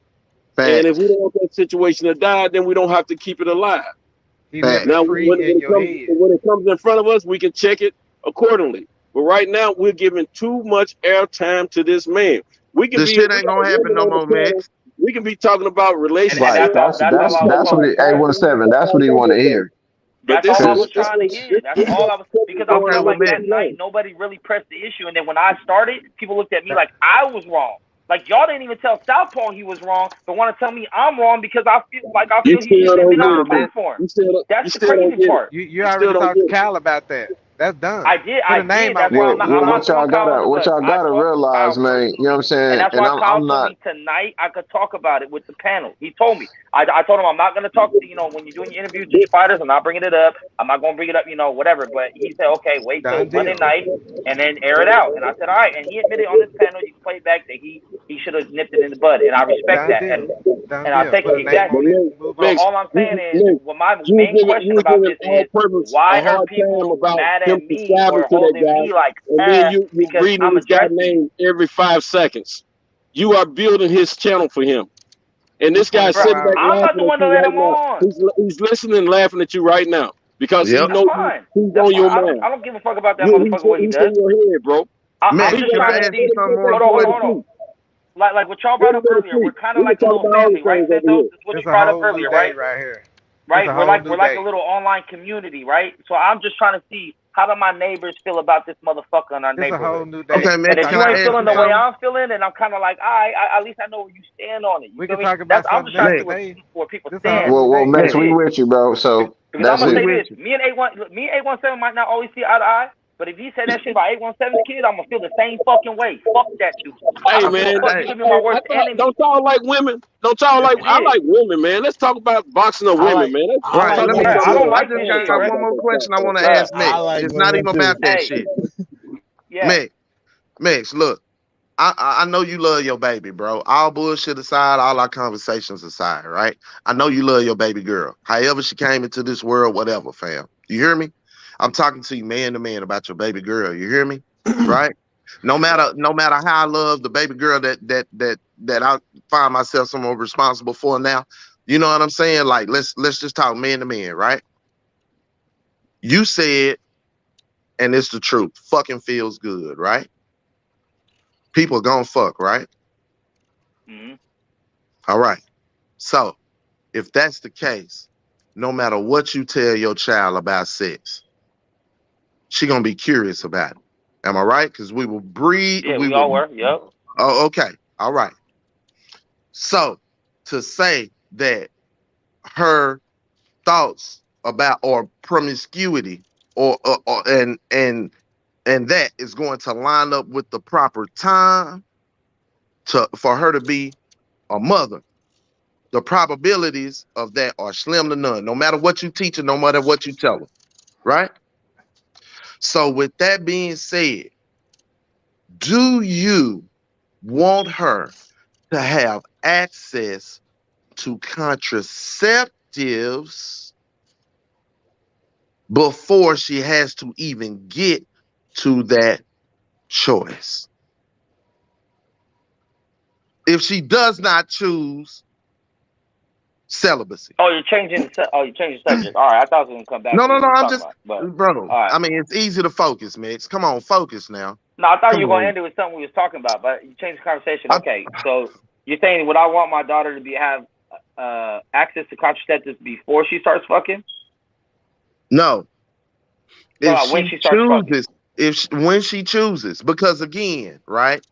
In a perfect world, right? You wouldn't want your daughter to have start or want her to start having sex in her married teens, before you right? carry. You Sure. would want her to be married, and I mean, even if she was, 18 and got married and was in college and shit like that. As a man, I'm most men, never gonna be right.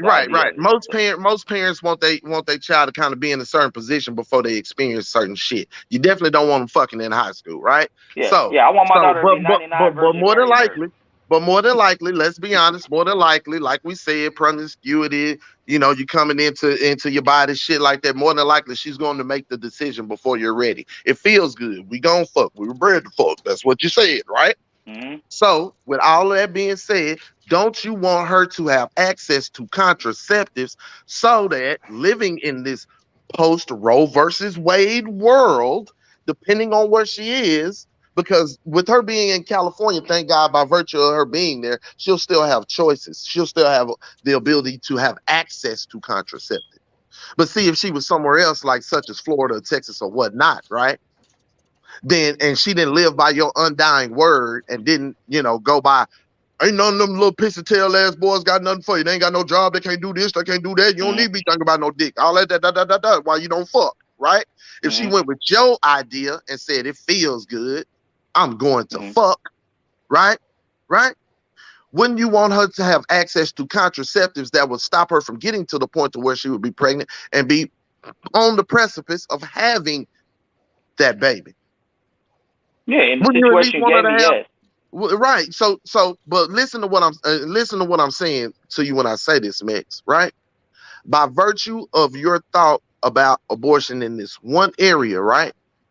What you've done for all women, right, is remove the ability for them to have those choices, right? What I'm telling you is talking about abortion or contraceptives. Abortion, period. When you vote, listen, if in fact there was a vote for Trump given by any person, right? Understand that even though you may have one small reason, right? It is a huge motherfucking bag that abortion comes with, right?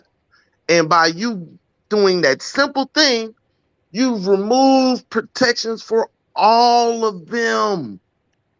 Hey, I don't think you understand, bro. I'm pro-choice. So what argument are you making? So I understand this, but understand what I'm saying to you, right? You are pro-choice, right? Cool. But by being pro-choice in the way that you are in those calculated, simple, certain situations, and still supporting the very person that stuffed the Supreme Court to have this protection removed from all women, is contradictory. It's like positive and negative. It just balances out. Nothing's really done. So you can't tell. So it's hard for me to, you're a protector here, but you're not realizing that you're leaving vulnerabilities in other places. Do you get what I'm saying to you? No, I understand, and in the same way I listen to your personal experience with your wife, and also Girl Behind the Mics and all the other stuff. I have my own, which brought forth my belief, because when my baby mama got pregnant, like I said, I wasn't with her. I tried to convince that girl every single day to get an abortion at 23 years old, 22 when I found out she was pregnant. I tried every day. We don't need this baby. We ain't even together. We ain't got a life together. You still live with your mom. All these reasons. And she said, no, I'm keeping it. I had an abortion back in the day. I'm keeping it. Now I have guilt because of that, because I see my daughter every day and know that at some point I wanted to kill her. So therefore, personally, I'm pro-life. And I'm glad. And listen, I'm glad you had that. I'm glad you had that. And the reason why I'm saying that is this, right? I'm glad you had that. The reason why I'm saying that is this, though. We have the mediums today in which to discuss these things so that we can get a better foothold and understanding on what it is we truly need for each other, right? But in today's mediums, like the algorithms of Facebook, me and you would never have conversations. because the shit that you like and lined up with don't line up with me. So we would never have a chance to put all this shit on the table to expose the myths and bullshit in it at all. I'm saying we got to take advantage of this space because this is one place where we do. On Facebook, a motherfucker gonna show you they dogs, they food. You feel me? And when discussions like this come, you don't get as many likes, you don't get as many views, you don't get as many comments because motherfuckers want to be comfortable. So I commend you on being honest with who you are and shit that you've experienced, because putting it on the table with somebody like me or other people, it dispels myths, it exposes ignorance on both sides, whether it's from me, you, or anyone else, and we can all learn and grow from it. And what I'm saying to you is this, right? I don't agree with women going out and having unprotected sex and not being responsible and then killing the baby.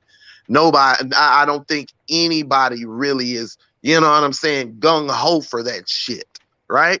What I'm saying to you is that this is not a monolithic rule or experience. There are so many other factors, many that men ourselves can't even consider because we don't have the equipment.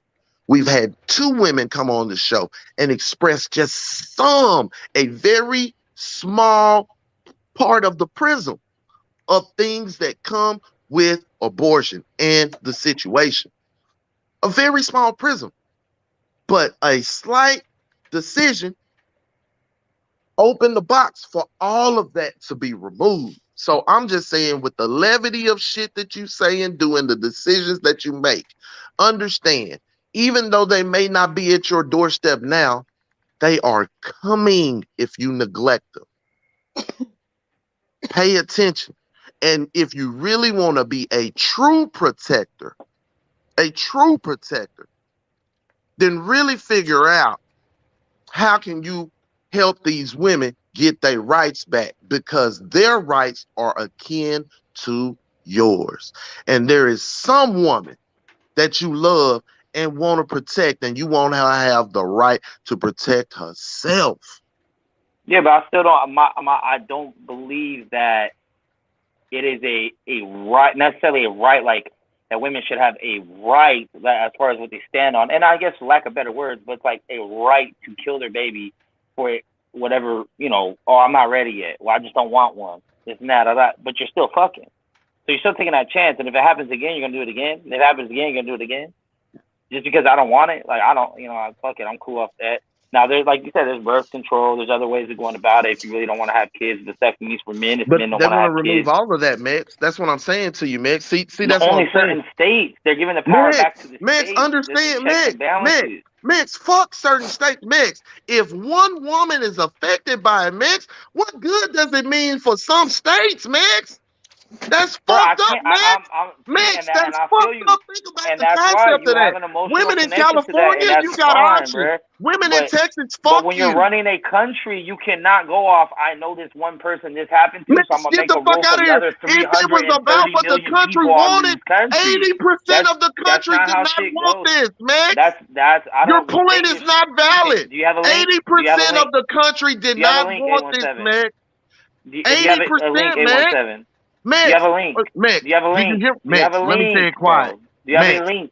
80% of Americans did not want abortion. 80% Do you have a link? Do you have a link that shows that? Because the last study that I seen showed that 61% of Americans are in favor of that. That's the last most recent study I seen. So 60% were fine with the thing, which is still close. It's a 60-40. That's not necessarily an overwhelming majority. Max, so what you're saying is kicking it back. Listen, Max. So what you're saying is kicking it back to the states, right? Because that's what happened. By removing the federal protection, now it's kicked back to the states, right? Now the states will decide, right? So kicking it back to the states. If there are states that don't feel that contraceptive, birth control, any of that, which there are plenty of, and they're on record saying that any of that should be legal, then what you're saying is those women in those states are fucked. Then why not move? You a shallow son of a bitch, man. And You it's a notice waste that of a time lot talking of to you. states, the people that have the biggest problem with this are liberal people that most of them already live in liberal areas. Because I would think if I live somewhere where I don't like the rules there, then I will work to get out of that situation and go live somewhere where I did like the rules. You saw how many people left California to go move to Texas because of shit that was going down during COVID. So if now that this decision is being made and you happen to live in a state where they have made that decision, that I would do what I do, save up my money and go move somewhere, which is probably a nearby state because it's not like a big section with like all these states, like you have to go millions of miles. Most of the time, there's a nearby state you can go to that they don't have them laws, and then go live there. Whether it's guns, whether it's abortion, whether it's drugs, whether it's whatever the fuck case may be, then you can go over there. You got Oregon that decriminalized most drugs, so drug addicts are probably going to head to Oregon. Like, if the power is in the states, the power has always been to the states. So I just don't understand. Like, Roe versus Wade has only been around for not that long. So I they mean, took it away. at this point, y'all just gotta agree to disagree. I've been trying to. You saw I wasn't even talking about that shit, bro. Like, this is what I'm talking about. Like, I know I'm not crazy here. I wasn't talking about that at all. Hey, Max, I think the point that 817 is trying to make is that even though you disagree with what 773 says, you agree with things that other people do pertaining to kids that are wrong. I think that's the point he was trying to make. That's what I got from it. That's the point he's trying to make. Like, I don't agree with what he said. I don't agree with a man said, but I still follow him, saying the shit he said, and I also don't agree in most cases. I also don't agree with women killing children. So I don't understand. Yeah, you make that clear. I don't understand. So I don't understand like why I keep getting questioned about this shit. Like, you change my Well, you mind gotta on the panel? understand. 817 has personal experiences, I and understand. to That's me, why I just leave it 817 is alone. a passionate person. Sometimes your passion, you have to keep it under. You have to control it when you can't get through to somebody. You know, I have children, so I'm always teaching them different things, and sometimes I understand that the time, and I'm not relating you guys to children or nothing, but I'm saying sometimes it's not time for me to get through on this certain aspect. I gotta let some time go by for my son, my daughter to let them live some life and then reapproach it. You know what I'm saying? And I think the way y'all conversation started off, which is why I addressed him about his delivery, it kind of turned you off to even opening up to what he even trying to say. Because I hear what he's saying and I hear what you're saying, but y'all can't get to a medium point because y'all communication line is kind of fucked up. No, If I that mean, makes sense. here's the thing. When it comes to that, he has his personal experience. He feels the way he feels because of his personal experience, and I respect that. I do not agree with his viewpoint, but however he feels based on his personal experience, hey, that's cool because I have also mine. Like I said, I wanted my Right. child aborted. I tried to do everything I could. My child was born, like I said, 1 pound 7 ounces. She held the record for the smallest baby in the hospital she was born in for a couple years. Right. And I had all the same reasons. I'm not ready to be a father. I have no money. I'm living with a roommate. I'm not ready to have a kid. My daughter saved my life. Ever since that point in time, my whole mentality as a man changed. And the whole world changed to me. The way I saw everything changed to me. I started becoming a little more conservative in my values because I have a daughter I'm raising, a young lady. So I started thinking about things differently. So I feel different, and I have a different viewpoint to him based on my personal life experiences. So if I'm giving him the same respect as saying, all right, bro, that's how you feel based on what happened to you, here's how I feel what happened to me, don't keep coming for me. Obviously, we don't agree with each other. There's nothing he's going to say, no matter how long he talks and how loud he talks, I'm going to say, you know what, 817, you changed my life, bro. I agree with you now. No. So let's just let it go. Like the same thing with Girl Behind the Mic. I've been on many panels with her. I heard her story, and I had the same reason too. She said, hey, I don't want kids. Yeah, I don't want kids now. I didn't want kids then. And hey, props to you. That's not what you wanted. And I thought I felt the same way until I had mine. Now I could go on and be like, well, girl, you don't know until you have one. You should have had it. It would have changed your life. You'd feel differently about it. I'm not gonna go there. That's her life, her decision. And I'm pro-choice. Like I said, at the end of the day, pro-choice. Whatever you choose to do with your life, your family, your body, your kids, go for it. If you want to go kill your kid or kill off your kids because you don't want kids, you want to just nip it in the bud, go for it. I'm saying, me personally, I would be like, hey, keep the kid, bro, because it's the best thing that ever happened to me. It might be the best thing that ever happened to you. At the same time, it might be the worst thing that happened to Definitely you. You might is. have a piece of shit kid. I don't know. But that's No your such choice, thing. so leave that over there. That's it. All right, well, we still got people in the comments, and they're ready for us to move on to Let's the go. next topic. So, Santos, this is where, you know what I'm saying? You got to do your thing, man. It's And we all ain't you, talking about OG. women, Santos. That's what he want to talk about. Talk about Yeah, you women. I do. like women too. We all like women. But we a bunch of men on the panel. Let me ask y'all a question real quick. This might help end this conversation. Let me ask you guys a question. This is for the fellas. And we have a lady on the panel, and I'm glad she's here. Thank you, girl behind the mic. You Girl always behind the mic, what's up? How you very doing? intellect, comments to make, and I appreciate it. But let me ask you Good, guys thanks. a No question. positive. How you doing? Can y'all hear me? Yeah. Yeah, we hear you. Okay. Now, this yes or no, these are yes or no questions. Have any of you men ever been pregnated? No, man. Come on now. Okay. Now, have any of you ever carried a child? I don't think so. In my Negative. hands. Okay. Now, I think it's safe for us men to agree and say that we don't know what it is mentally or spiritually to Right. go through the carrying of a child and the birth of a child. Right. All we can do is support and witness. No matter how happy or how sad we are about our woman being pregnant, we can never have the same total connection and emotion that the women share with these kids that they're carrying. Right. Therefore, I think that it kind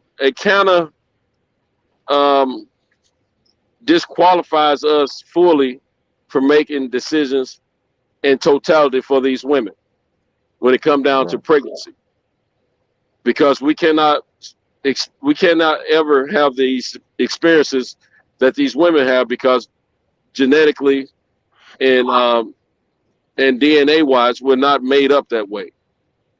The Agreed. Lord didn't fix us to carry a child. He fixed us to plant the seed. But at the same time, I'm not saying that a man should not have a say so, but I'm saying there are a lot of circumstances that women go through outside of rape and molestation that traumatizes them as far as pregnancy. So, like me and most of my generation were raised and taught that to think against abortion. But when I got old enough to think for myself, thought about a lot of situations, and to think a little bit different. So I think what we need to do, maybe we as men should be a little bit, we can state the fact that we feel we should have a say so if we're in a relationship with a woman, we have this child, we make this pregnancy happen, and then we should have a discussion on whether or not, or actually before she gets pregnant, we should have a discussion on whether or not to carry through with this pregnancy and bring this child into this world.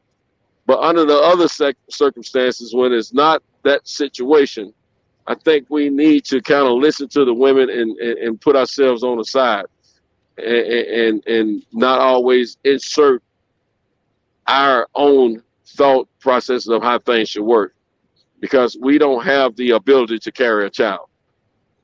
So, Right. with that being said, I nominate a subject about relationships or boxing, and I would like to talk about those things. How do y'all feel? Boxing. A relationship in Boxing. boxing. Oh, Since I've been either one. outvoted, because I did really want to talk about some coochie and some women, but we'll talk about boxing. So let's talk about boxing. Oh, man.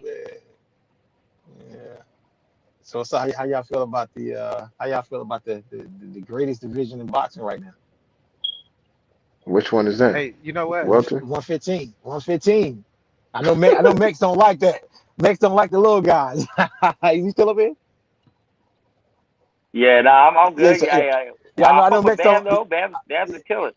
But Bam's not he's not the best in the division right now though. Estrada's the best in the division until Bam beats him.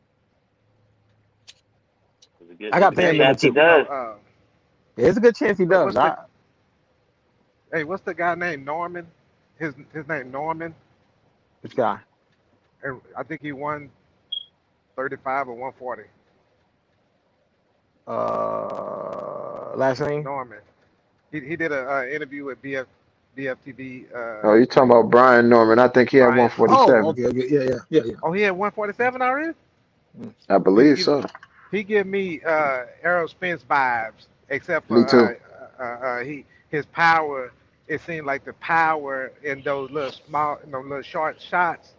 They not all the way there to put somebody out to do damage, but he keeps them busy with that. And that jab, he sticks the jab out there, but he's not popping it. You know what I'm talking about? But he giving them Errol Spence vibes. Now you're talking about the Brian Norman that sparred Crawford for Yeah. Sean Porter, right? Yep. Yeah. He's a he He give sparred me Boots Errol too. Spence vibes too. He's a strong guy, but one thing I had to think about is how they was saying he got the best of Crawford and kind of beat him up a little bit. Mm-hmm. I had to think about that for a minute because at a certain point I was like, damn, is Crawford washed up or is this dude that good? But then when I thought about it, Crawford starts slow in real fights. Yeah. You understand what I'm saying? So it's very possible that he can get beat up in a sparring match because the sparring match is only so many rounds and he gonna start slow. So he might even get with somebody at the end, but it's possible to hear about him getting worked out. You know what I'm saying? Or At the possible that beginning. Crawford could have been taking it easy on him, and he could have been going full speed. There's a possibility of that too as well. Well, you never know with sparring because Crawford could have had other sparring the day prior, and the guy could have been fresh. It does things like that. So you never know. Brian was also saying that once he get in the ring with somebody at the caliber of Crawford or Boots, what he would do is normally you get the jitters.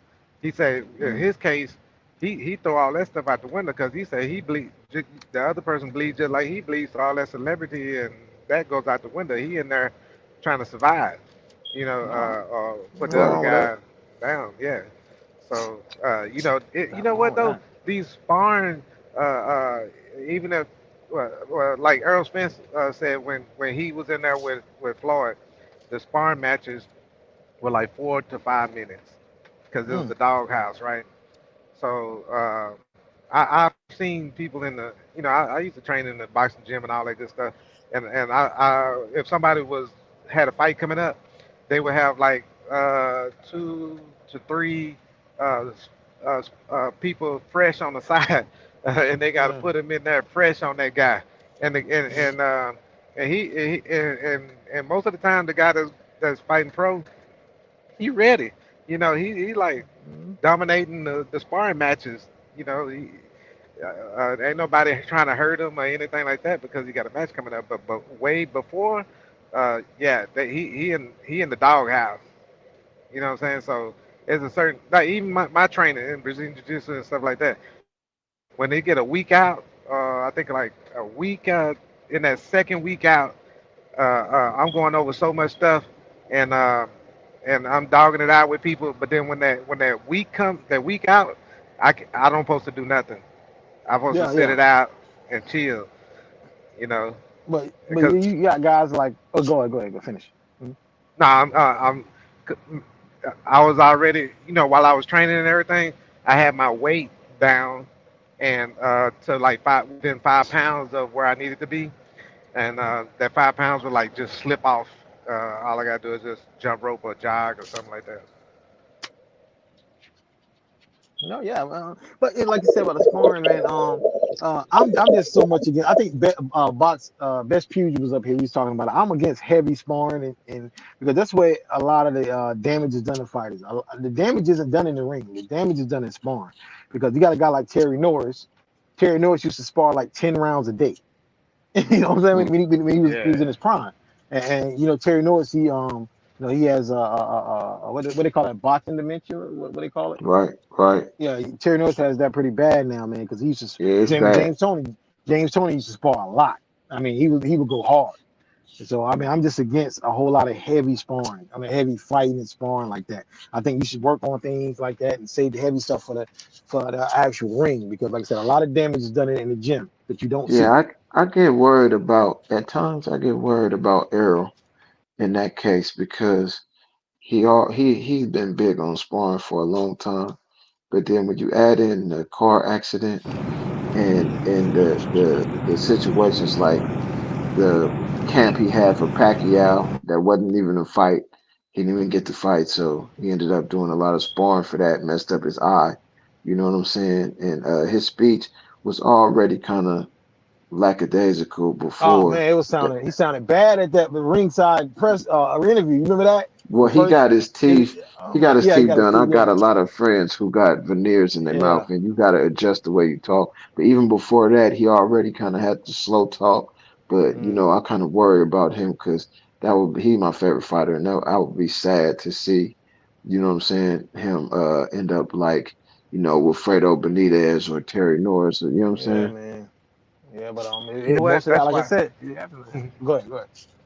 I was gonna say that's why he's taking on multiple jobs. So because you got a passion for something, you gonna do it for life. Like myself, I'm gonna do Brazilian Jiu Jitsu for life.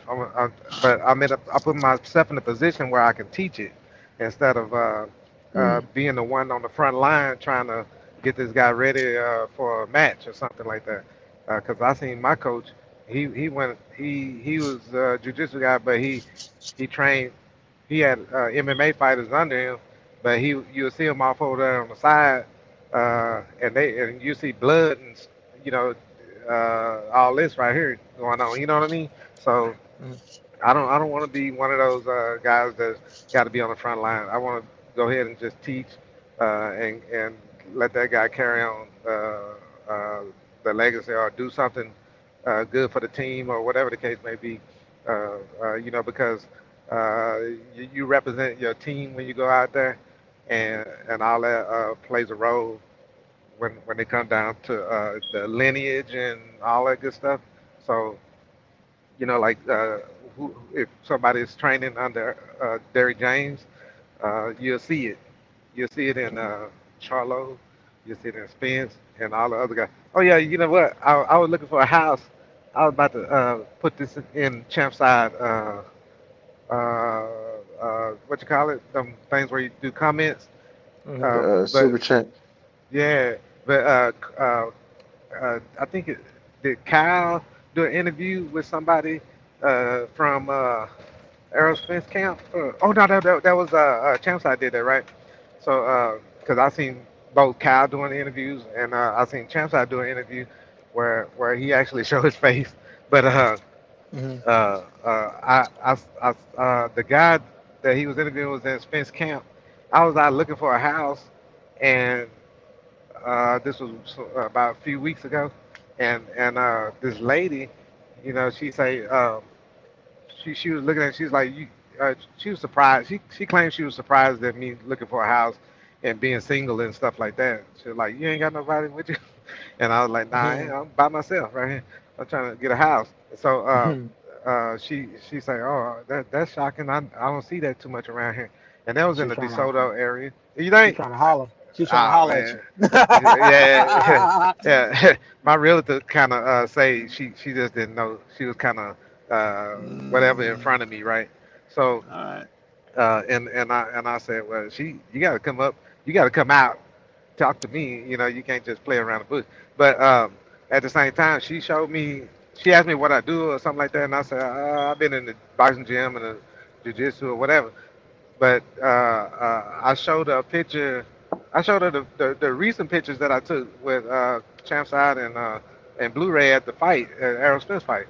So and then she goes, her son is in Errol Spence camp, and he's Okay. about to be a pro, or he is already a pro. He's about to Wait give a him a minute, fight. wait a minute, Picasso.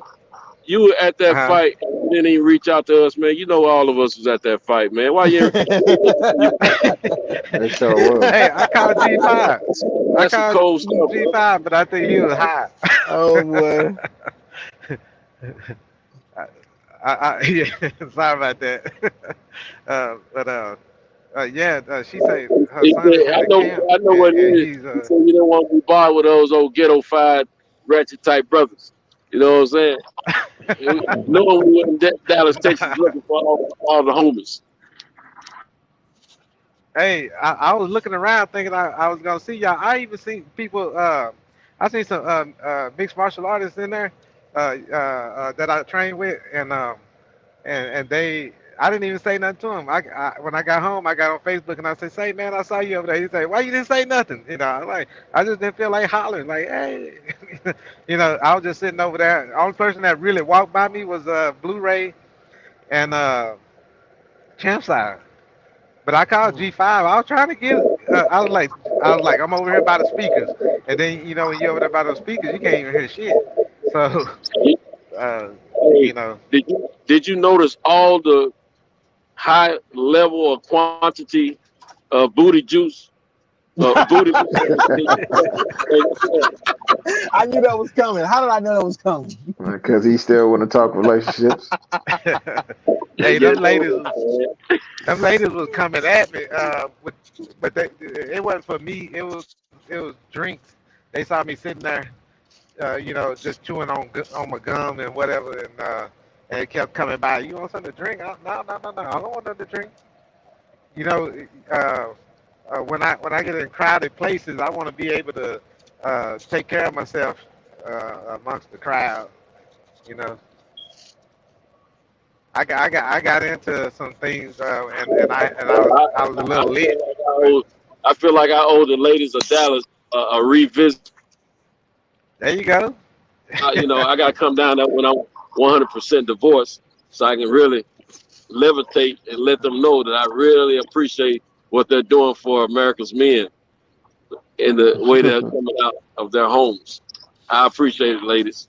The booty juice and the booty meat was just on point. Thank you, Dallas, Texas. You know that saying. That when the young bull told the old bull, "Let's run down there and fuck all them cows or whatever down there, right?" and then the old bull told the young bull, "Now, how about we walk down there?" Oh, how you say? Yeah. The first one is he fucked that cow down there, and then the old bull said, "Let's run down there and knock off a couple of them cows." Yeah. And the old bull told him, "Now, how about we walk down and knock them all off?" See, that's what a mature brother knows what to do. You know what I'm saying? Right. Yeah, but yeah, it's a guy. I didn't know you were at that fight, man. That's the first time I heard it, man. And we were looking, no one knew how to get a hold of you. Me and Cal and Champion Hard were together the whole weekend, and amongst the other, that night of the fight, a bunch of us got together. After the fight and during the fight. But we were trying to the weekend afterwards, because me and Cal, we stuck around through Sunday. I left Monday. We both left Monday morning, so. We all were trying to locate whoever we could and reach out to others, had phone numbers for other people, stuff like that. And we hadn't heard from you for a little bit before that, and we didn't know how to get a hold of you. So when you said that, I was like, man, this man was at the fight. We could have hollered at him. So that's why I brought it up. Yeah. But still, there was a lot of booty meat in the house. Nice thick. Love that booty. You got some thickness down there in Texas. That's at their the grade A thickness, you know what I'm saying? That's at their booty, you know what I'm saying? Oh yeah. Hey Picasso, let me ask you this. As a fighter, who do you favor in the Spence Crawford fight, and why? I favor Spence because I see that he has like this You heard of the Bruce Lee punch, the 6-inch punch? Yeah. It's a lot of power in that little short punch, and if you can put them together, and transition that over that little that Kia height, you punch, you put it in boxing, because that's what I did when I was boxing and stuff. I was studying Bruce Lee and Mike Tyson, and Fernando Vargas, right? Man, I used to love him. I was studying all three, and I was trying to put all that together.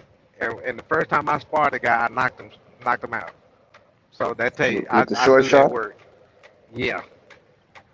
Did Errol start shooting short shots against Ugas? I think that's how he took over the fight. Would you agree with that? Yes, sir. The body shot too.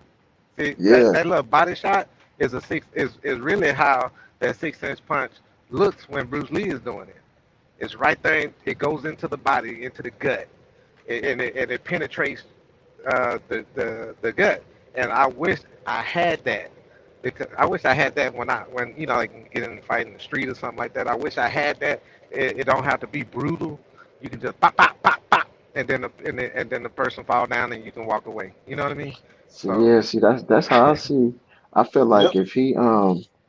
if he fight Terrence and he commits to the short shots early and waits for an opening, he could stop him.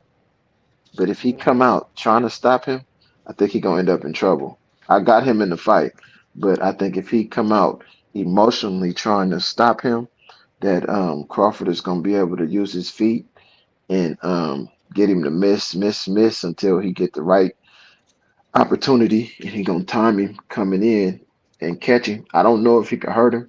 I don't think so, to be honest, because I was just watching Danny Garcia and Errol, and in that fight, I think it was round 7 or 8.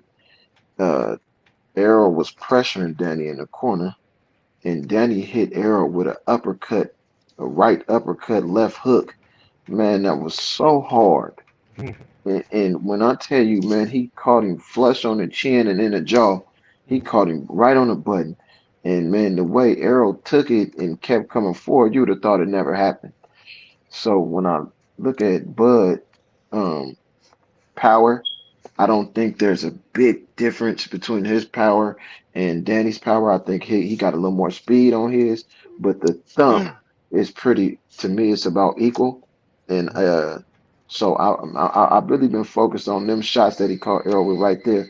I don't think he gonna be able to hurt Errol as long as Errol see the shots coming. And if he can't hurt Errol, he gonna get hurt bad the moment he decide to come forward, in my opinion. I think what's the name? His hard, man. Crawford. I don't think it's hard. Crawford hits hard like in the sense of he got that one punch knockout power like Trinidad whatever. But I think he is hard in the sense of he hurts people with punches they don't see. You know, the Right. quickness. But yeah. me personally, I'm probably geared towards. I'm giving Crawford a slight edge. Like I said, I like both of the guys. I'm not a bigger fan of either guy. You know what I'm saying? Yeah. But I'm giving Crawford a slight edge. But like as I've always said, the keys for each guy to winning. If Crawford lets Spence get on the inside, Spence is going to beat him up bad. But if Spence tries to outbox Crawford, if Crawford is allowed to stay on the outside, Crawford is going to win. This is See, what I think. I don't know about that because when I look at the fight, Errol, and I don't, Errol made it to the Olympics. Crawford didn't. Mikey Garcia is a better boxer than anyone Crawford has ever fought. To me, I'm not saying a better fighter. I'm talking about a better boxer when you just break down the X's and O's. And so for Errol to whitewash him, I'm not saying that he is a better boxer than Crawford, but I think the gap is not where people think. How I don't think the gap is as Yeah, big as it's people not think it like is. why. It's not like he's way better, but I think he's slightly a better outside fighter. You know. Yeah. I think his Yeah. feet. I think his feet are better, but I don't think his hands is. I think his feet and punch placement is a little better, but I don't think his hands and the variations of punches that he throw, because Crawford is a headhunter. I was just debating with Bernie the boxer. I jumped on his show. He challenged any Errol Spence fan to get on there and tell him how Errol would win the fight. And I kind of end up having him stuttering, just breaking down the fight. You know what I'm saying? Because if you think about how Errol fought Ugas, right? He was on the inside. He was getting his hands free. He was working because Errol's an A+ inside fighter. If you think about the Sean Porter and Crawford fight, every time Crawford wrapped Sean up, the referee stopped the fight and broke them up. So I think the referee is gonna have a big say so in the final outcome, not far as what he penalizing nobody, but if he stopped the fight every time Crawford tried to wrap him up, then that's gonna give Crawford an advantage. But if he let them work out of the clinch, man, Crawford, I don't really think he even got no chance because Errol has a shuffle when he want to get in there. You know, a lot of times Crawford catch people leaping in, right? Errol has Definitely. a shuffle. A lot. Sometimes it's to the left, sometimes it's to the right, sometimes it's down the middle, and he work his jab off that. And sometimes he uses shuffle to bump bodies with you. If they allow him to do that and don't stop it, man, Crawford gonna get hurt bad, man. I Because he think, like to catch yeah. people at the end of his punches because his arms are so long. If you Yep. watch him in inside fights, like I had challenged Bernie to show me a Crawford inside fight where I could say he gonna survive with Errol, and he pointed at Kavalauskas. And what I was telling him about the Kavalauskas Mean Machine fight is that's when he got clipped. Yeah, I think, yeah, I agree with you. I've said it all along that Spencer's a better infighter. I mean, he got no arguments from me from that. I agree with that all day. He's a better infighter, and you can even look at the fight with Gamboa. Gamboa was winning that fight against Crawford, and he caught him when he was in close with him because Crawford has I think his reach is longer than Gamboa. Gamboa is a smaller fighter, but he caught him when it was in close. So and the same thing. What's the name? What's the southpaw that Crawford fought? Was it Diaz? The Yeah, southpaw he fought. Yeah, and he had a lot of success in close as well. So, but if Crawford can stay on the outside, I think he'll have more success. So, but I think we're gonna see a good fight regardless. I don't think it's gonna be a blowout either way. I don't think it's gonna be like a blowout, but I think it's gonna be a good fight until one person figures the other out. Like I said, I support both guys. Whoever wins, I'm gonna keep supporting them. Whoever loses, I'm gonna keep supporting them. Yeah. That's I what think I see. I think Crawford can stay alive if he stay on the outside. I don't I can't see uh, him out boxing Errol because I seen Errol and I seen Crawford like you said I had to mimic that too at the end of his punches and he's headhunting with them right. long shots so I've seen Earl do that and I don't know how Crawford is going to take that he's going to switch over to one side or the other in the middle of transitioning, he can get caught. So Right. Errol is good at one thing, and that's all you got to do is be good at one thing. You know what I mean? You can be Well, you can be a professional. How they say? You can do 10,000 things good, but you can do one thing great, or something like that. a jack of all trades, but a master of none. No, that's not what you're saying. Yeah. That's But it. I The get jack what of you're all saying trades, though. master of none. Yeah. Yeah, but he trying to say you are good at one thing. Oh, okay. hmm See, he But mastered that the way he fights, right? And on Crawford's side, uh, I don't think he's the master of either side. He just good at both sides. But when right, you switch, when you have to switch, that says a lot about how that other person is penetrating your whatever you give them, hmm whatever. So once you switch, you can get and that person time you right. Uh, if you going up against a guy with an Olympic pedigree right. that wants to touch you, I you know think what I that mean? I think Mhm. Crawford would do better if he stays in the right hand stance, conventional stance, because he'll be able to land straight rights. But if he goes But into the Mhm. southpaw stance, I think Spencer get him that. but That sounds good. if he stay orthodox, see, this is the thing about the orthodox stance, right? His left hand. So I've been studying this fight for a long time, and I hmm do a lot of studying with my son because my son, he's 13, but he's a Crawford fan, and I'm a Spence Okay. fan. So we do a lot of studying of the fight. And what Crawford likes to do is when he's fighting somebody with a good jab, he likes to take it away, right? Mhm. And usually he's fighting an orthodox fighter, so he could switch to southpaw and take it away with his power hand. Now, when Yeah. I've been watching him in the orthodox stance, his left don't have no steam on it like that. Now, He throw it from up and down, right? when he go to southpaw, he got a lot of steam on it because he put it on the back foot.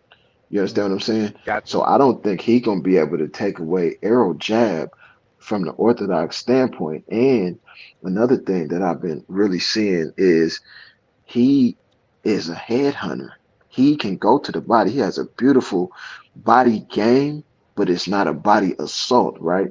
So when you think about Spence, I think Spence's high guard, as long as Spence figures out how to, because he like to turn southpaw and hit you with the 2-3 wrap around the ear, and he like to throw the uppercut with the left hand. So long as Spence can block that right around his ear and that left uppercut, and he can figure out when they come in and stop that, man, I'm trying to tell you, man, I don't really see this fight playing out well for Crawford because by my estimation, the fight is going to be pretty even until the moment Crawford decides to try to come forward.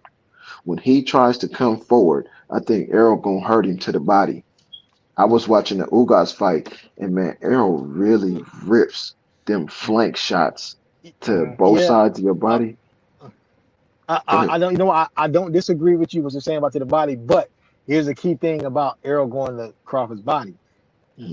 How high are they gonna let Crawford's cup be? Crawford likes to wear his cup real high. Right. And do you know why? Do you know why he does that?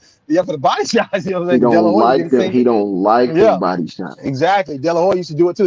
His cup would be up like under his nipples. De La Hoya, sometimes his cup was so high, man. And he got to wear his cup real high. And I've been studying Errol Spence for a minute. Errol hits people in the hips as well. Yeah. You know what I'm saying? Did he stab too to the body? Stab jab. Yeah. Oh yeah, big time. He got a cross to the belly button.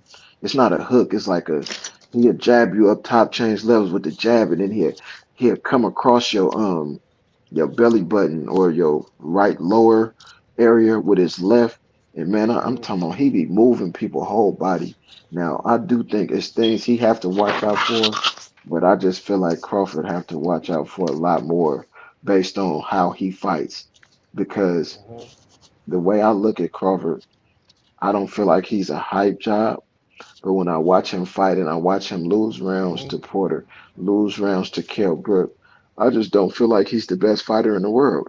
And then when I add that to the fact that the people around him kind of give him a false sense of arrogance, like he's God or somebody, I think I don't want to say he don't walk into the fight underestimating Errol because I don't think so, but I think that arrogance is what's going to get him in trouble because they got this thing in their head like Errol, he only got one style. All he do is come forward when, you know what I'm saying, he fought Mikey and Ugas totally different.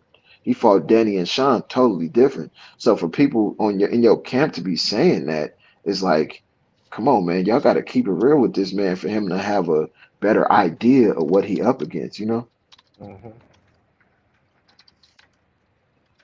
Yeah, you know what? I give like when you see Spence, he knows how to finish a guy where he don't finish him too hard, too much more than they deserve to be finished, right? But then when you see Crawford finish, he has to finish him, or else. Right. What do you mean by that? He can't hold like once he warms up slow, and then once he starts and gets it going, now if he give that guy any breathing room, the other guy can come back. So he got to finish him hard. And with Spence, he starts out as soon as he put hands on you, like in Campo, he was already pop, hit him, already got his mind thinking something else, right? So no overtime, right? So he knew enough to just put the guy out, and or matter of fact, who is it? Like certain, like the Mikey Garcia. He didn't. I mean, he was putting hands on him. He just wasn't trying to kill a guy. Nah, he wasn't sitting down on everything like he Yeah. normally do. And I think that's a misconception that the Bud fans and Bud have of him too. Because if you watch him, like you said in the Mikey Garcia fight, he was defensively responsible, so he wasn't sitting down on shots. So to say he only got one fighting style, it's like, are you more of a person that don't like him, or are you sticking to the facts of boxing? You know what I mean? Mm-hmm. And I just feel like they doing him a disservice with the way they drawing it up, because he has different variations of the way he fights, and not only do he have that, he changes levels and hits you everywhere. Mm-hmm. You know what I'm saying? Yep. How could you call somebody basic when they running through all of the punch numbers? And they mixing it up so many different ways. I was watching the Ugas fight. Man, he hit him. He threw the hook to the body and then jabbed him. And right when he jabbed him, he pulled two. You know what I'm saying? And was tearing that boy up. I'm like, man, for y'all to say this man one dimensional, y'all must don't know what y'all looking at. All his, to me, when I seen him coming up in a lot of those matches, even he was doing. I saw clean punches. You know, just he was just too clean. I could tell he had been like to somewhere where where he had to fight off a point system or something. Mm. You see what I'm saying? So Yeah.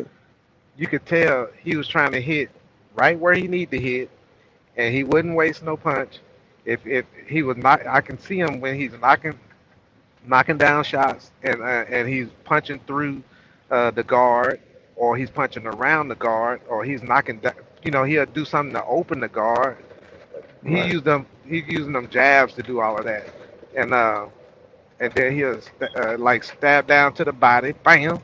And when they do that, I already know that right there hit you in the xiphoid process or in the sternum right there, right under the bone, right there in that little part. That's your that sponge thing that pumps the air from the lower of the body to the I know upper exactly body. what you're talking about. When you hit that and swell that up, now that person is gonna have to deal with paralyzing feeling.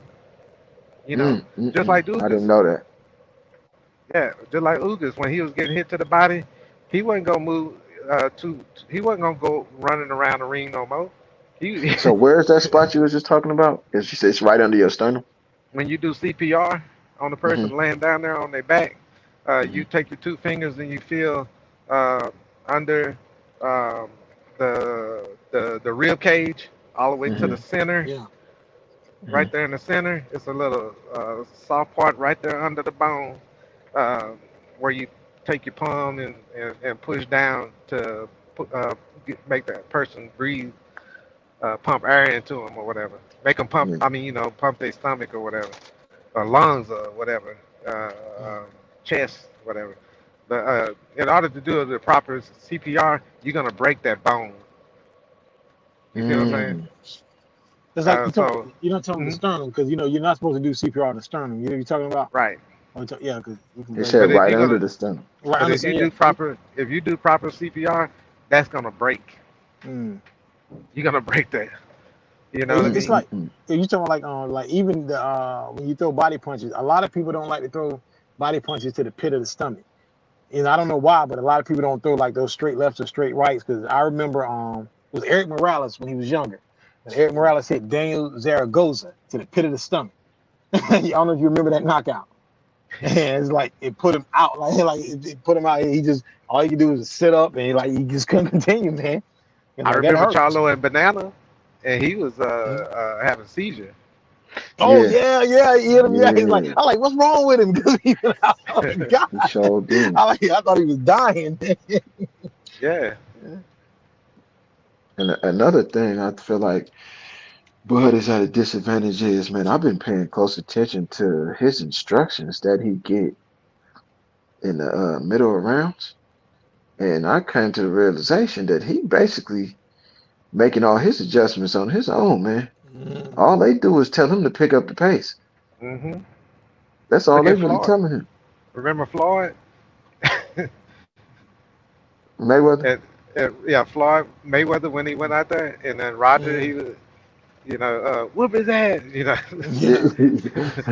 I call that Teddy Allen stuff. Like, I think Teddy Allen knows boxing is a high IQ, but Teddy Allen probably is the worst cornerman you can have because Right. he doesn't give proper Straight instructions. motivation.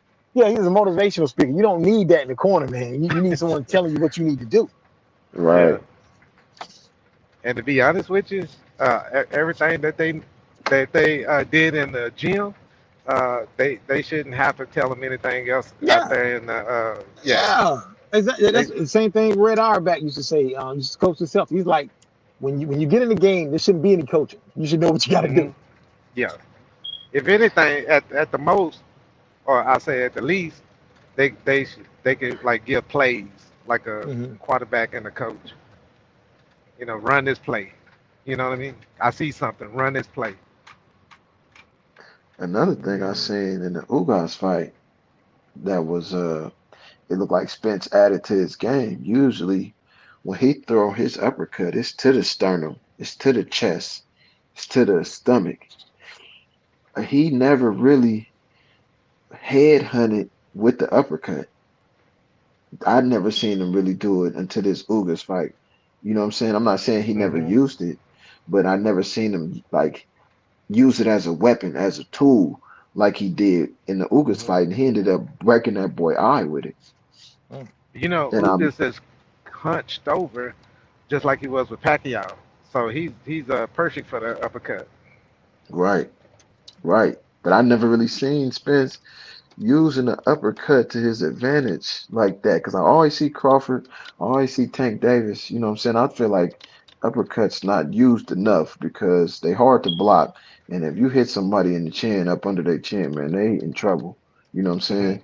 And I never really seen him using it as much as I thought he should. You know what I'm saying? But to see what he did with Ugas, you know what I'm saying? And I was watching that fight too yesterday, because I always felt like Spence needs to keep his head off the line against Crawford. And he had some moments where I seen Crawford would be able to find some openings, but for the most part, his head movement was pretty good in that fight. He was off balance a couple times where I seen some openings and stuff, but every time I watch it, I see new wrinkles for as how he would throw certain shots and then roll out rather than just step straight back. You know what I'm saying? And another thing, I think his footwork is going to surprise Crawford from the standpoint of being able to cut the ring off and his angles at cutting the ring off. You know what I'm saying? Because everybody got this idea like Crawford's going to come out there with this footwork that he haven't used at 147 at all. And if he does that, I think he gonna find out quick that the athletic gap that everybody is putting in between them is not what he think it is. One thing though, I think we're doing all this talking about this fight, and half of the year is gone already. It's not even signed yet. Right. I mean, they can't do September now. They can't do September because Triple G and Cripple G, as I call them, Cripple G and Canelo are fighting in September. So what are they gonna? It's got to be October, November, December. It got to be. Right. And if they don't make the fight by then. Bud been out the ring for a year. If they do November. Yeah, but so I'm like, well, I wonder what are they gonna do, man? They got to do it this year because if they don't do it this year, what are they gonna do? You think it'll happen next year? Somebody got to fight somebody if they don't do it. I think if it don't get done now, it's not happening. Yeah, and I don't want either guy to fight nobody. No tune-up fights. I don't want to fight. I don't want Crawford fighting nobody. I don't want Spence fighting anybody. I want both these guys to fight each other. I don't want no in between fights because it might be something like Buster Douglas and Tyson. When Tyson took the tune-up to fight Holyfield, and we saw what happened. We don't need that. I'm glad Spence fought. Go ahead. No, go ahead. I'm glad Spence fought last here, so we can see that he is he's live, so he's ready, and Right. we already knew Crawford was ready because he's finishing people. You Right. know, I don't think he finished Sean, but he almost did. You know, but uh, at the same time, he's finishing people.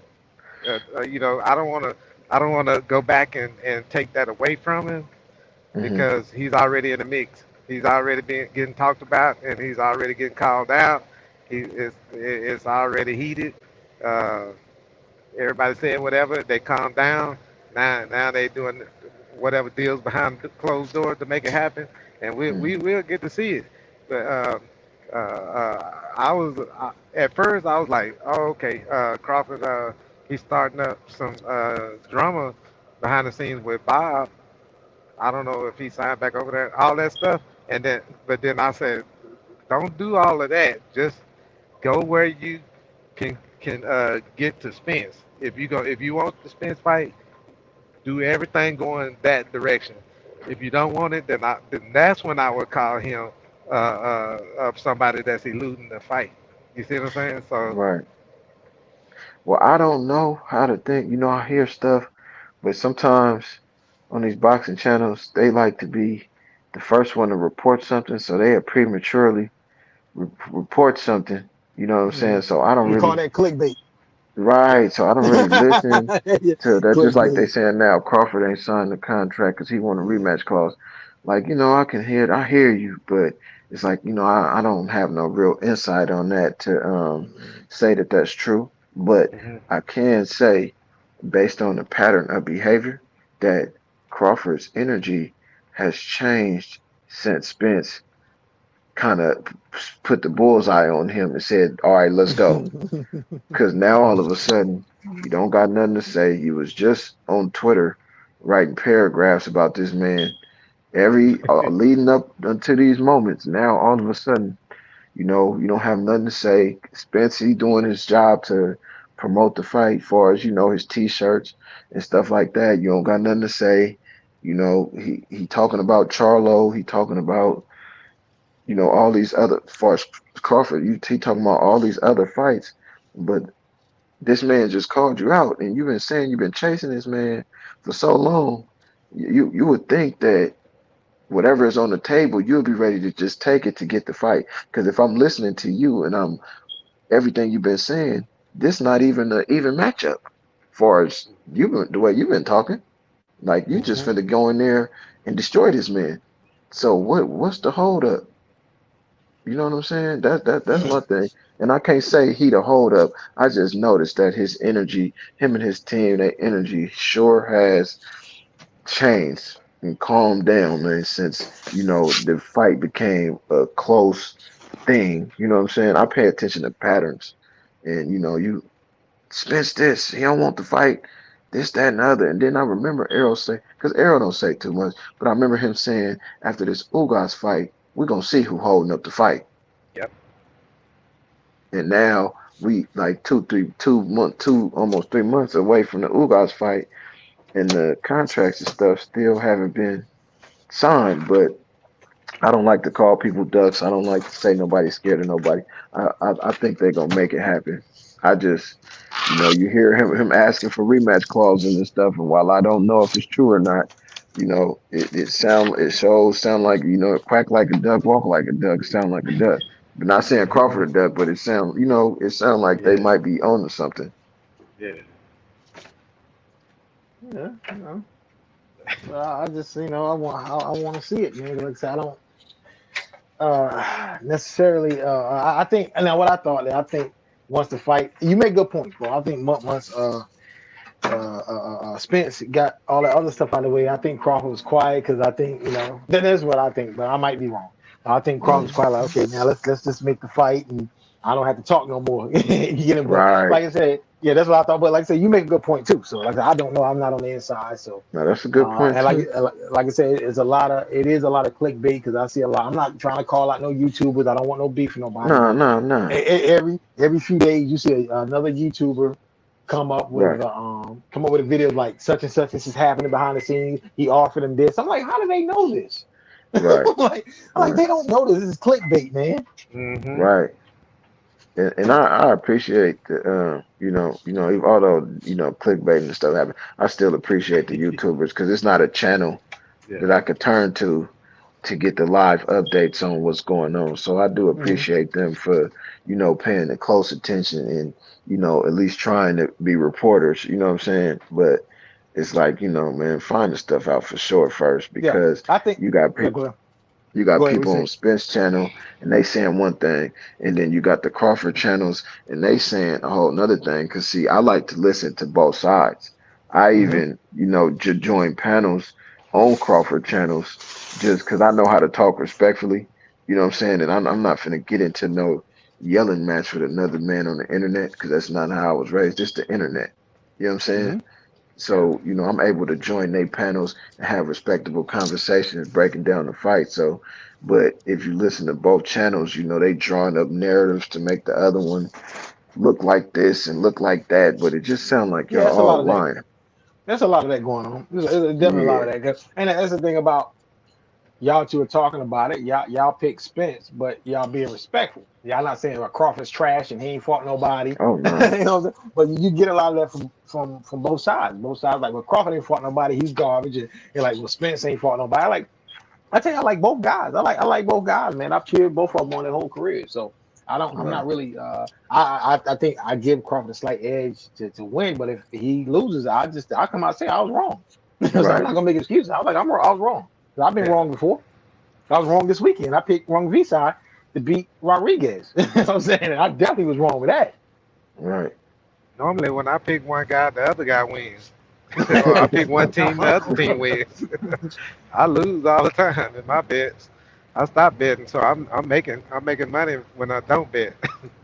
See, well, my thing is this: if you got an opinion on the fight, I'm gonna listen to you, but I want to hear you elaborate.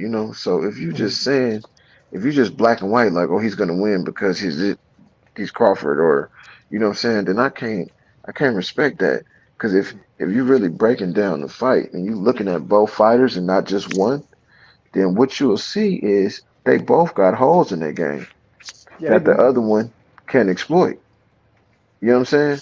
Yep. Which is what make the fight as good as it seem, because both look vulnerable to the other one. So it's not a for sure. Although I got confidence that Spence will win, if Crawford win, I'm not going to be surprised. Yeah.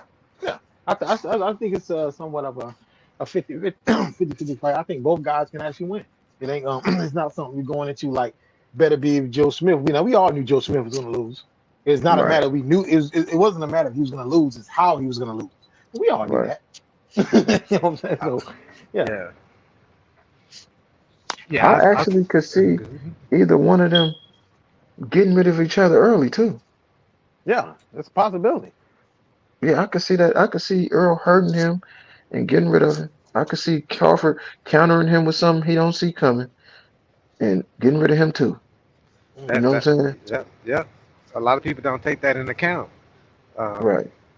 Because, like I said, there's no overtime in that type of, the combat. You got to get a person. That's the name of the goal. I said name of the goal. That's the goal, is to get the person out as soon as possible. Don't play with them. No, what I've always said is that this is just my opinion too. I think that it's gonna be a fight like, and they fought twice, like Donald Curry and Marlon Starling. I think it's gonna be a chess match that's gonna be kind of hard to score, and because like everybody thought Pacquiao Mayweather was gonna be fireworks. And then we went in there, we just saw a chess match and Mayweather out boxing. But I think this is going to be like Starling and Curry. I think this is going to be like, two highly skilled guys in there, and one guy edges the other guy out in the decision. That's what I think. I might be wrong, but that's what I think is going to happen. Because everybody think we're going to get Hagler Hearns. I don't think we're going to get that. Man, I'll tell you, if that's the case, and this is another reason why I think Spence is going to win due to my, calculation and how I analyze the fight. Spence is conditioned to throw power punches for 12 rounds. Yeah, I know Now, that. right now, Crawford, I can't say he's not, but I have never seen him do it. So to me, once you doing something for the first time, you know what I'm saying? It's a strong possibility that you doing it for the first time in Spence body assault, you might end up tired before he do. Mm. You understand what I'm saying? So if you look Yeah. at Spence volume of punches, if Crawford try to come out and match him with the volume of punches, then they're gonna have to be hard punches because Errol throw hard punches. Even like we was just talking about, even his short stops are hard. So if Crawford try to match him with volume, I think he gonna end up in trouble pretty much It's around the 8th, 9th, 10th round. it's like anybody that fought Ricardo Mayorga for the first time that had never seen it. They was like, man, this guy's throwing haymakers for 12 rounds. How do I deal with this? hmm But that's how Derek James trained him. If you watch them when they do the mitts, they don't do the mitts like other people. They do the mitts just how he fight. He don't tell him, all right, 1, 2. All right, Yeah. he put him up where he feel like he could throw whatever punch he want to throw. You know what I'm saying? But he put him in certain areas, and Errol has to see, react, and then he'll throw the punches back at him where he looked like he open. So it's more of a reaction thing. And then I hear people like, man, he doing that slow mid work, but you got people doing fast mid work. And But ain't doing Errol, nothing. but Errol throw way more punches than them around. Yeah. I've never been. Now I know. I guess it works for some people, but the Mayweather network when they be doing. I've talked to. I go to gyms here and I talk to a lot of trainers and I've never been a fan of it, and a lot of these guys aren't a fan of that. I mean, it's for sure. I understand it's for sure and it looks good, but in reality, anybody can learn that rhythm, that pattern of getting that. But that stuff is not going to help you when someone's in the trenches with you. The Right. little pity pat stuff. That A stuff is little not going pit to help pat. you. Yeah. That's amateur It's not going to fights. help you. Yeah. It's not going to help you. The little pity pat, pretty mitt work is not going to help you when someone's trying to take your head off in the trenches and they got you in the phone booth. So, as Customato said, you train as you fight. Right. You know how you know who you think is more dangerous. What's You know, that? you ever tell you how you would know How, who would you go down a dark alley with? Shit, I'll go down You dark tell alley with me. either one of them. Give me the one with the power. 'Cause, Right. you know. Sean Porter and Kell Brook both said Errol hit harder than him. So I don't even know why people try to balance, like put a scale on who could hit harder when they got common opponents, and they both said the same thing. Well, Yep. I personally wouldn't want to get hit by either one of Mhm. them. It's like, well, I agree with you like that. Like when you ask who hit harder, it's like asking who would you not want to get hit by. It's like Right. when Right. I had this argument about Triple G, everybody's like, well, Triple G is the hardest middleweight puncher I've seen. I don't think Triple G hits harder than Julian Jackson because I would much rather Right. be hit by Triple G than Julian Jackson because Triple G knocked guys out. Julian Jackson knocked guys unconscious. There's a difference in power. Mm. Yeah. See, that's a good analogy for them too, because Crawford hurt people a lot. Yeah. Mhm. You But know, when then go ahead. I finished what you were saying. Oh, but then when I look at both fighters and I look at their chins, right? And I feel like, okay, this might come down to who could take whose punch. And if I had to put my money on it, you know what I'm saying? I would have to say Crawford couldn't take Errol's punch because I seen Errol hit flush. That's just like the Ugas fight, right? He spit his mouthpiece out and he get hit with a 1-2. His legs did buckle. You know what I'm saying? Yeah, I give buckle. Ugas that. They buckled. But I was just arguing with my friend the other day and I was explaining to him it's a difference between being buzzed and being hurt. Hurt is when I'm retreating because I'm about to get knocked out. Buzzed is when I feel a good shot, but I'm still right here, and I'm not even necessarily going backwards. I might come forward and keep fighting. Now, when he got hit by Ugas with the 1-2, I feel like he got buzzed. It was You three know what I'm punches. saying? Huh? It was 3 punches. Right. But when Crawford got hit by Gamboa and by Mean Machine, Thank you, lady. And he yeah. was in trouble. You know what I'm saying? And you know, those two fighters don't have, you put them together, I don't think they hit harder than Errol Spence. Hey, you know what? I never get in here right quick. I have to mention this before I forget. Remember when they was in the hallway and they was Mhm. talking about what each other did? Yeah. You know Earl watches Bud because Yeah. he told him when he told him Gamboa gave him the stanky leg. Mhm. You know the Earl watches now Ke- Kevin James say he don't watch the fighters until it's time for them to Nah, go he against that watches. particular guy. Nah, he watches them. Mhm. He's been watching them for years. Yeah, because he was in the Bison too, right? So he's gonna watch fights. But you know, I know he got to concentrate on his guys in the gym. That I think that keeps him away from watching TV.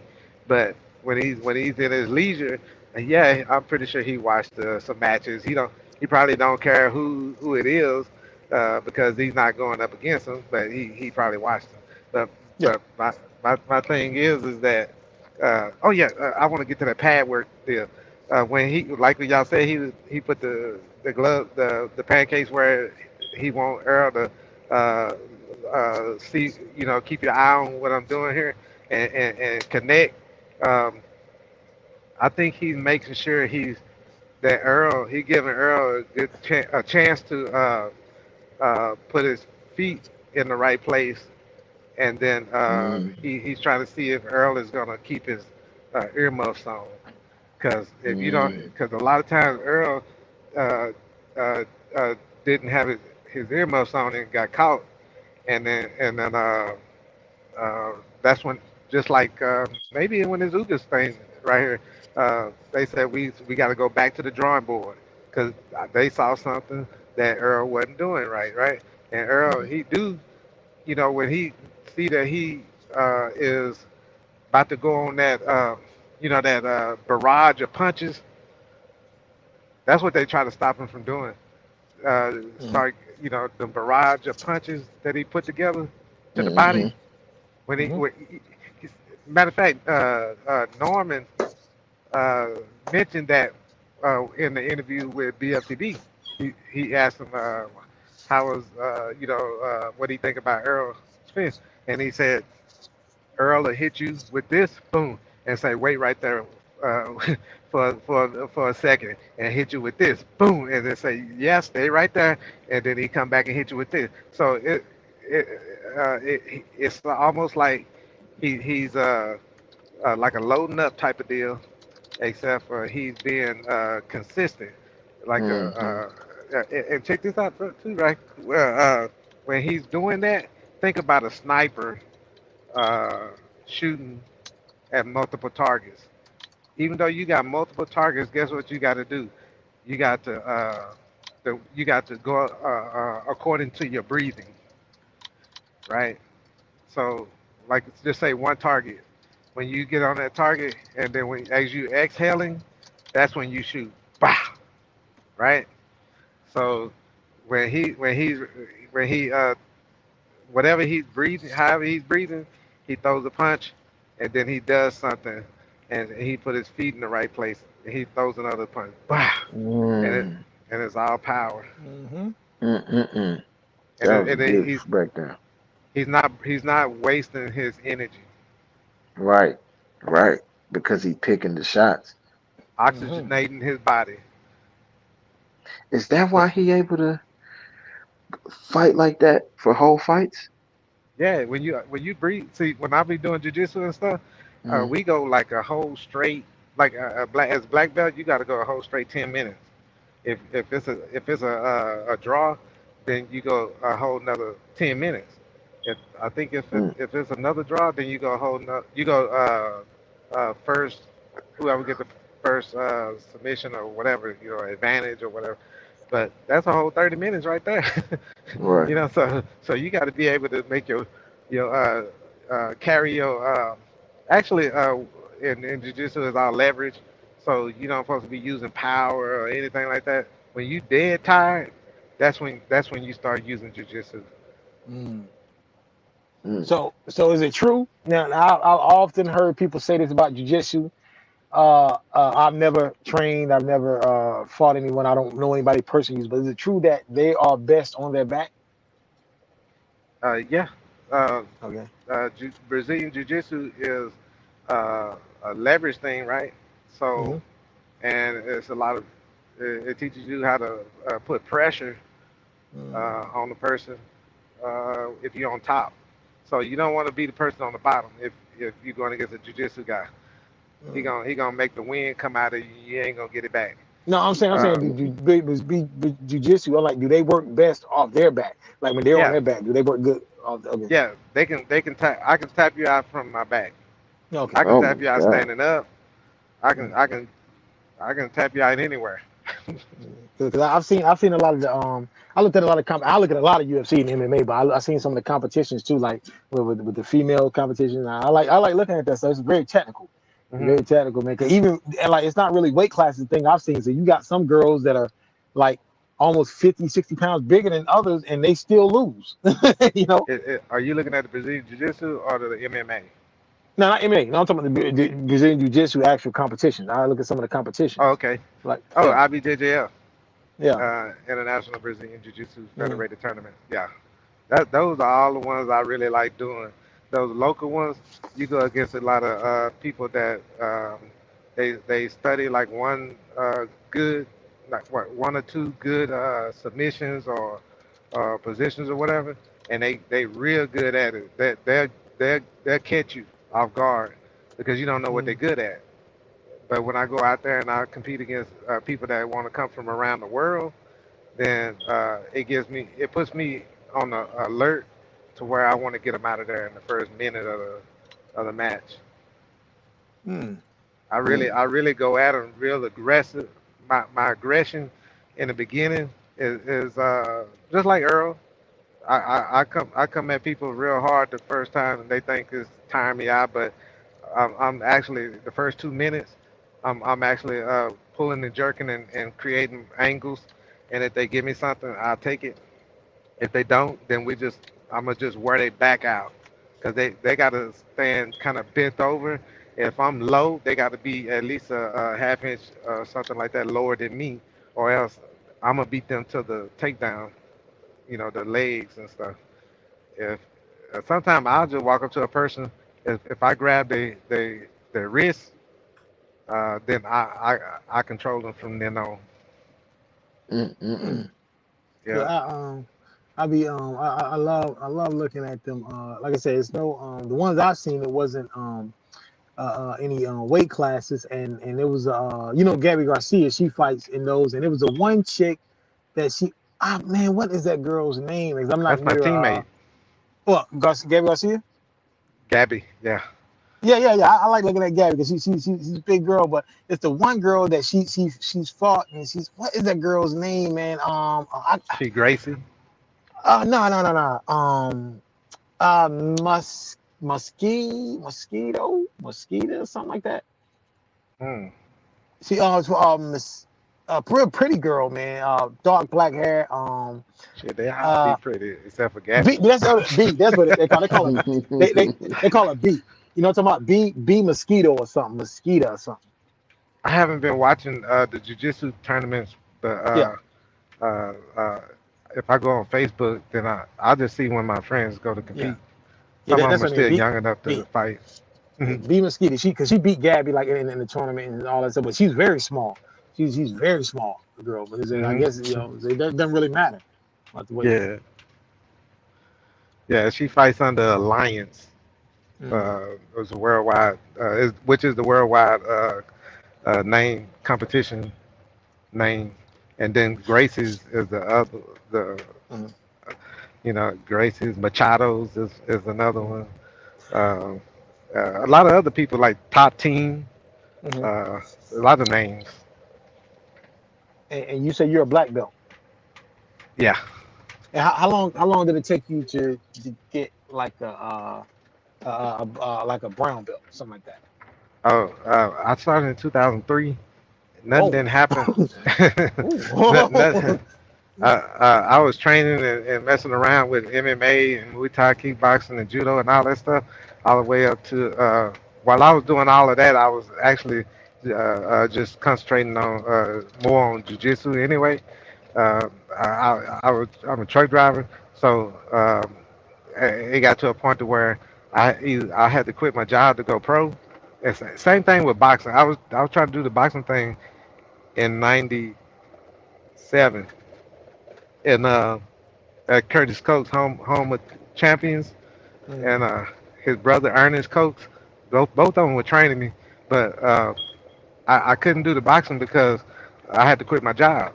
I had a wife and two kids, so I kept the job and I went on uh, to after the boxing thing, the jujitsu stuff. So in 2003, uh, I found that it kept me in shape and everything, and I got to box over there too a little bit with different people, different sizes and everything like that. Because you have a big guy in there and he don't have nobody to spar with, so anybody put the gloves on, MMA gloves or the boxing gloves, they had me doing everything.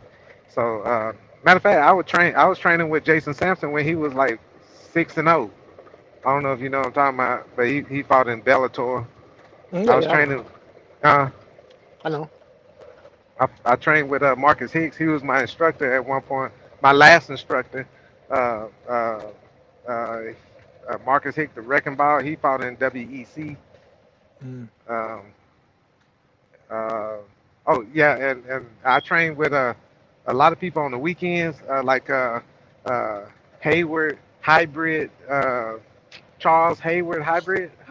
Yeah. He's in Vail, Colorado. He got a gym out there now, but he's Yeah. Okay. MMA. He's fighting now. Now Uh, you said Jason. You said Jason Sampson. Now, I know yeah, Jason Sampson from there, but he's kind of small. What's your weight? Is this yeah. No, Sampson? no, no. Jason. No, I was 160. Oh, okay, okay. Yeah. 162. Jason was up there too. He lost weight, but he lost weight so he can get down in them lower Yeah, yeah. divisions. That's what I'm saying. Uh, Okay, I didn't know that. All like right. 135, Yeah. something like that. Yeah, see, he was avoiding Marcus Hicks. See, we was all in the same gym, and if he wanted to fight Marcus, he had to stay up there. And then, well, if he he was training with me, but he wouldn't train with Marcus because they'd get heated. You see what I'm saying? Mm, So he didn't want to. He didn't want to stay right there because he would have to fight Marcus one day. So mm, he went down some more. But Jason hung out with a little group that was right there as well. William Capozano, he fought in the UFC. He's like he's he's he's not in there now because I think he's older. But you know what I'm talking about? William mm. Capozano. Oh yeah, He I was do know. Yeah. he was real Hmm. nice with Muay Thai. And it's another guy, Samuel Snow. He's in Keller, Texas right now. He got his own gym there, the Snow Jiu Jitsu. So I met him. This other Jiu Jitsu guy that was on my team, he moved around and got to be an instructor at another gym in Irving, Texas. And after I leave Mola Jiu Jitsu, I would go over there and get some more work. That tell you how serious I was. I would leave over here for hours and then go over there for hours. So, and that was a purple belt. Uh, Mm. your original question was how long did it take me to get the brown belt? Yeah. Uh, uh, from two, I started competing. Like I said, I started in 2003, but I started competing in 2006. Um, and then I didn't get a brown belt till somewhere around uh, somewhere around seven. Hold on. Uh, 8, 9, 10, 11, 12. Okay, about 6 or 7 years later, I got the brown belt. After Okay, so so 7 years. I so mean, I so mean, from how mm, long did it take you from brown? You know, I think what is it? Brown, red, then black, right? uh, not brown and then black. Oh, then brown. Okay. So how long from brown to black? Uh, if I got it in somewhere the brown around 2010 or 11, and then about 3 years somewhere in there. Hmm. Okay. Two, It two, takes some two and a time. half to 3 years somewhere in there. The reason why you can, this is the thing. When I was a brown belt, yeah, when I was a purple belt, I would go to other gyms and train with the black belts. Hmm. So I saw the politics in the promotions. So only way you can force the hand is to go compete. So I would go compete, and if I ran through my division over and over and over, I would get called for sandbagging, you Mm. know, and I wouldn't have. They would force my coach to belt me up and put me in a higher level. Mm. That you know what? I met somebody. I was talking to somebody about. Oh, you know what? It's a dude work at my job in Albuquerque. I'm about to go meet him right now, right? And he worked on. He trained under. God dog it. He trained under this guy that was out there competing at a high level. He's a real popular guy, and yeah, I forget these names, but yeah, uh, they, uh, but if I'm on my back, there's so many submissions I can do with my leg. I can tie your legs up and then put a lot of pressure on your legs to break your legs. Or if I'm on my back and you try to stomp down at me, I would catch a leg, a foot, or whatever, and then I would put you got the X guard, you got you know what I'm talking about, Hmm. and then you got the S guard, you know what I'm talking about right there, Yeah, I don't know about the S guard though. which AKA the running guard. It looks like you're running. Hmm. So the S, your body's in like the shape of an S, and it looks like you're running. That's the S guard, and then the X guard is when you got your legs crossed and you putting it, and you stretching the person out from there and breaking them down. You can take their back from there, whatever, you know. And I mean, it's a whole lot of the stuff, butterfly guard. When Hmm. if you're sitting down, and I can do everything that everything that you can learn in Brazilian Jiu Jitsu. I pretty much kind of learned it, and all the extra tricky stuff. That's the stuff that I didn't get all into. You know what I mean? That's just That's the accent. Well, after you learn the basics and everything, you can add all the other little trickery to it just to fool somebody, because that's what it's really all about. Everybody probably know what each other's gonna do, but as long as you try to stay 10 steps ahead of the other person, just say if you equal to me and I got more tricks under my sleeve, then I'm most likely gonna try to set it up and trick you with the little stuff that you never saw before, but I was training on it. You know what I mean? Hmm. But I'm the type of person, in training, uh, uh, I would I would train to where I would let you um, do all the stuff that you want to do, and then if you tap me, good, But now I know what you got in your bag. You know what I mean? Hmm. So from then on, out, then I'm looking for uh, that type of stuff to come out. Uh, you know, I, I ain't gonna be fooled by it again. I went into a gym. It's a Rob Abel, a guy named Rob Abel. He's a black belt. He you know Marcelo Garcia. Nah. Well, Rob Abels has he moved. I saw that I was on Facebook. I saw that he had moved his gym. He got a better gym somewhere. Um, but his you know how they have the gym name under that guy, and Rob has his gym name under Marcelo Garcia, which is up in New York. Um, and but the Rob's gym is in Dallas. I used to go over there and train with all those students over there too. And I went in there one time with no gi. It was no gi, so I was wrestling with this guy, and I could tell he was grabbing my wrist and and stuff like that, like pressure point type of stuff. And I realized I said, "This a cop," you know, because they like to do that Aikido stuff, you know.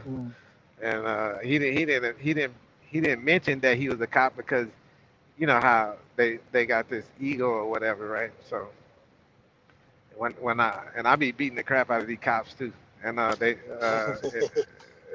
and well, you know, for real.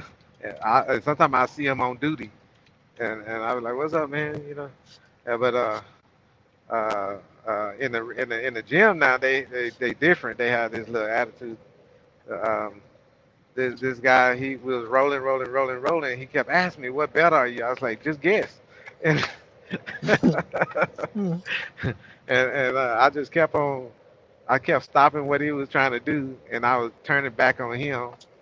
And I didn't submit him. I just kept rolling. I like to roll with people. How you do the catch and release. Uh, so that way you can just constantly roll, which helps you in your tournaments because it makes you more uh, persistent. Is that right? Mhm. You never you don't supposed to stop.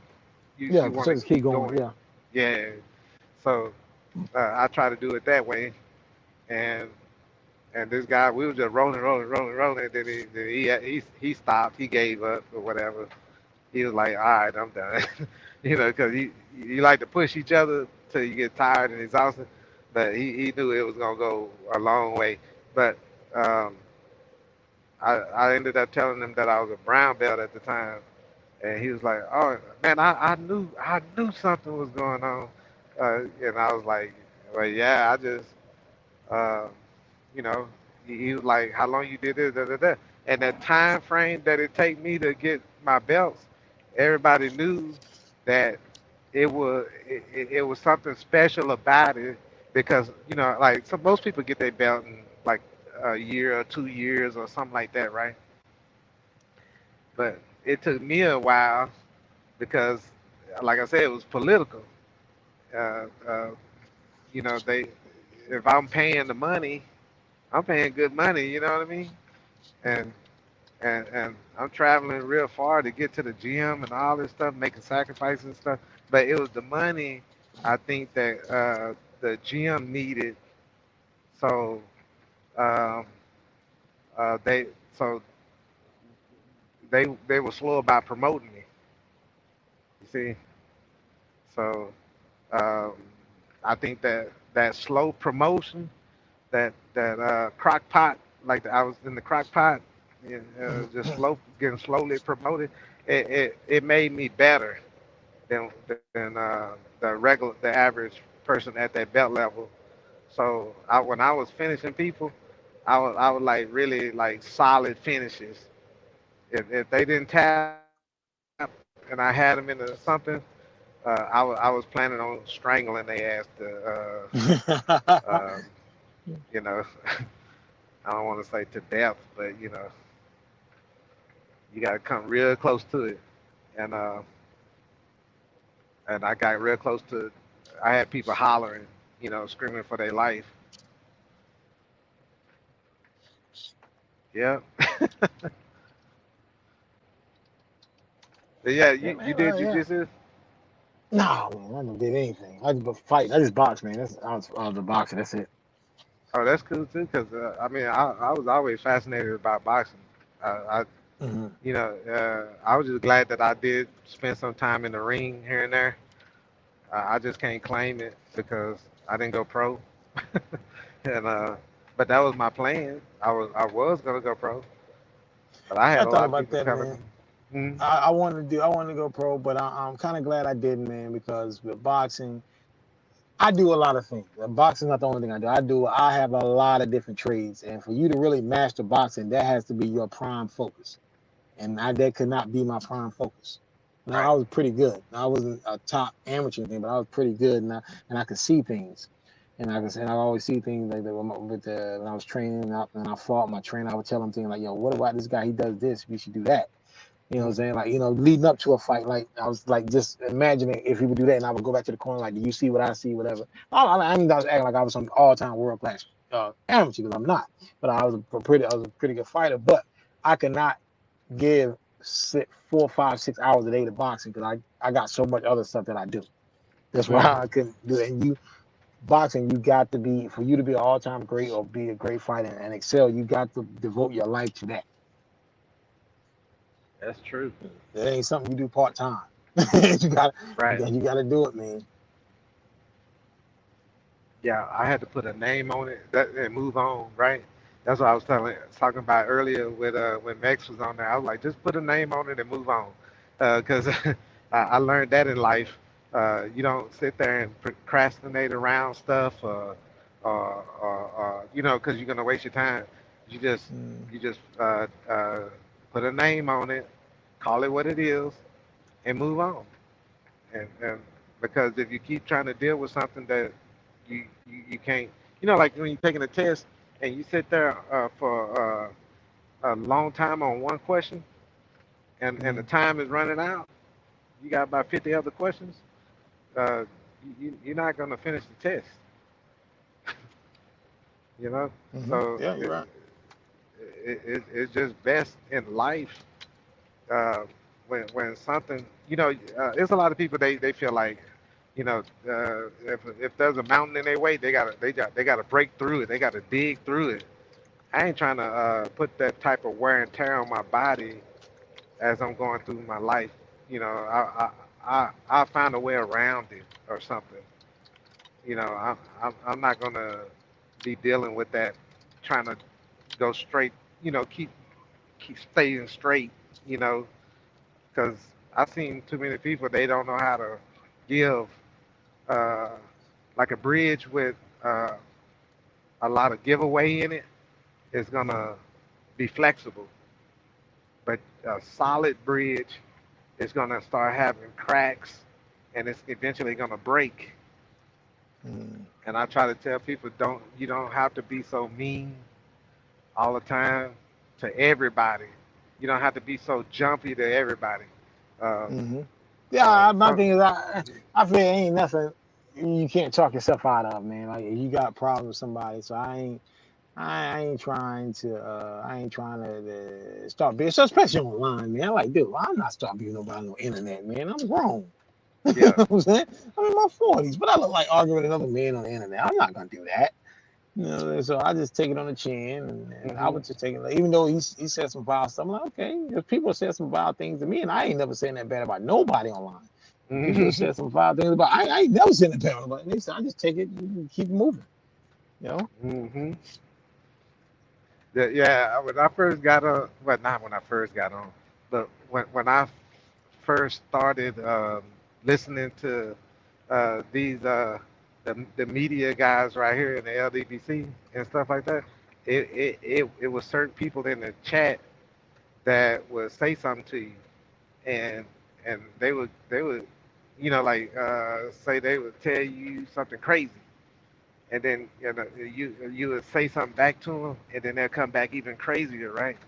So somebody, I don't know who it was, don't care, but they got under my skin, and then I was like, I was ready to rah rah rah rah rah, and then I stopped myself, and then I think I probably apologized to the guy, and then I left it alone. I said that I need to stay away from that guy right there.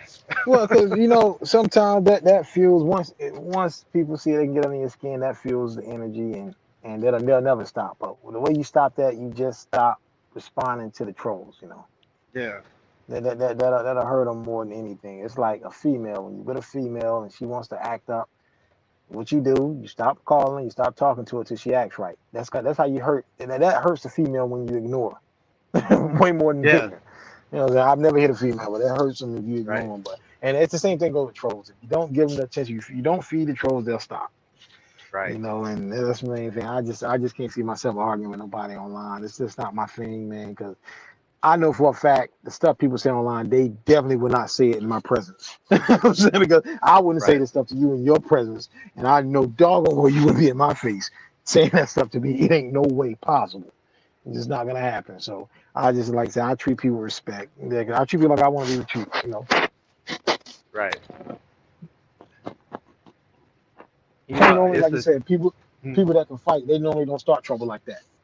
right. Right. You know? Right. Exactly. Hey, this TikTok video where this guy he tells the lady, he goes, hey, you so beautiful and pretty and all this stuff, and then all of a sudden she's like, oh, thank you, and then he said, now walk away from me. No, I'm saying, look at that. No. That dude be tripping me out. I be doing it in chat. I be like, salute Queen. And then they say, salute Picasso. And then I go, now walk away from me. I be like, you, and I think be that bitch. She say, oh, you walk away first. Yo, it's just, I didn't go to the gym. I'm gonna go to the gym later today, man. Normally I go like around 5, but I'm going later today. I gotta do about 3 or 4 mile run, do some Yeah. ab work. You know what I'm saying? But yeah, I'll be back up tomorrow night, man. It's good talking with Yeah. you, panel. Here too. I don't see Santos on here no more, and you the last one, so we can end the thing here. I got calls. Yeah. I had calls coming in. I appreciate you. What's your name again? All Positive Network, Rashawn. Positive Network. You All normally come on Positive here. Network. Yeah, I'm always up here. Yeah. All Positive Network. Who else show you go to? I go on Mark Nash show. It's a good show. Mark Nash is great, and then I go on Major Key Boxing, who was arguing with Southpaw the other night. I went on his show the other night, and I go to a lot of guys' channels, man. I mean, I have no beef in the internet community. I have no beef with nobody. Yeah, None. you know what? I was thinking about having a channel myself, but I don't want to start out and be this boring, talking on there boring and everything, and then I got to pick a good time for me to be going on there. But the only thing I can really talk about is truck driving, Brazilian Jiu-Jitsu. I can't really talk about boxing because I'm not a boxing connoisseur. Well, get a partner, man. Get a partner and do it with, you know what I'm saying? So y'all can feed off each other energy. Yeah, that's what I was thinking. Yeah, that's what I do. But this is not my channel by myself. This is me and my partner. We got this channel, a female, and we do this channel together. Okay, and so beware of that right there coming out. I got somebody helping me do some videos and stuff because I want to. You got truck drivers out here that get out of shape like myself. I'll get out of shape and then I'll go back and start training again. So All Positive Network. All Subscribe right, to me. Subscribe to me. Check out a video. We got interesting content. All right, man. Peace. Yes, sir. Take care, man. Be safe. And Kyle, I appreciate the platform. Everybody, we out. All right.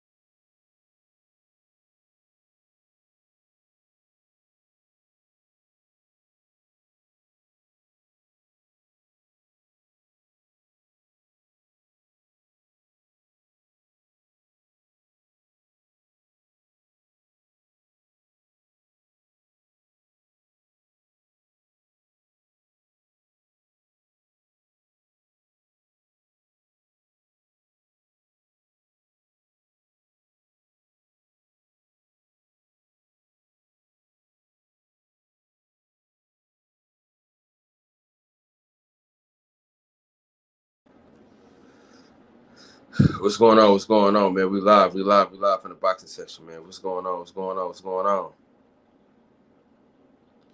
Who we still got in here?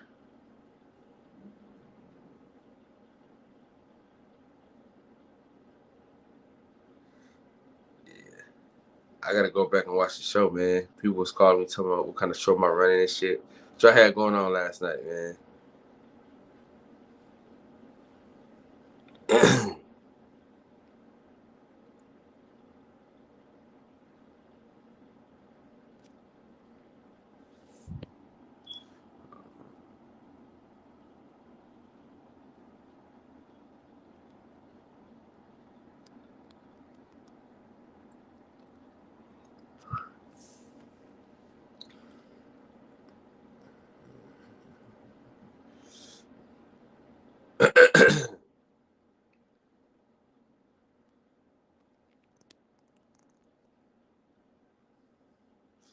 Everybody be saying I dropped the link, but it's pinned it at the top. I'm sure of it. I'm sure it's pinned it at the top.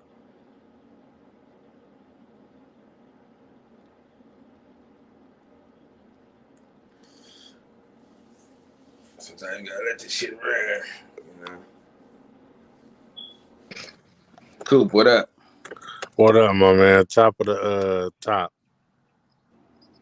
Yeah, sometimes you gotta let the live streams run. Sometimes, man. Every now and again. Sometimes you just gotta let it go for 11 hours.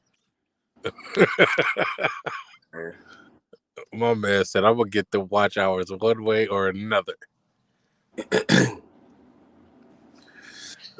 So, I had hopes for y'all Lakers getting John Wall yesterday, man, but looks like he want to fuck around with the Clippers. Man, Clippers always want to be like the Lakers, bro. It's pretty sad. You gotta be a sad motherfucker to even be a Clipper fan. Right. I had hope for John Wall. I didn't think he was gonna go to the Lakers. I thought he was gonna do something else, but goddamn, like I feel like his clock came back, man. Out of no fucking place. You went to second fiddle in the town? He went to second fiddle in LA. Man, they were trying to make the Clippers the best thing, and they just won't be. That shit is horrible over there. But then I didn't see him fitting in nowhere else. Bro, like think about this, bro.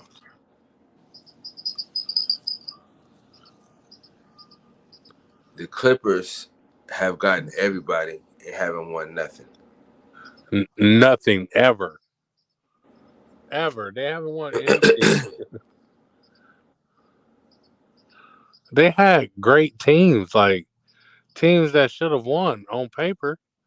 They just fucking trash. Yeah.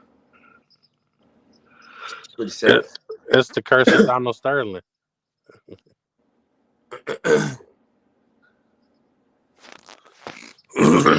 Then Tommy Fury and Jake Paul ain't ever gonna happen. You see, Tyson and Jake bet $1 million, man. They said, put your money up. Bet $1 million on the fight, and the fight ain't even gonna happen. Why it ain't happening again? MTK Global.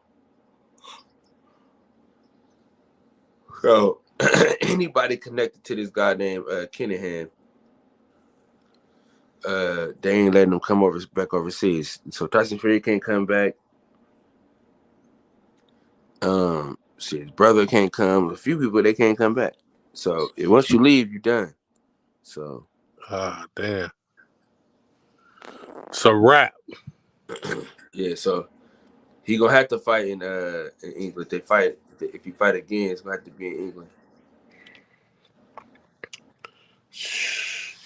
It look like Jake Paul gonna have to travel abroad, and they're gonna have to put something together short notice. I mean, it ain't that short though, cause how long is the training camp? About depends, about 8 to 12 weeks. Yeah, that's short because August 6th was the fight date, right? I ain't gonna lie to you, but I don't even know. Let me look it up right now. I think it was August 6th.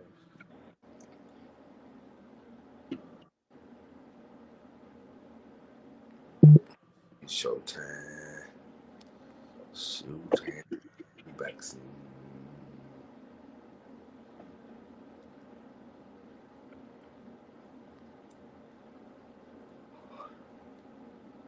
Oh shit, yeah, August 6th. Damn.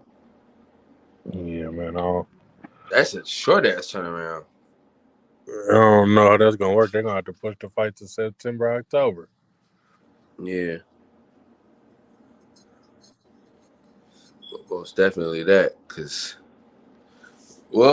somebody take it on short notice and get knocked out, and he'll get the credit for it. Somebody, Willie will gladly sign up for a third fight to get that bag. Man, go get that bag. Shit, I'm ready to jump in there with old Jake and get knocked out for that bag one time. I'm gonna throw them things up and be like, just hit me, cause I'm going down. Man. And then look at your boy Kyrie waiting till the last minute to opt into that contract. Yeah, dirty motherfucker, man. Are you putting up with the Kyrie Irving saga as a if you were a GM or a head coach or team owner? Are you putting up with this shit that come with him? Is it worth it? No. I don't think I could. As a Duke fan, it ain't worth it. I don't think I could do it, brother. I ain't gonna lie to you. But you would have accepted him with open arms on the Lakers. Well, it ain't my money, so you know what I mean. Nigga said, ain't got nothing to do with me.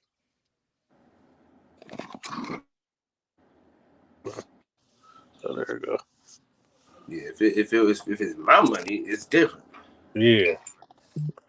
I'm not putting 5 years into Kyrie Irving. Until you show me, I'll give you a 3. Maybe a 3. Maybe a 2 with the option on the 3rd. So I can know how you want to play it.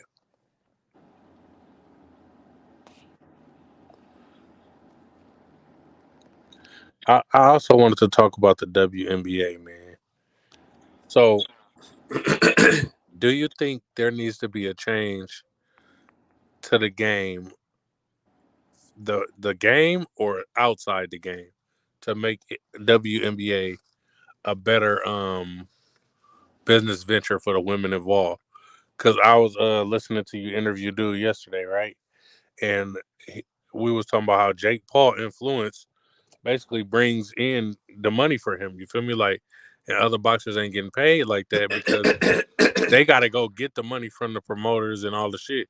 But Jake Paul is actually bringing the money to the sport.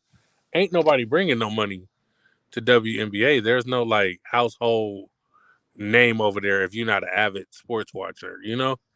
Yeah. Like everybody in the world know LeBron James, whether you watch basketball or not. Like, so what do you think needs to change over there? Well, they're starting to do like more like promotion as far as like NBA players are starting to go to the fights. So it's starting to the game. So it's been getting better. Here's what I said they should do. They need to tap in with these influencers, these social media people, have these young girls going to the games and shit, sending them like WNBA gear so all those young fans see it. Maybe even like halftime performances of like popping like influencers and shit. You know, something to get their brand on social media in your eye. Because the only way I see WNBA on social media is because I follow sports pages. Like, but like I can roll down Facebook and just see a NBA clip. Like, I've never randomly seen WNBA clips. They need to market a lot better. But do you think it needs to be a change to the gameplay, or is it fine how it is? I mean, I like the gameplay, man. It's real skill.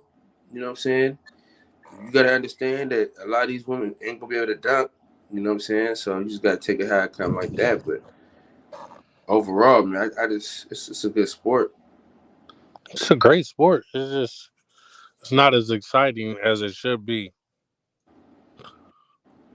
When you're arguing with me that y'all should be getting paid like the men players, y'all don't have no endorsements, y'all don't have no major TV deals, none of that shit. Like, how are we gonna pay y'all and the money not there? And y'all ain't bringing in no money. The league will be bankrupt if they pay one player like they pay LeBron. Because y'all not bringing no fucking money in.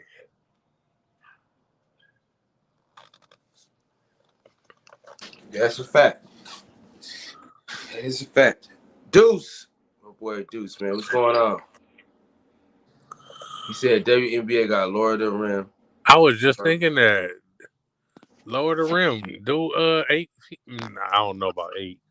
Maybe 8.5. Yeah, fuck it. Do 8 feet. 8 and let bitches get bopped on, posterized. Hell yeah. They've only had 2 triple doubles in WNBA history. 2? And how long the league been around?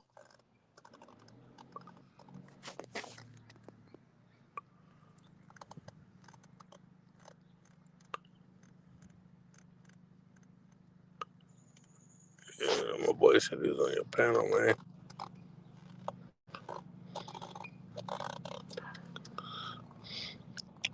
Fuck it. Let the transgenders play with the women.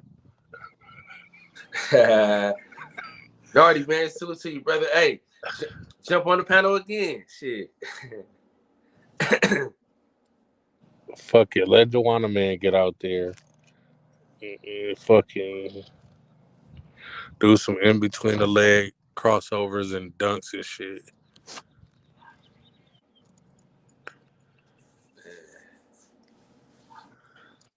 But I'm gonna be honest with you, the women are getting more like.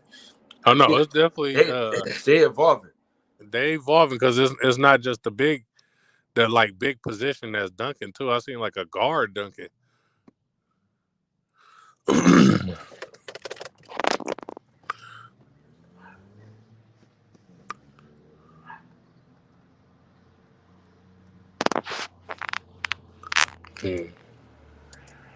Pin that comment up there, what he just said.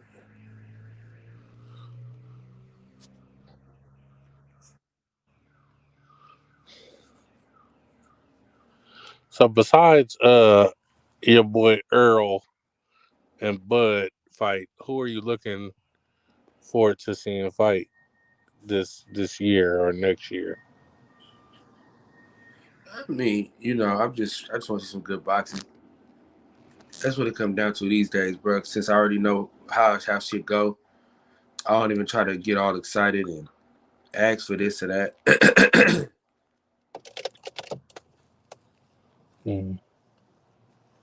So nothing in particular, basically. You just want to see good matchups, good fights. Yeah, absolutely. So what do you think needs to happen for boxing to make the best fights happen? Because the best fights, it's all a money grab right now. So the best fights don't really happen. Well, that's why, because there's money involved. You gotta know once you get out of being a fan, you realize it's a business. Then you understand that, and then you just go from there. But I feel like the fighters before us didn't treat it like a business, so maybe they didn't get their just due, right? Like before the Mayweathers and shit, and then Mayweather turned this shit into like a complete business. Like, nigga, get paid, make sure you get your just due and shit, right? But for the fans don't really understand that part of it. Like, bro, we want to see you fight this person because this the best and that's the best at this time type shit. Yeah, but a lot of times back in them days, they all the fights that people wanted, they didn't get neither though. That's a misconception. That's a really big misconception. So who didn't fight who? What, like the fights that people wanted to happen never happened. Like what was do you know like the one that everybody wanted and it never happened?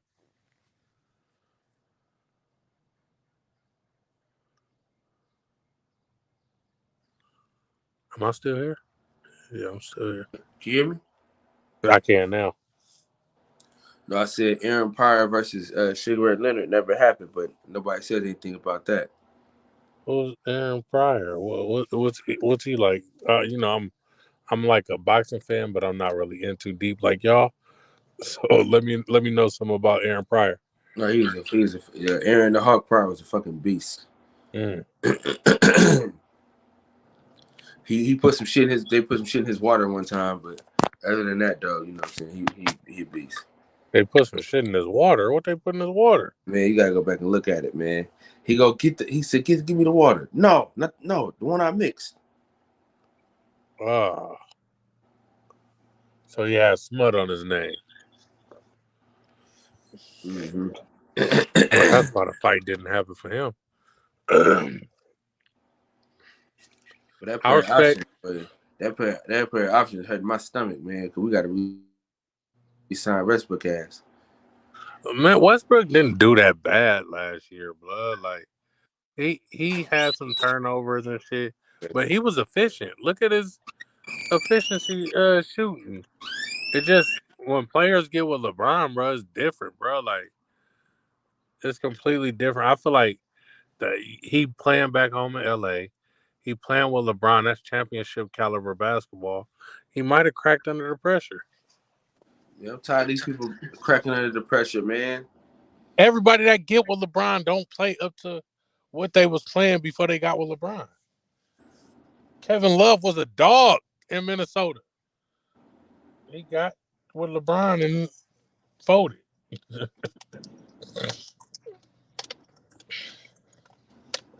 Championship basketball is different, man. You see why Bron want to play with Steph Curry? Because Steph Curry know how to motherfucking play in the championships, man. He want to win.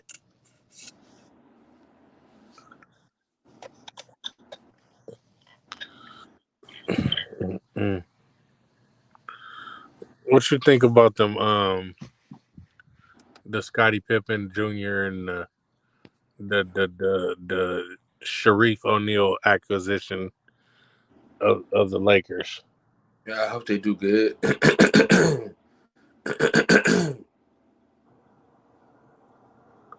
Hope they do good, man. I can't see them on the main roster, man. They'll be G Leaguers. Scottie Pippen's son good though. He was good in high school, right? No, he good in college, nigga. What college you went to? He went to Vanderbilt. Okay.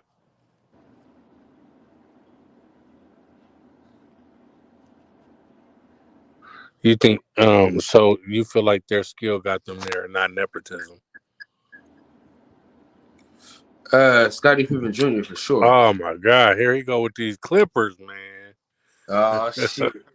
Deuce ass. Them Clippers about to be ain't nobody finna be healthy.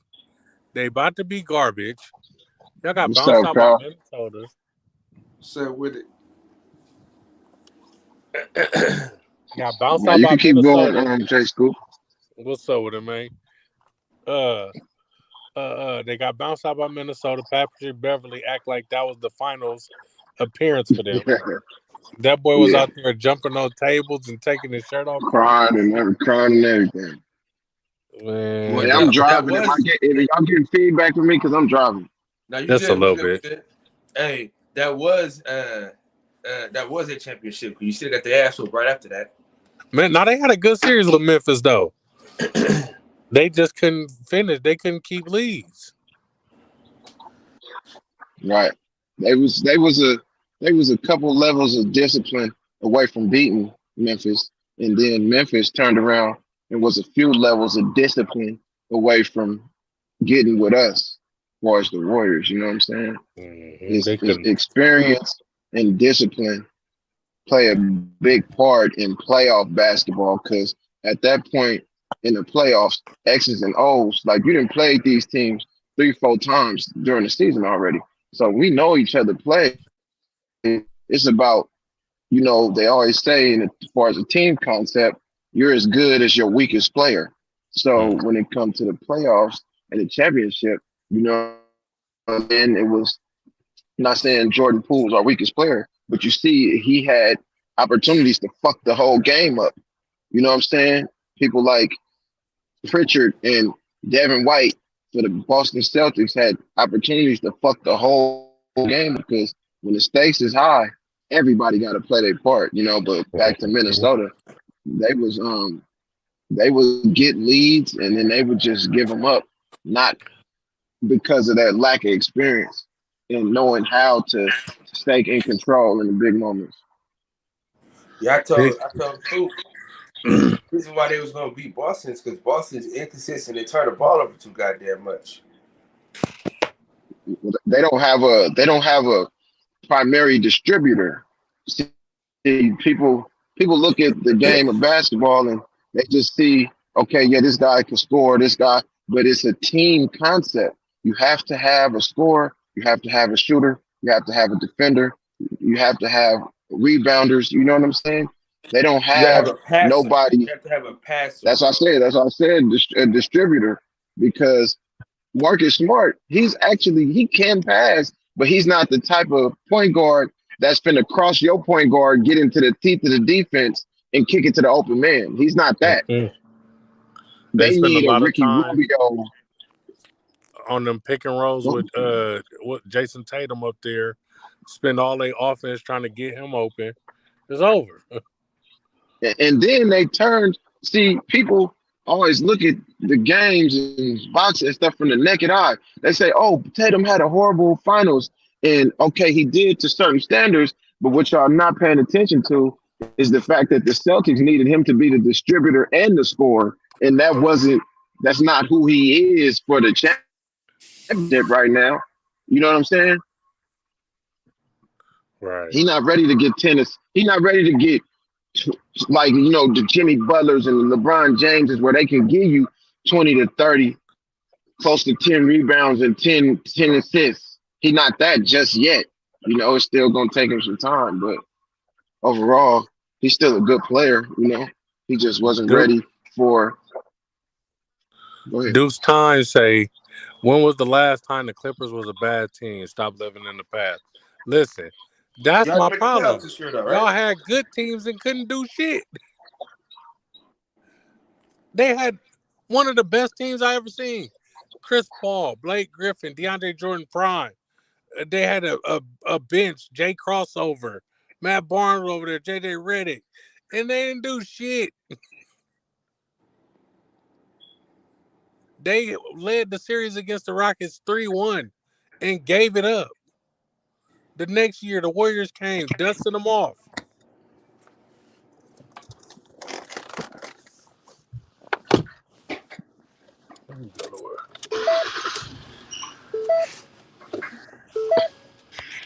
Hey, Naughty, I got Stitch Duran in about an hour. You got who? Oh, Stitch Duran? You said Stitch? Yeah, he coming on in the hour. Oh, that's dope, bro. I like Stitch, man. See, Kyle, man, you're doing a good job of networking and being the type of and having the type of humility that it takes to bring in both sides, man. Like, so I stay out here in Texas, right? My son is a very good basketball player, so we play AAU up in Duncanville.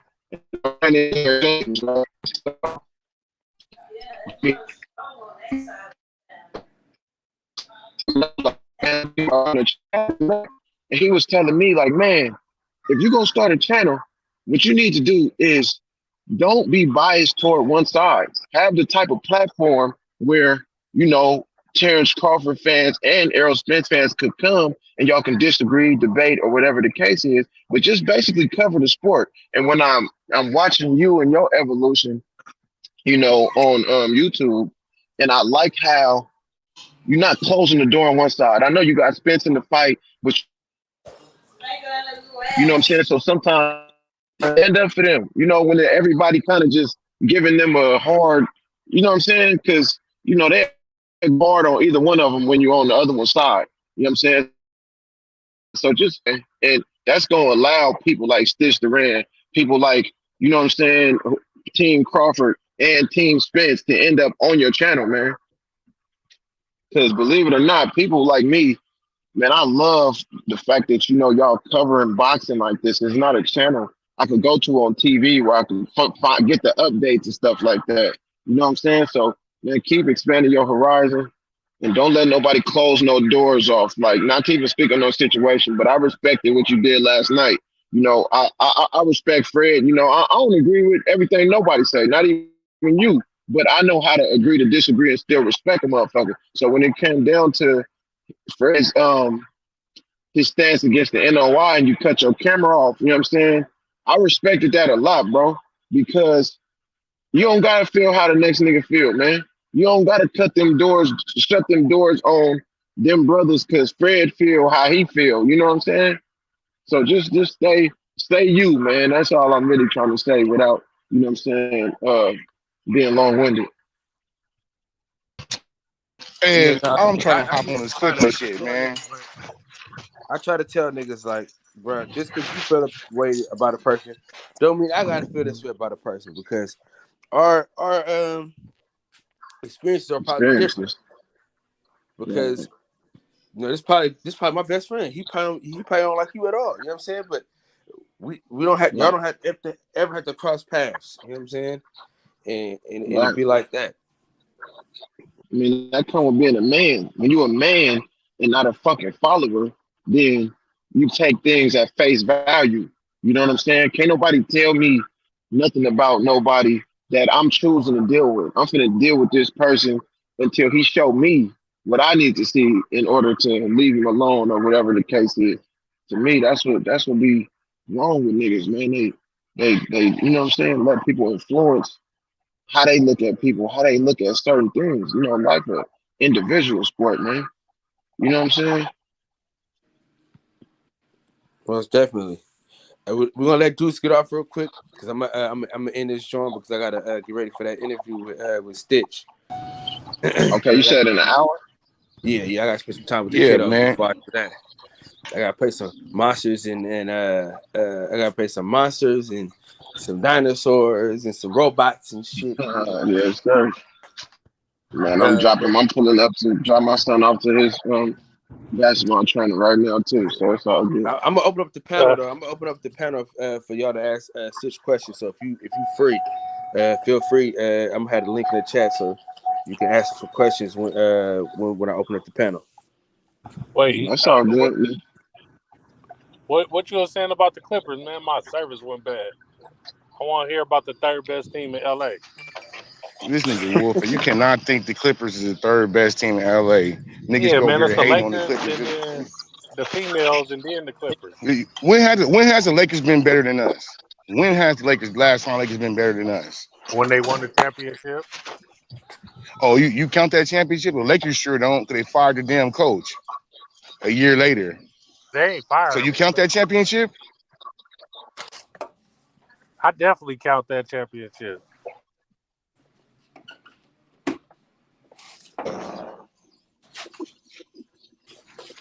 You care about? I can't hear you, Deuce.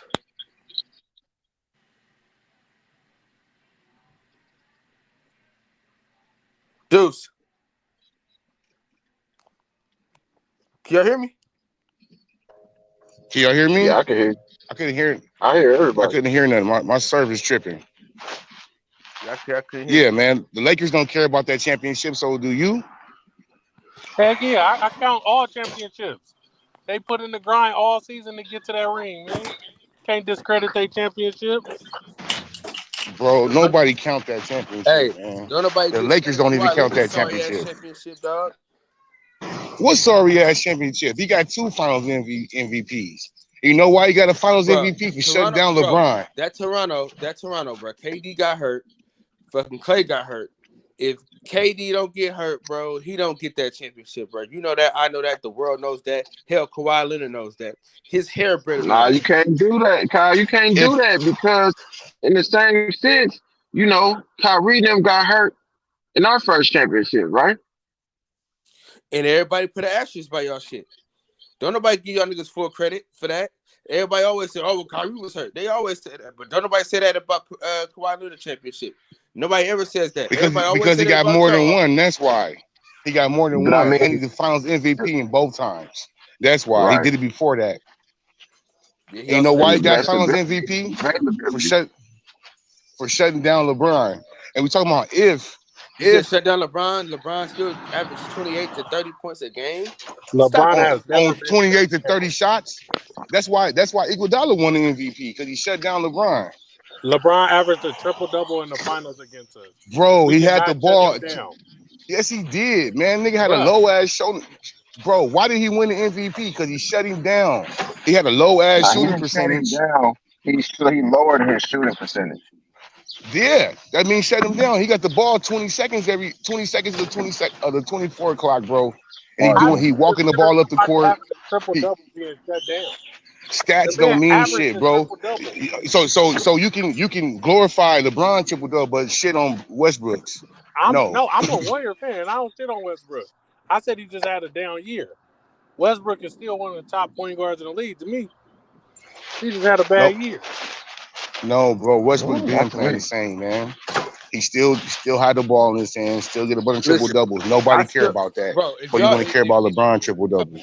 I still got Russell Westbrook poster up in my back, in the back of my man cave. But he got one more year. He pulled his bullshit again on me this year. I'm taking that motherfucker down.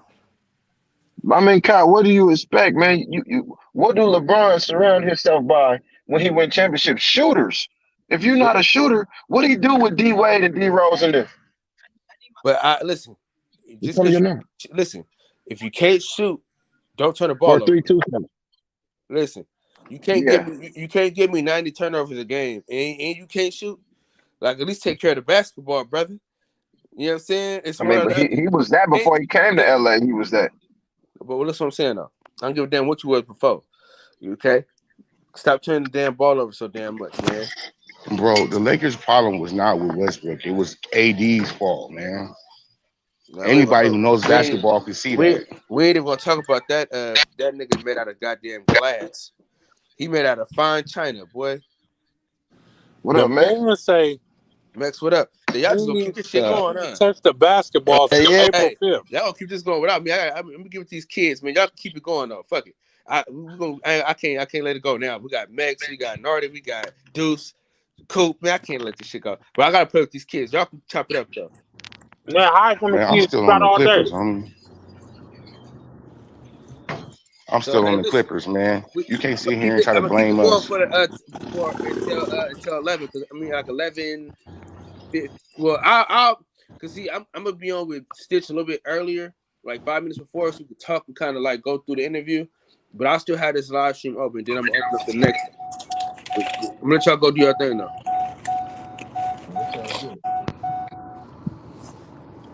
Yeah, while we talking about if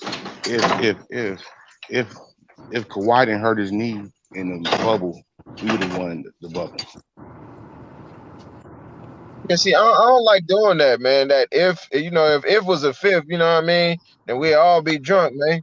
So like that's just like, all right, Kyrie was hurt when we played the Cavaliers in the first championship. Then if you double back when they came back, when Cleveland came back from down 3-1, Draymond got suspended and Steph Curry was coming off of a knee sprain.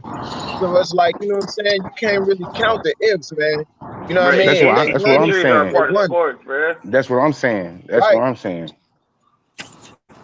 We can go all the way back to the 60s. If Will Chamberlain didn't get injured in that series, they would have beat the Celtics. Well, they haven't. They will never beat the Celtics, bro. But dudes can't hate on the Clippers, homie. Just because what used to happen in 1980s and 1990s, you still can't bring that up now. The Clippers have been better than the Lakers since 2009. You know, Blake Griffin only lost one time to the Lakers. Hey, they've been better and ain't won no championships. You know But the why? Because Lakers Chris won one. Paul is trash. That's why. Chris Paul is overrated. That's why you get disqualified when you talk Whoa.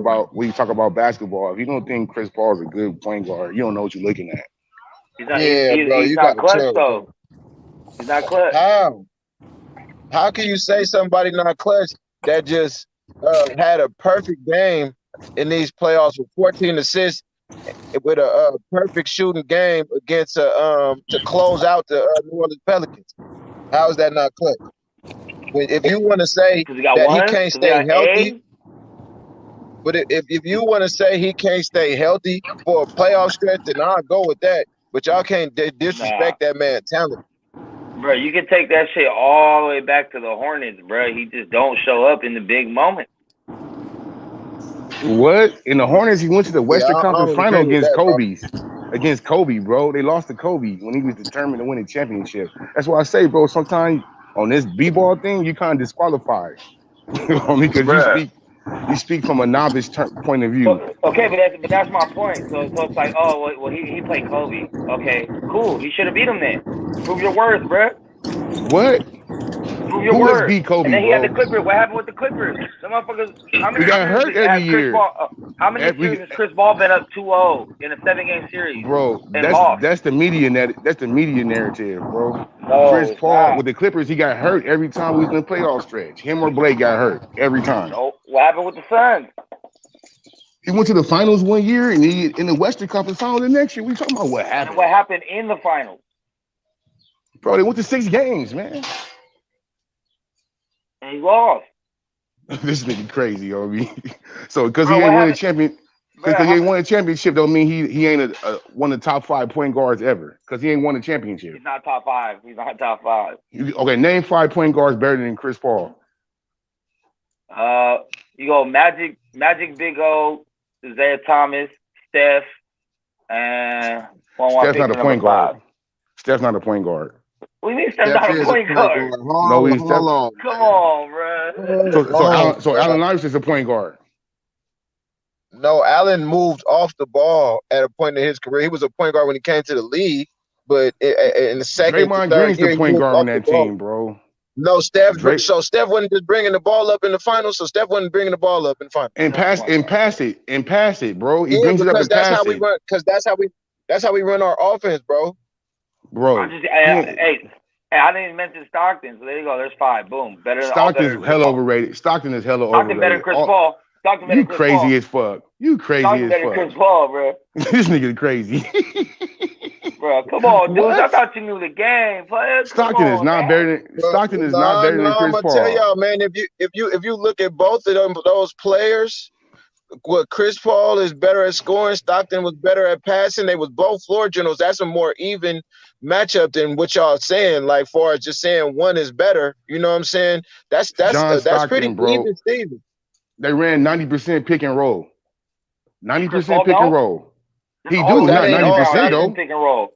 The whole league is That's pick and not roll, all pick and Stockton pop. was doing, though, bro. They Listen, invented that shit. That's not all Stockton was out there doing, though, my boy. Crazy, man. Stockton would come down the court and he'll run the pick and roll, or sometimes, like Steph Curry, he would get off the ball. And one of the best things that Stockton used to do that Steph Curry took from him, Stockton was one of the best screen setters on big men ever as a guard. If you watch Stockton and them play, he would go down there and give it up to Hornacek or Russell, and he would go set a screen on Karl Malone man to get Karl Malone to the other elbow, and that's how Karl Malone would get open for them jump shots when they wasn't running the pick and roll. Yeah, There's a and bunch of other stuff that I could break down. 90% of that nigga assists came to Karl Malone on the pick and roll. He the best point guard ever, one of the best point guards ever. That's how they offense was. No, that's not Once true you either. ask, Because you can ask Gary Payton and Jason Kidd and motherfucking all the people who was playing Kevin Johnson how good of a point guard he was. I seen hold on. Gary Payton said that John Stockton was the hardest player he had to guard in his career.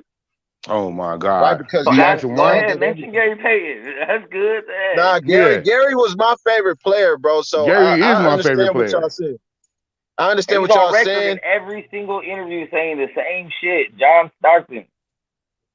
Bro. See, because y'all not understanding what all John was doing, because his assists didn't all come to Karl Malone either. You gotta remember Jeff Hornacek used to be knocking threes down. Jeff Hornacek only played with him for 3 years, bro. Jeff Hornacek played for Philadelphia. He only played for him for 3 years. He got a lot of assists to him. He got a lot of assists to him. Nah, nigga. His shit came off the pick and roll. I'm 38. How old are you? I watched it. 38. I watched it. Okay, I'm 38 too. So you acting like you didn't watch it. If you saying I did watch it, bro. I did watch it. So how he wasn't getting assistant Hornacek? In the younger years, they didn't even play pick and roll basketball. They were running crazy, the court. man. You're crazy, bro. Man, but Stockton and Malone got together with pick and roll. Pick and roll. That's what I'm saying. He didn't know, bro. But I'm saying their early years, they were running the court. There was just do you think fast break. Do you think that's what Magic Johnson did? I know, and so did Stockton in the early years. No, then when it got a little bit older, it started going down to the pick and roll half court. That wasn't Stockton game, bro. They ran a half court pick and roll, half court set pick and roll. Bro, that's what I'm saying. You don't remember like the late '90s Stockton. No, I'm not, man. Bro. That's how they got to the All-Star and piled up all them stats, man. The league didn't catch up to it. How Phoenix used to run around and the Warriors mastered Phoenix offense. The league I know it's the same way Darren Williams and Carlos Boozer look like a fucking no. They tried to. They tried to, but they did it to a certain extent. They tried to. That's why the coach. That's why the coach got fired because they wouldn't keep running that shit.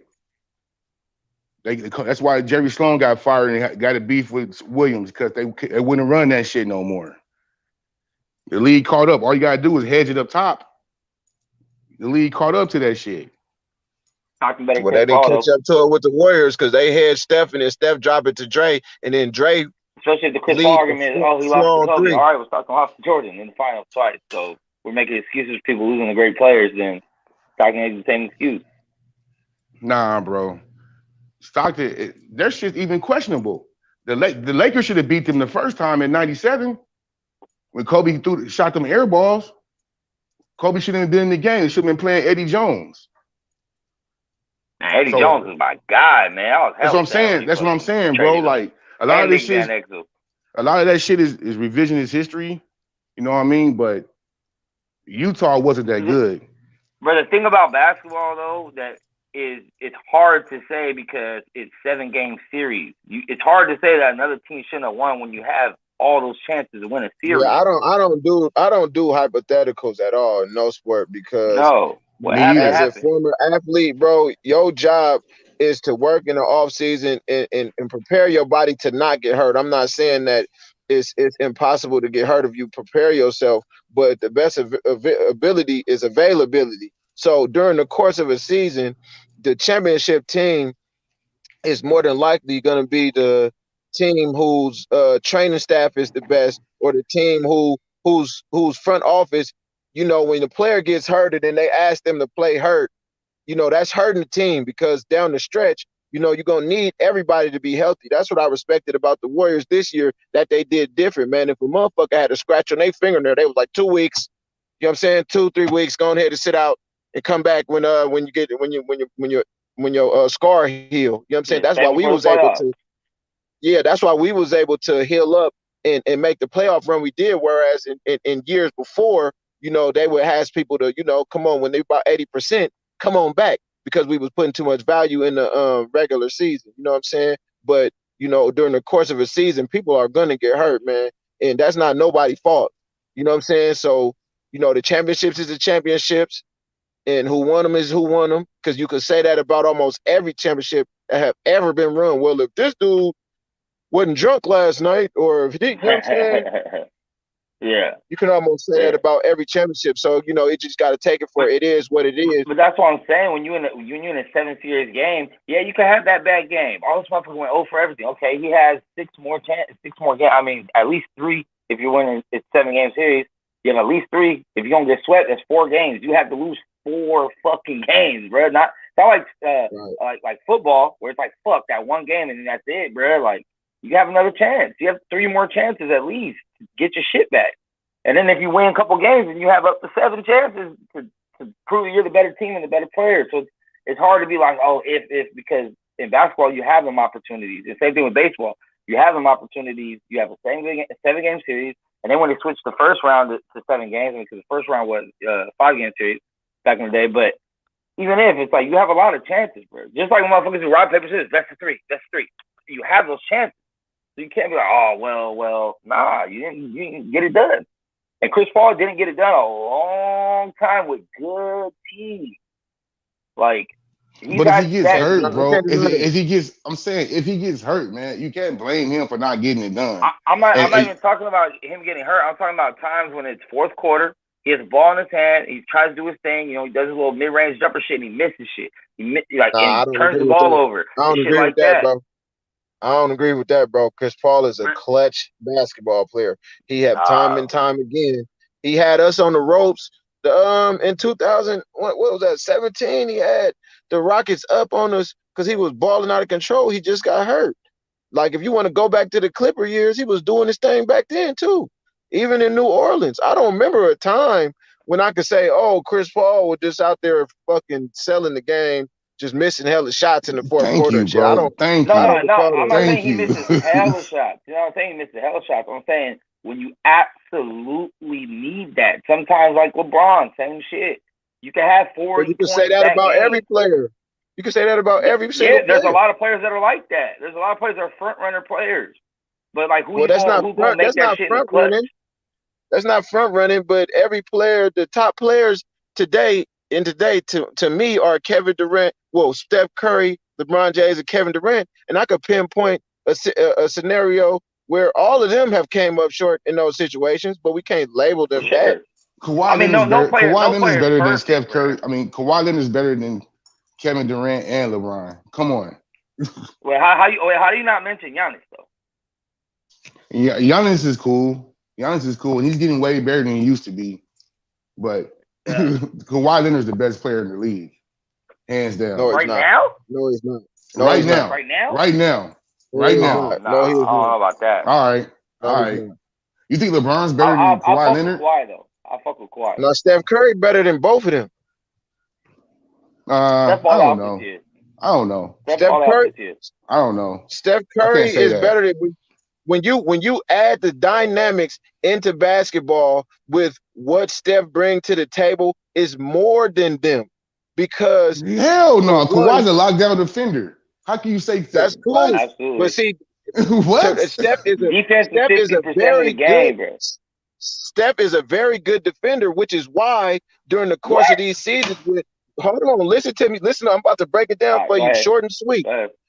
So people's strategy against the Warriors since 2015 have been to pick on Steph, right? Right or wrong? You switch it to pick and roll. James Harden started it. You get him on the switch. One of them, yeah. So, now let's say if that's y'all strategy, then why the fuck are we 4-time champions? Because he gives maximum effort on defense every single time, and in the clutch, he gets people to miss. Now, people look at, they score a bucket. They score a bucket on their own man who ain't even Steph Curry. These niggas is professionals. But when it come down to the clutch, when they go to that shit like Luka did this year, like Ja Morant did this year when Steph blocked his motherfucking shot, like James Harden did all of them years, Steph get the necessary stops for us to become the champions. So for us, somebody to say he don't have good defense, that's how I know motherfuckers not watching the game. They did it this year with Boston. I looked at the numbers. Jason Tatum percentage against Steph Curry was under 40. But Jason Tatum overrated. I'm just saying, but they not gonna JT say that. ain't overrated. They're not gonna He's say that. So when inconsistent. you add that defensive fact into the fact that on offense he's the most dangerous person in the whole NBA, and it's not even close. When you add those two dynamics So what happened? together, What happened in 19 finals when it was just him and they played a boxing one on his ass? What happened then? he came up short. Okay. I don't make excuses. I don't live in the excuse business. He came up short. He had the one game for 47. And He to even had an discount, opportunity in game 6 to make a three to send it to game 7, and he missed it. You know what I'm saying? Nobody perfect. That's why I was trying to explain to Mex just now. You can't bring up somebody's shortcoming and say that's who they are. That's why I said no you one's can't bring perfect. up, I mean, but even Jordan you showed can't bring a up couple you times. can't bring up their So- shortcomings. Go ahead, makes my bad. No, I was saying, like, I agree. Like, in basketball, there's just too many. Because once again, the 7-game series, there's too many opportunities, too many plays, too many shots for anyone to be perfect. I mean, even Jordan came up short. Like Magic Magic had a Tragic Johnson series. Like a lot of these great players, like there's times it didn't happen. But then I just go by percentile, kind of like, okay, out of the chances they had, how many times did they come through?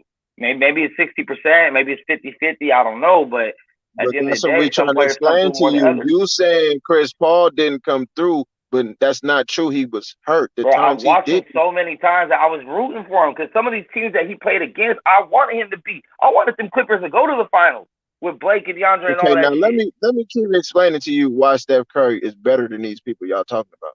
Now, Kevin Durant played in this season, and he played against this #1 defense who's supposed to be the best defense since the Pistons. He got fucking swept. Right? Kevin Durant was hurt. Kevin Durant was hurt half the season, man. Come on, bro. That wasn't even the best He Kevin was not Durant. hurt. He was not hurt in that playoff series. What are you talking Bro, about? I said he was hurt half the season. That wasn't Okay, even the I'm best talking about Kevin the Durant. playoff series. I'm talking But about he the wasn't playoff series. healthy, homie. He's not Yes, he healthy all the was. way. No, he Yes, he was. He wasn't, had been man. playing he had played Just the because he last been couple playing, regular just season. because he been playing doesn't mean he was healthy, homie. Kevin Durant was probably 60%. You could tell the way he was moving, how he couldn't get away Bro, from he the was getting defense. locked up. He was All getting right, bro. locked up because he All right, don't know how to man. pass out the double team. I watched this shit just He like don't know how to everybody play. else. He don't know how to pass our double team. When the hell has Kevin Durant ever went one-on-one?